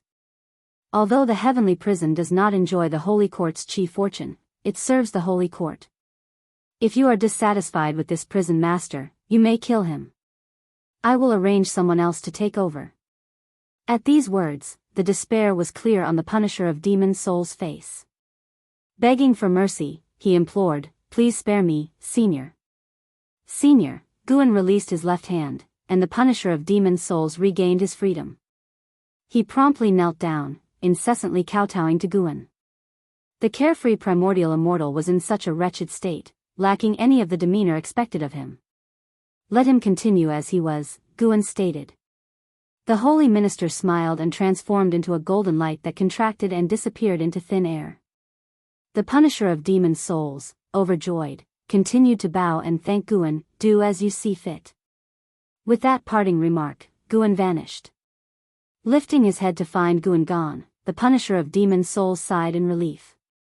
Great Nether Saint King, even you have met your day.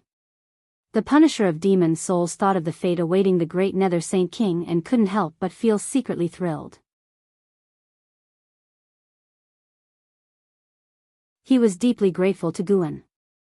The words of the holy minister had clearly been an abandonment, and under such circumstances, Sword Venerable Fudao had still spared his life. How could he be anything but thankful? He vowed to please Sword Venerable Fudao from now on. This might be an opportunity. Guan returned to Mystic Valley, settling beneath the green vine tree in the 8 scenic caves. He took out the Holy Order, musing thoughtfully. He had checked the Holy Order, it truly held no traps, not even qualifying as a magic artifact. He had to say, the holy minister was quite sincere. Even though Guan didn't fully agree with the holy minister's methods before, he had now been successfully recruited. That the holy minister had climbed to his position was no coincidence. But Guan didn't want to get too close to the holy minister. Agreeing to join the holy court was merely to reduce trouble. The holy minister's 9th level divine thought true immortal realm also pressured Guan. Guan didn't want to test his combative abilities at the same realm. He preferred to fight from a higher realm against a lower one. Next, he had to vigorously accumulate lifespan and break through to the 9th level of the immortal path. Being weaker than others made Guan insecure. With the actions of the holy court, they could become foes at any moment. Under this premise, Guan had to strive to strengthen himself even more. The green vine tree seemed to sense Guan's mood, extending 2 vines to gently massage his shoulders. Guan closed his eyes and began to relax. Now, he just needed to wait for when the holy minister would send the great Nether Saint King. If the holy minister truly intended to forsake the great Nether Saint King, he likely wouldn't go down without a fight. There was an interesting show to look forward to. It was only when night fell that Guan returned to the 3rd Medicine Valley. The autumn night sky was strewn with stars, dazzling like a painted scroll. Guan stood below the tower, appreciating the moonlight. Long Qing ran to him, arms wide, asking to be held. Guan picked up Long Qing, laughing. "How big you are now, still asking to be held. Are you still a little man?" 5-year-old Long Qing, wearing a refined blue robe and with a lovely face bright with playful eyes, heard Guan's words and pulled at his eyelids and stuck out his tongue, saying, "I don't care, I want master to hold me." Guan couldn't help but squeeze his little nose, feeling that an Enchanting was raising him with a hint of femininity. "Master, have you ever been to the stars?" Long Qing suddenly pointed to the night sky and asked. Guan casually replied, "No, do you want to go?" "I do. Just a few nights ago, I dreamt that I was flying among the stars," Long Qing said, his face full of longing. Guan patiently chatted with him, but his thoughts drifted to Long Enchanting and Lu Qiuxian when they were young. Chu Lu had children too, but alas, just a year after the child was born, Chu Lu was crushed by the Black Profound Emperor. Guan possessed these memories and felt the emotions within them, but he didn't get caught up in those attachments. After all, those memories from 3 lifetimes ago were far removed from his current life. Guan always believed that his present self was truly him, and reincarnation evolution was just a way to become stronger. He was the original, and the others were merely his projections. Maybe at a certain realm, he would need to go through reincarnation as a form of practice, like Ji Xiaoyu. As Guan was lost in thought, he suddenly sensed the presence of Tao Void mysterious immortal erupting from afar. Focusing his gaze, he saw a Tao Void mysterious immortal flying out from the holy court and swiftly headed into the universe. However, an immense void hand emerged from the darkness above the universe, capturing the Tao Void mysterious immortal at a lightning-fast speed. The Tao Void mysterious immortal had almost reached the edge of the silent destruction domain, just shy of escaping into it. Guan could tell that the void hand was transformed from divine thought. The holy minister. This void hand's aura was precisely that of the holy minister he had seen before, only stronger. After capturing the Tao Void mysterious immortal, the void hand vanished along with the trace of the Tao Void mysterious immortal. Guan noticed many powerful divine senses probing from within the great heavenly spirit land, including divine thought true immortal's divine senses, originating only from 2 locations, the holy court and the immortal dynasty. Indeed, the world still hid many great powers. Guan mused silently, fortunate that he had not offended too many, as every breakthrough was shielded by a lifespan barrier, otherwise, he would have been crushed long ago. A Tao Void mysterious immortal publicly captured, Guan seriously suspected it was an intentional display by the holy minister, wishing to showcase his own strength. Otherwise, that Tao Void mysterious immortal would have had no chance to escape the holy court.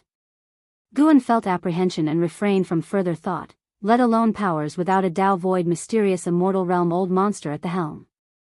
Of course, those who were aware of this battle were at least divine immortals of wondrous dharma.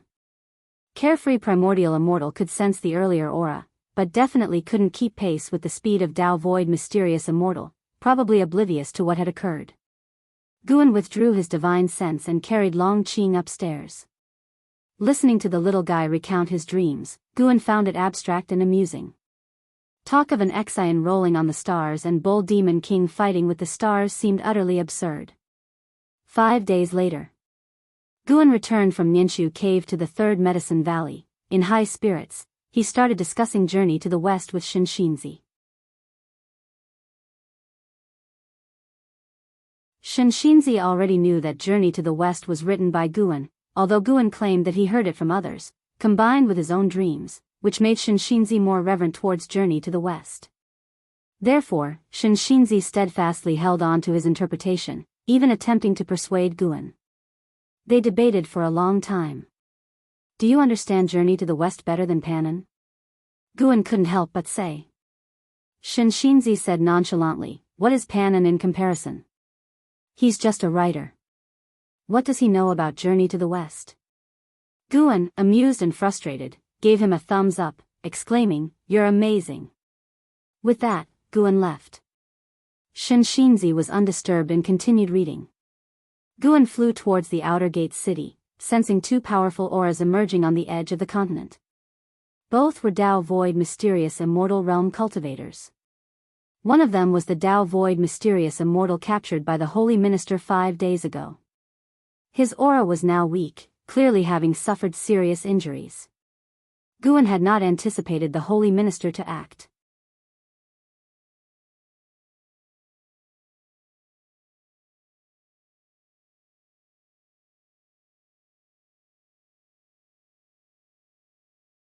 When the golden light faded, the great Nether Holy King was nowhere to be seen.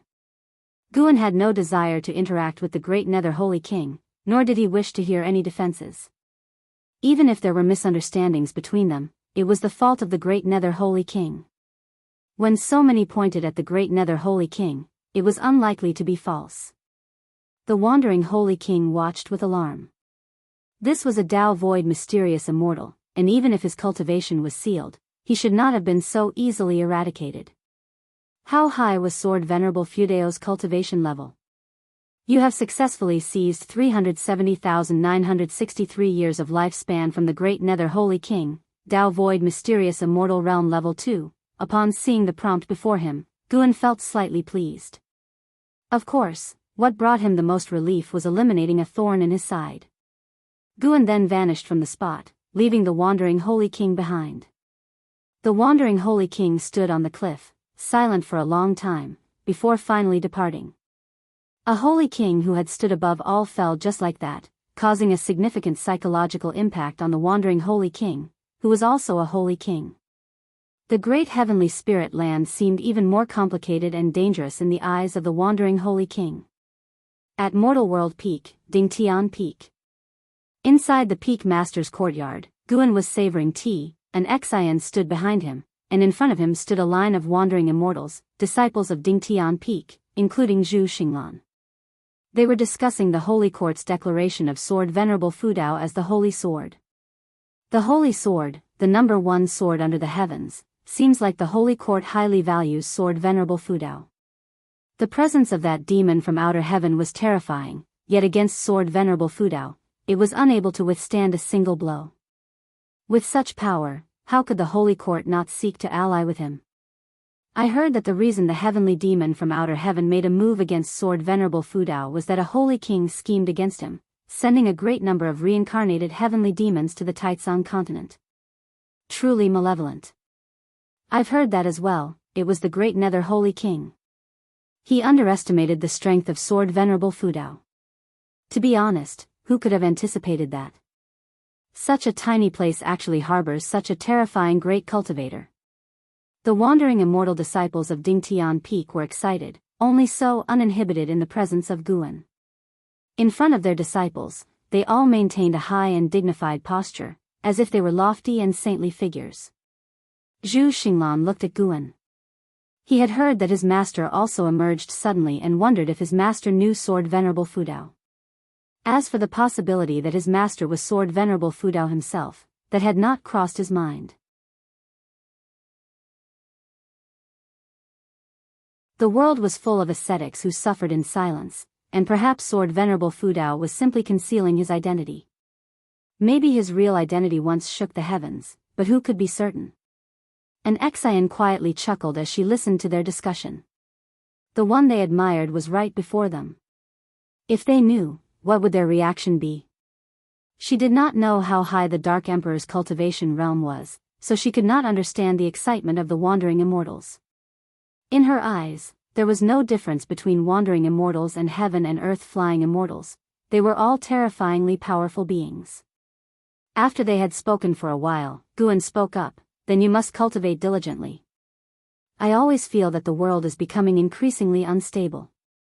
His divine thought was focused on Yang Jian. Heaven's sect had received news of the great Nether Holy King's fall and was preparing to bring Yang Jian into the world. Over the years, Yang Jian had grown stronger while Heaven's sect had become increasingly aged.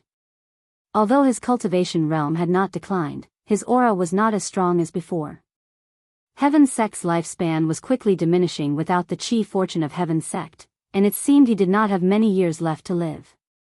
Upon hearing Gu An's words, the disciples echoed in agreement, all sharing a premonition that such a major event had not occurred in many years. Word of it would make anyone feel the tense world situation. After a long while, the disciples bid their farewell and left.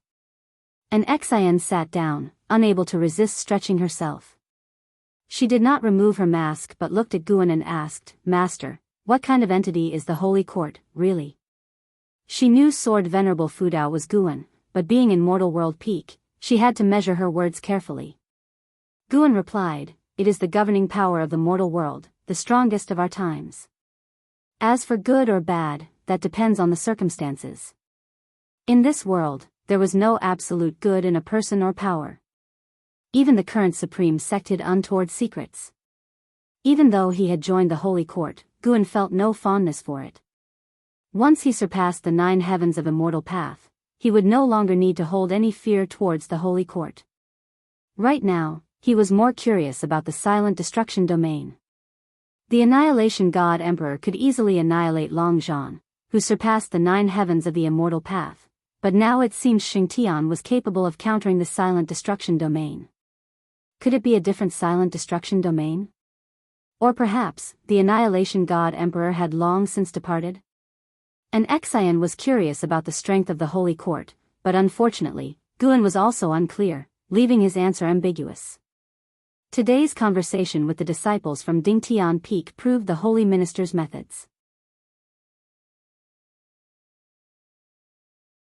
Although Guan had not assimilated into the chi fortune of the Holy Court, within a few short years, every power throughout the world knew he had joined the Holy Court. No matter his personal feelings, from now on, he was openly aligned with the Holy Court. The enemies of the Holy Court might also target him. Did the Holy Court have enemies? Of course, there were. The immortal dynasty covetously eyed the realm from within, and infinite heavenly demons from beyond watched intently. He only hoped none would disturb his tranquil life.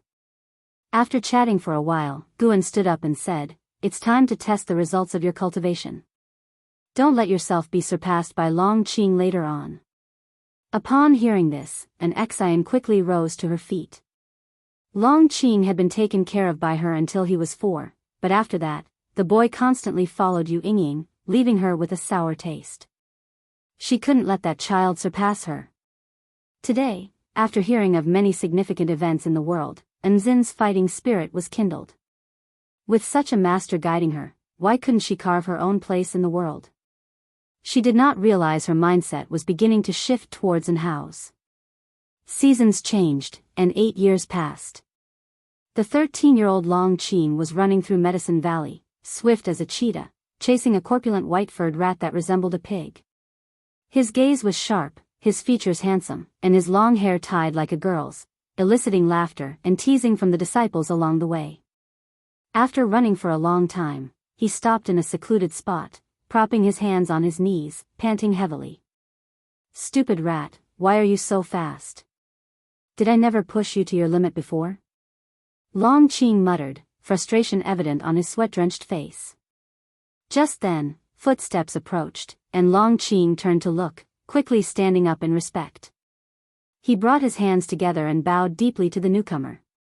Seeing his gesture, Shen Xinzi couldn't help but chuckle. "You want to catch up with it?" How about taking me as your master? Shinshinzi approached and asked with a smile.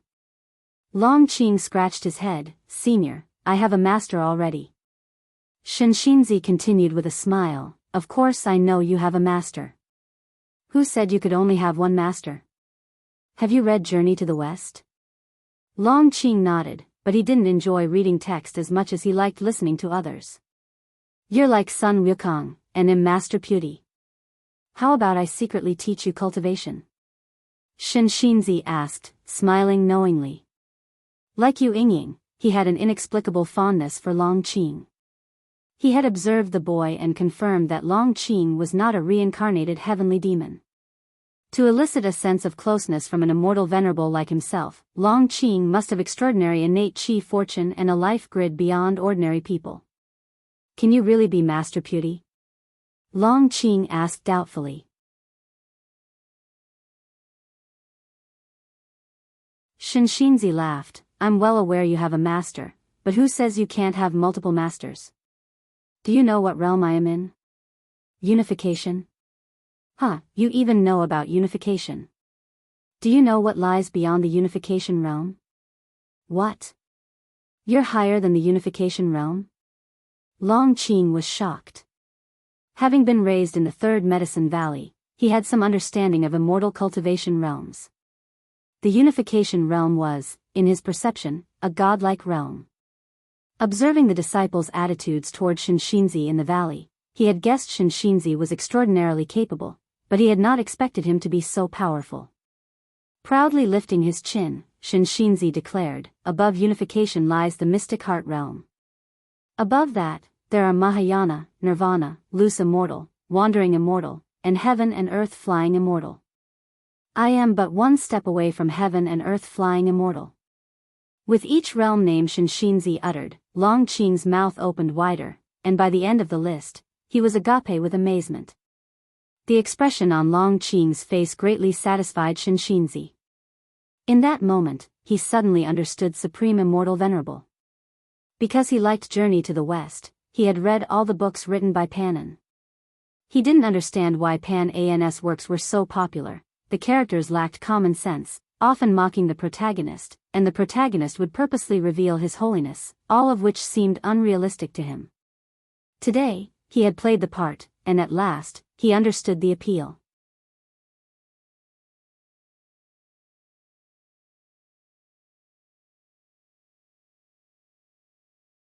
Chapter 348, Studying the Deification. As Shinshinzi secretly admired Pan's understanding of the human heart, Longqing couldn't help but ask, if you are so powerful, why do you stay in Medicine Valley? Shinshinzi smiled gently and said, I am not from the Supreme Sect, I just like the atmosphere here and want to stay for a few centuries to clear up the confusion in my heart. A few centuries. Longqing's look at Shinshinzi changed, and he began to believe Shinshinzi's words. You say you are a wandering immortal, how can you prove it? I am not a child. The 13-year-old Longqing, claiming he was not a child, made Shinshinzi smile even more broadly. Shinshinzi grabbed Longqing's shoulders, and without waiting for Longqing to react, he leaped into the air. The world blurred before Longqing's eyes, he instinctively closed them, and when he opened them again, he was stunned by the sight before him. He had actually come to the heavens. Below was an endless sea of clouds, and above, the sky was filled with stars, as though nested in the night, except these stars shone brighter and were more numerous. Densely packed, more so than the flowers and plants in the valley. Longqing opened his mouth wide, his bright eyes sparkling with an unusual gleam. With a sky full of stars overhead, Longqing's view of the world seemed infinitely larger. He twirled around on the spot, not even realizing there was no ground beneath his feet. Shinshinzi stood by, smiling. Suddenly, he understood Master Puta's feelings. No wonder Guan said Master Puti was very fond of Sun Wukong. Longqing turned several times, then suddenly realized he was suspended in midair, and quickly grabbed onto Shinshinzi's robe sleeve in fright. Is this the heavens? He asked Shinshinzi, full of anticipation. Seeing the boy's fearlessness, Shinshinzi held him in even higher regard. Shinshinzi replied, correct, we are extremely far from the ground. With the speed you chased the white spirit rat before, it would take at least 20 years to reach here. Upon hearing this, Long Qing widened his eyes. He instinctively looked down, seeing only a thick sea of clouds, but when he looked into the distance, he saw a shade of blue, unclear what it precisely was. He looked up again and pointed at a shooting star, asking, "What is that?" Shenxinzi looked up and answered, "That is a heaven and earth flying immortal returning, very far from us." "Heaven and earth flying immortal, can I go to the stars?" "You cannot, one must reach the heaven and earth flying immortal realm to cross the invisible sky wall." "Heaven and earth flying immortal. I want to cultivate, I want you to be my master, teach me how to reach the heaven and earth flying immortal." Long Qing clenched his fists, his voice filled with excitement.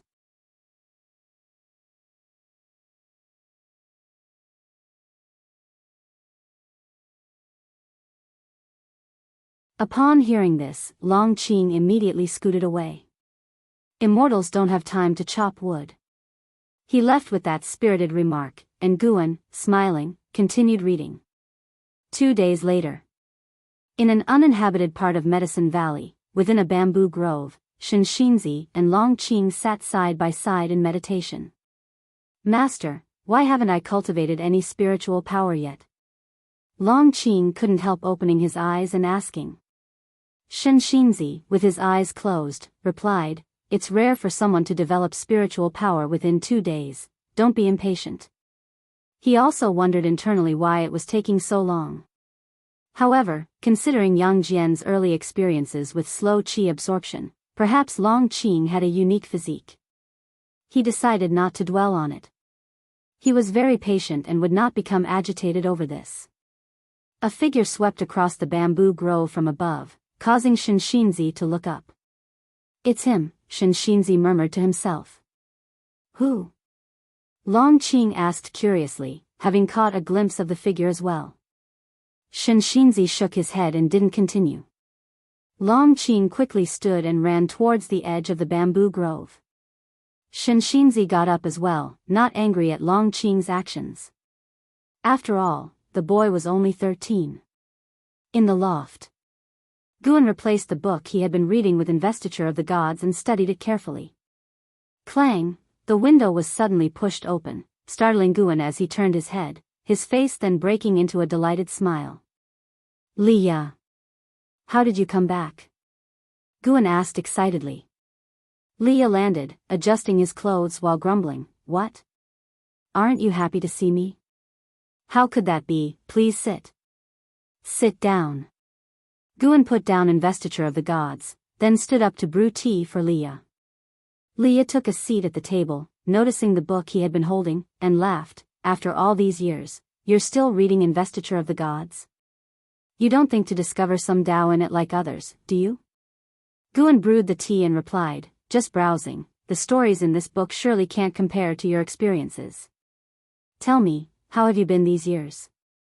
Have you been injured?"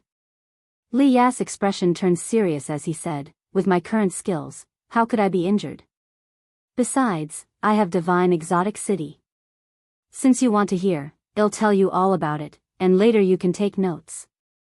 Guan brought over hot tea, placed the cup in front of him, sat down, and said with a laugh, "Indeed, owning divine exotic city, even my disciple Long Qing couldn't possibly get injured."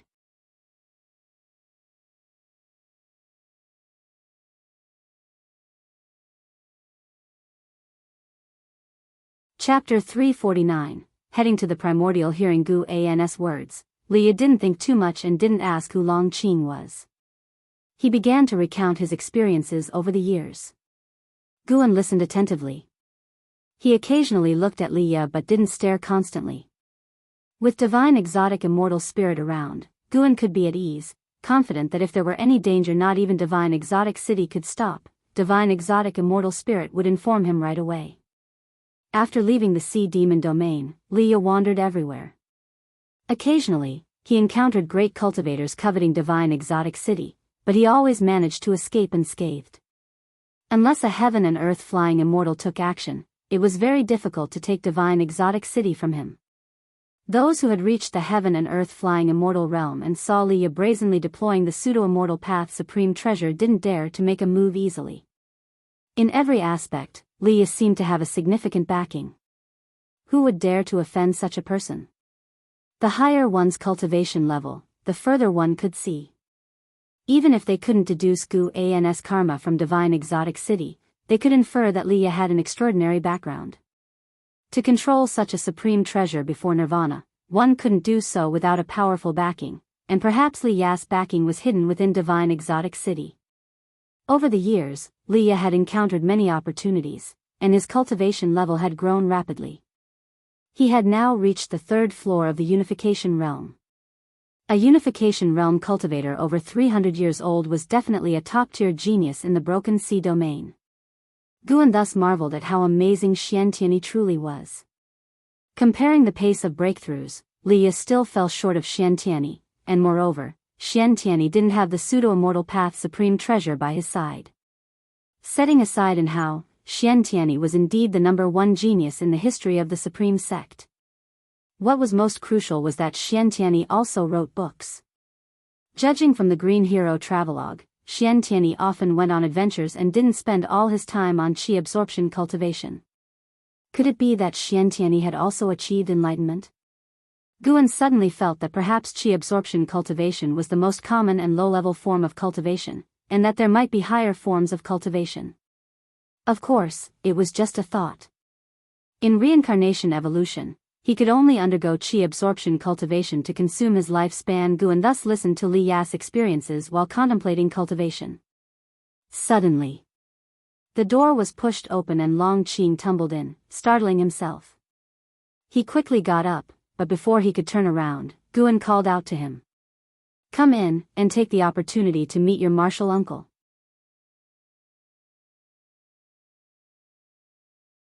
At Guan's words, Long Qing was overjoyed.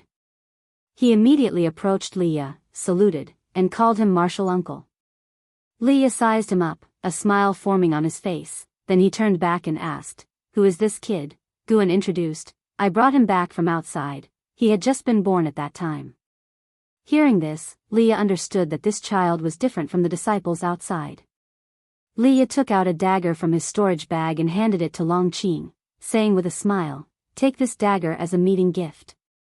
It's a magic artifact, so don't use it recklessly before you start cultivating." "Thank you, martial uncle," Long Qing said excitedly, clearly very fond of the dagger as he played with it. Leia looked at Guan, laughed, and said, "Actually, this kid looks a bit like you." "Nonsense. Really, if you hadn't said anything, would have thought he was your son." Seeing that Leia was serious, Guan suddenly thought of something. Was his appearance in reincarnation evolution the same as now? He thought carefully. After Lu Han had restored his appearance, he did indeed resemble him a bit. As for the previous 3 lives, he rarely looked in the mirror and didn't pay attention. "It might be because I raised him that he looks a bit like me," Guan casually remarked. Long Qing's expression dimmed. Deep down, he was also hoping that Guan was his biological father. Guan beckoned him over to join in and listen to Li Ya's experiences. After Long Qing joined, the atmosphere became even livelier. It wasn't until evening that Leia said his goodbyes and left, leaving behind a large pile of medicinal herb seeds. Guan didn't see Leia off but instead asked Long Qing about his activities over the past 2 days, wondering why had suddenly been so quiet. Long Qing began to hem and haw in his explanations. Elsewhere. After descending the stairs, Leia made his way to where Shinshinzi was standing. He bowed with cupped hands, curious, and asked, "Senior, why are you here?" On his return this time, he felt that the Supreme Sect had changed a lot. Wherever he went, he encountered cultivators whose cultivation levels he couldn't fathom. Even in Medicine Valley, there were many whose cultivation levels were a mystery to him. He felt that the Supreme Sect's growth was even faster than his own. Of course, he was just marveling, not shocked, because his primordial ancestor was still with the Supreme Sect. Compared to his primordial ancestor, his achievements over the years were trivial.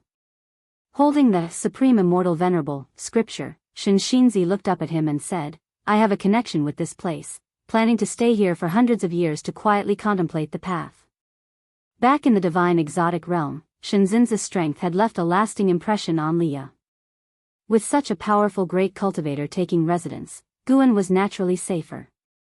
He smiled, exchanged a few pleasantries with Shenxinzi, then he took his leave.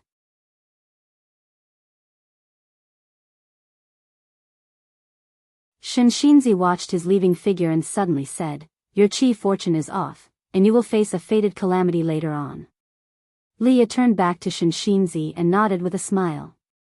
He didn't continue the conversation but instead leaped up and flew away on his sword. 30 minutes later. Guan followed Long Qing downstairs, where Long Qing ran off towards the distance, while Guan saw Ji Xiaoyu stepping out of a room. "The person earlier, you'd better keep your distance from him. I can sense that he is approaching a fated calamity," said Ji Xiaoyu. Guan frowned and asked, "What calamity?" He had actually noticed it earlier. There was chi fortune from the holy court on Leah, and it wasn't just a smattering but an integration. He guessed that Leah had already obtained the chi fortune of the holy court. He peered into Leah's past but could not see how Leah had obtained the chi fortune. The holy court's chi fortune was something even he, as a divine thought true immortal, couldn't fully understand. "I'm not sure either, but the cultivation technique I practice allows me to sense others' chi fortune and destiny," said Ji Xiaoyu as she shook her head. She had had so many dreams, not only seeing experiences from past lives but also continuously inheriting past lives' cultivation techniques, divine skills, and spells. Now her cultivation level had reached the Divinity Transformation Realm 8th floor, and her progress was astonishing. "It'll be fine. He's sure to have a charmed life," Guan said earnestly, causing Ji Xiaoyu's gaze to shift subtly as she looked at him. "The moonlight might be lovely tonight. How about keeping me company to enjoy the moon?" Guan suddenly suggested. Ji Xiaoyu hesitated for a moment and then nodded slightly. Divine Exotic Realm. The master of the Divine Exotic Realm and a group of Divine Exotic Ghost Kings stood on the shore, looking at the terrifying waves crashing on the sea. Among the surging waves, a figure stood tall above the water, bare-chested with fists tightly clenched, his white hair disheveled and soaked, gasping deeply for air. Zhang Buku. It's done, excitement flashed across Zhang Buku's face. He turned to look at the distance, locking eyes with the master of the Divine Exotic Realm from afar. The master of the Divine Exotic Realm showed a smile, nodding slightly toward him. Boom! The waves exploded, and in almost an instant, Zhang Buku appeared in front of the master of the Divine Exotic Realm, causing the surrounding Divine Exotic Ghost Kings to be taken aback. Such incredible speed! Stealing the 5 elements was secretly shocked. He had watched Zhang Buku grow over the years. The kid's talent was getting stronger. With time, he was sure to become a name that echoed across the heavens. The master of the Divine Exotic Realm looked at Zhang Buku and said, "You have now perfected the most powerful ancient treasure body. It's time to set off."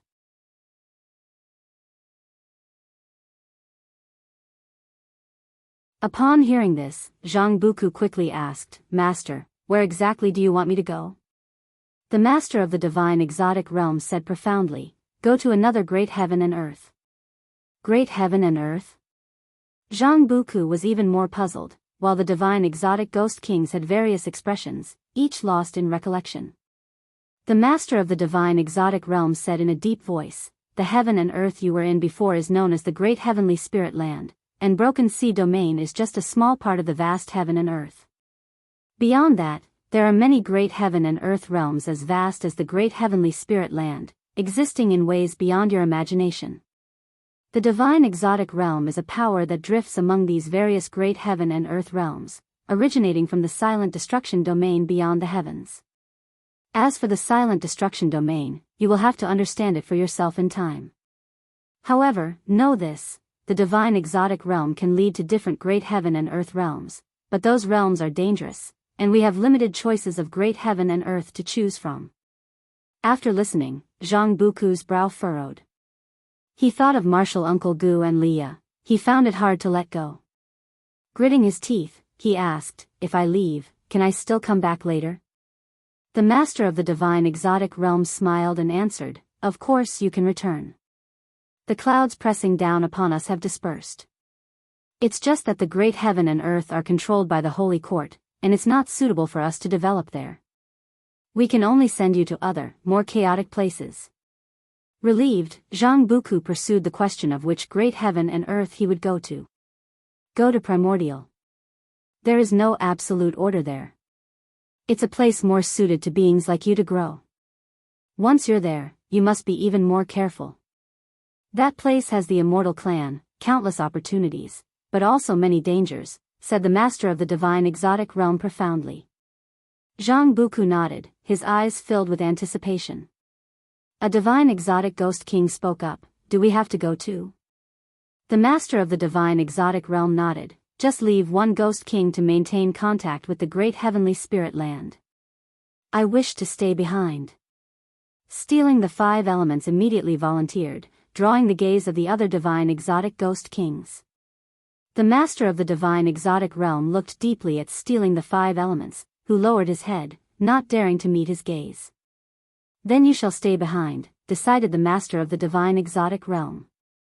Stealing the 5 elements grinned and thanked him profusely. The winter snow flurried. A figure headed towards the entrance of the 3rd Medicine Valley. He was clad in armor, covered in snow, moving not swiftly through the heavy snowfall but with a steady pace. Underneath the helmet was an aged face, his eyes cloudy.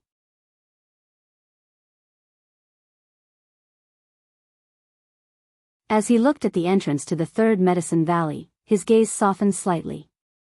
"Who are you?" A female voice sounded as an Exian approached with a bamboo basket in hand. The armored man turned to look, struck by Enzin's grace.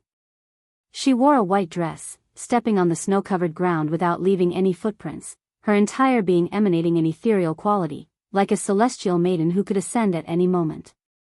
He bowed and said, "Im Yi Yen. May I ask if the valley master of the 3rd Medicine Valley is still Guan?" An Exian nodded slightly, replying, "You know my master? If so, I can take you to see him." Yi Yen smiled, his expression pensive. "I remember him, he."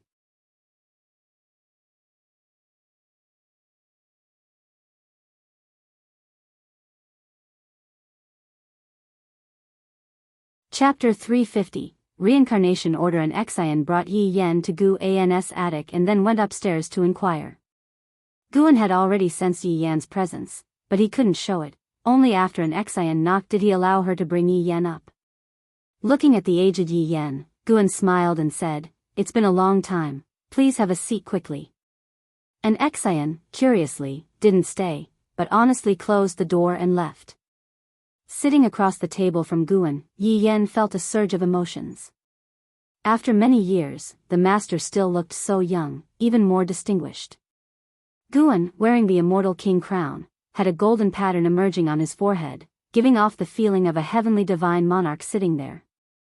Yi Yen could feel that, like him, his master was also at the core formation realm, both at the same realm, yet their essence energy could not have been more opposite. "Why are you?" Guan frowned, hesitatingly asked. 50 years ago, Yi Yen was in his prime, youthful, and one of Li Zuando's most capable generals. Now, Yi Yen looked so old. Guan could see that Yi Yen had reached the end of his lifespan, but he couldn't state this outright, he could only inquire. In reality, Yi Yan's maximal lifespan had grown a bit over the years, though only slightly. Yi Yen smiled and said, "Everyone has their time, mine is almost due. I wanted to come back to see this place before the end." Hearing this, Guan couldn't help but sigh and then stood up to pour tea for him. Yi Yan's gaze followed him and said, "Master, there's no need for you to sigh for me. I've accomplished everything in life without regrets." He had fought alongside Li Xiandao to unify the Taizong dynasty, and Li Xiandao had granted him nobility. For decades, he enjoyed wealth and even marital bliss, and truly had no regrets. "It reassures me that you could come back to see your teacher," Guan said after serving the tea, turning around to speak. Even if he taught Yi Yen now, it would only extend his life by a few more years. Moreover, he wasn't keen on teaching just anyone, it risked revealing his cultivation level. Every year, dozens of disciples graduate from Third Medicine Valley and Mystic Valley. He couldn't possibly teach each one. If not for the master's help, I couldn't have had such a splendid life. If I hadn't heard from His Majesty that you were well, would have come back sooner to repay you, Yi Yan, taking the tea bowl, replied with a smile. He had shed his habitual martial fierceness, now as gentle as a small stream. Guan sat down and began inquiring about his experiences over the years. Yi Yan didn't hide anything and started from when he left the valley, with Guan listening intently. The night passed as they spoke. At dawn's approach, Yi Yan made a request. He wanted to be buried in the Third Medicine Valley. Guan remained silent for a while, then nodded in agreement.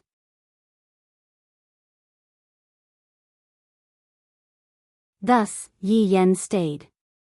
Guan sent an excion to find Zhenqin, and by evening, Zhenqin had returned, her mood somber at the sight of Yi Yan's graying hair. They stood by the wooden railing, watching the snow while reminiscing about the past. When Third Medicine Valley was first established, it was just Zhenqin, Su Han, and Yi Yan. Back then, Zhenqin had the least talent and was less powerful than the other two. 300 years had passed, Su Han had long perished, and now Zhenqin was about to bid farewell to Yi Yan. How could she not be sad? Mentioning Su Han, Zhenqin didn't hide the truth, and, hearing that Su Han had died early, Yi Yan also fell silent. Su Han, known throughout the Taizong dynasty for wielding the hateful Heaven Divine Sword, Yi Yan knew of his exploits but was unaware of his fate. The journey of life is indeed unpredictable, Yi Yan reflected. He was close to death already, naturally not excessively sorrowful. He turned to Zhenqin and smiled, "Don't be sad, when I go down there, they'll greet him for you." His words left Zhenqin's eyes red with emotion. Guan stood by the window, watching their silhouettes, lost in thought. Long Qing came downstairs, grabbing a handful of snow, intending to throw it at Guan, but seeing his solemn expression, Long Qing held it for a long while before ultimately lowering his hand and turned to throw it at Blood Prison Great Saint instead. Fast asleep, Blood Prison Great Saint was jolted awake, looking up to see Long Qing disappearing. "You little rabbit." Blood Prison Great Saint, furious, immediately got up to chase Long Qing, his massive bovine body kicking up snow mist in pursuit. The winter snowfall grew heavier, as if to fill the Third Medicine Valley completely. Time moved to the end of the year. At the edge of Third Medicine Valley, on a mountain peak, Guan stood in front of Yi Yan's grave, the falling snow melting before it even touched him. Guan's eyes were not sad but tranquil. He wasn't too distressed, merely standing there pondering the past.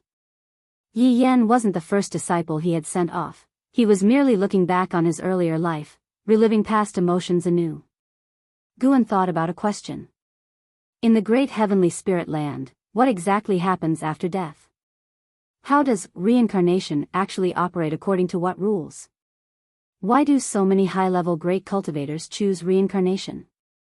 Is its purpose just to experience karma, destiny? Gradually, he entered a state of mystical understanding. Path enlightenment.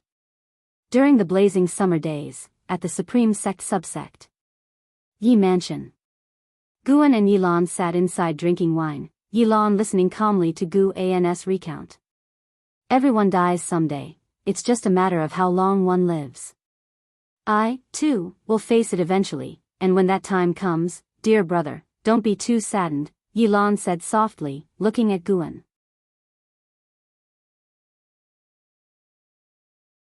Guan put down his wineglass and asked, "If I gave you a chance for eternal youth, but it required many sacrifices and adherence to certain rules, would you take it?"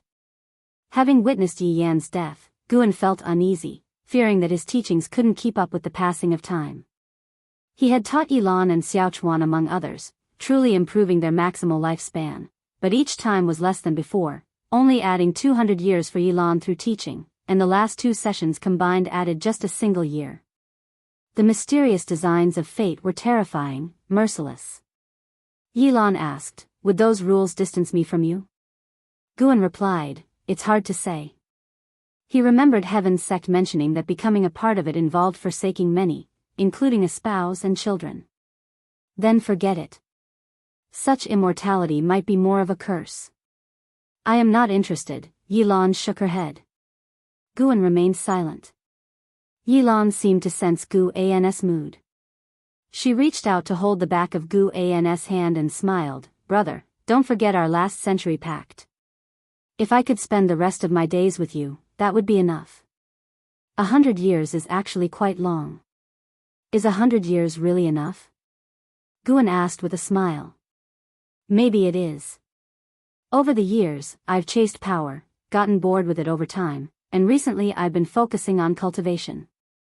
I've been thinking about doing something else, like your writing. Yilan started to share her experiences from these years.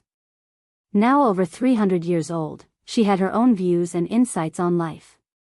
She was now at the divinity transformation realm and held a high position within the supreme sect. Her pursuits were evolving.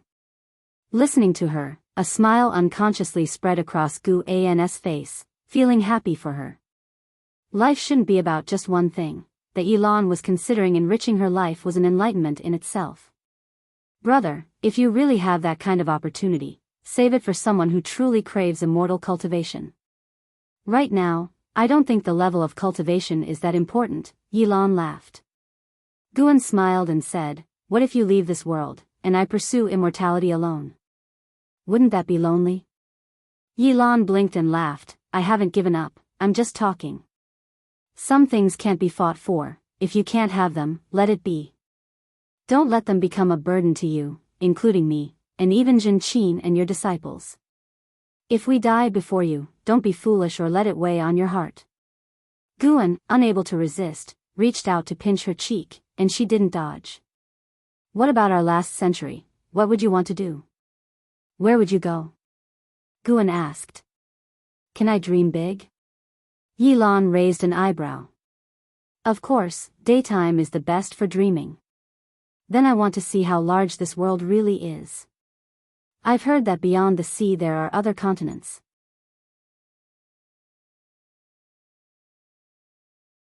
I also want to go to the heavens, to see how high it really is, and what lies beyond outer heaven. Yilan spoke enthusiastically, Guan listening intently, his thoughts drifting far with her words.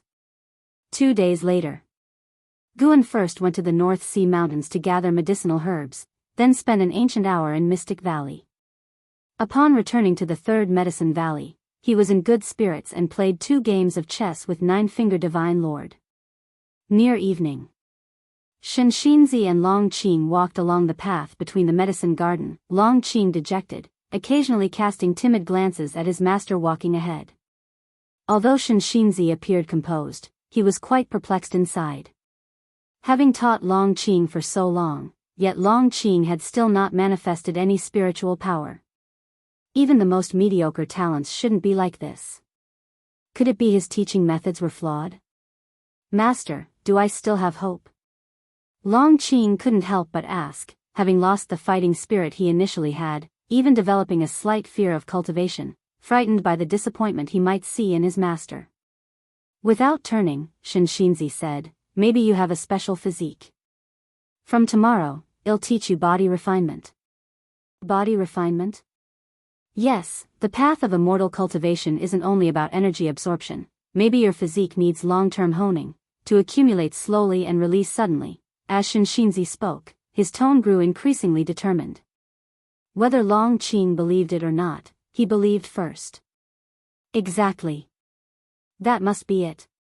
Yang Jian was also physically strong. Perhaps Guan chose Long Qing because they were similar. Hearing this, Long Qing immediately cheered up and began to jump for joy. When they reached the attic area, an Exian came up to them, smiling and asked, Senior, why have you been bringing this boy around every day? Shenxinzi pressed his palms together and said, Amitba, this child and I have a connection, so I'm taking him around to play. After all, since Long Qing had no cultivation, no one could discover he was simplifying things secretly. Hey, sister, why are you fussing so much? Long Qing grumbled. Once I succeed in body refinement, you won't be able to boss me around. An Exian grinned at Long Qing, thinking to herself, you cheeky boy, your feathers have grown firm, I'd like to see what you can learn from him. She verbally said, all right, I'll leave you be. With that, she bowed to Shenxinzi and then took her leave. Shinshinzi watched her departing silhouette thoughtfully. Her cultivation hadn't improved, but she gave off a very subtle feeling, which he couldn't quite explain. You're tuning in to the Romantic Tales YouTube channel. Don't forget to subscribe and join us on this journey to catch the most captivating stories.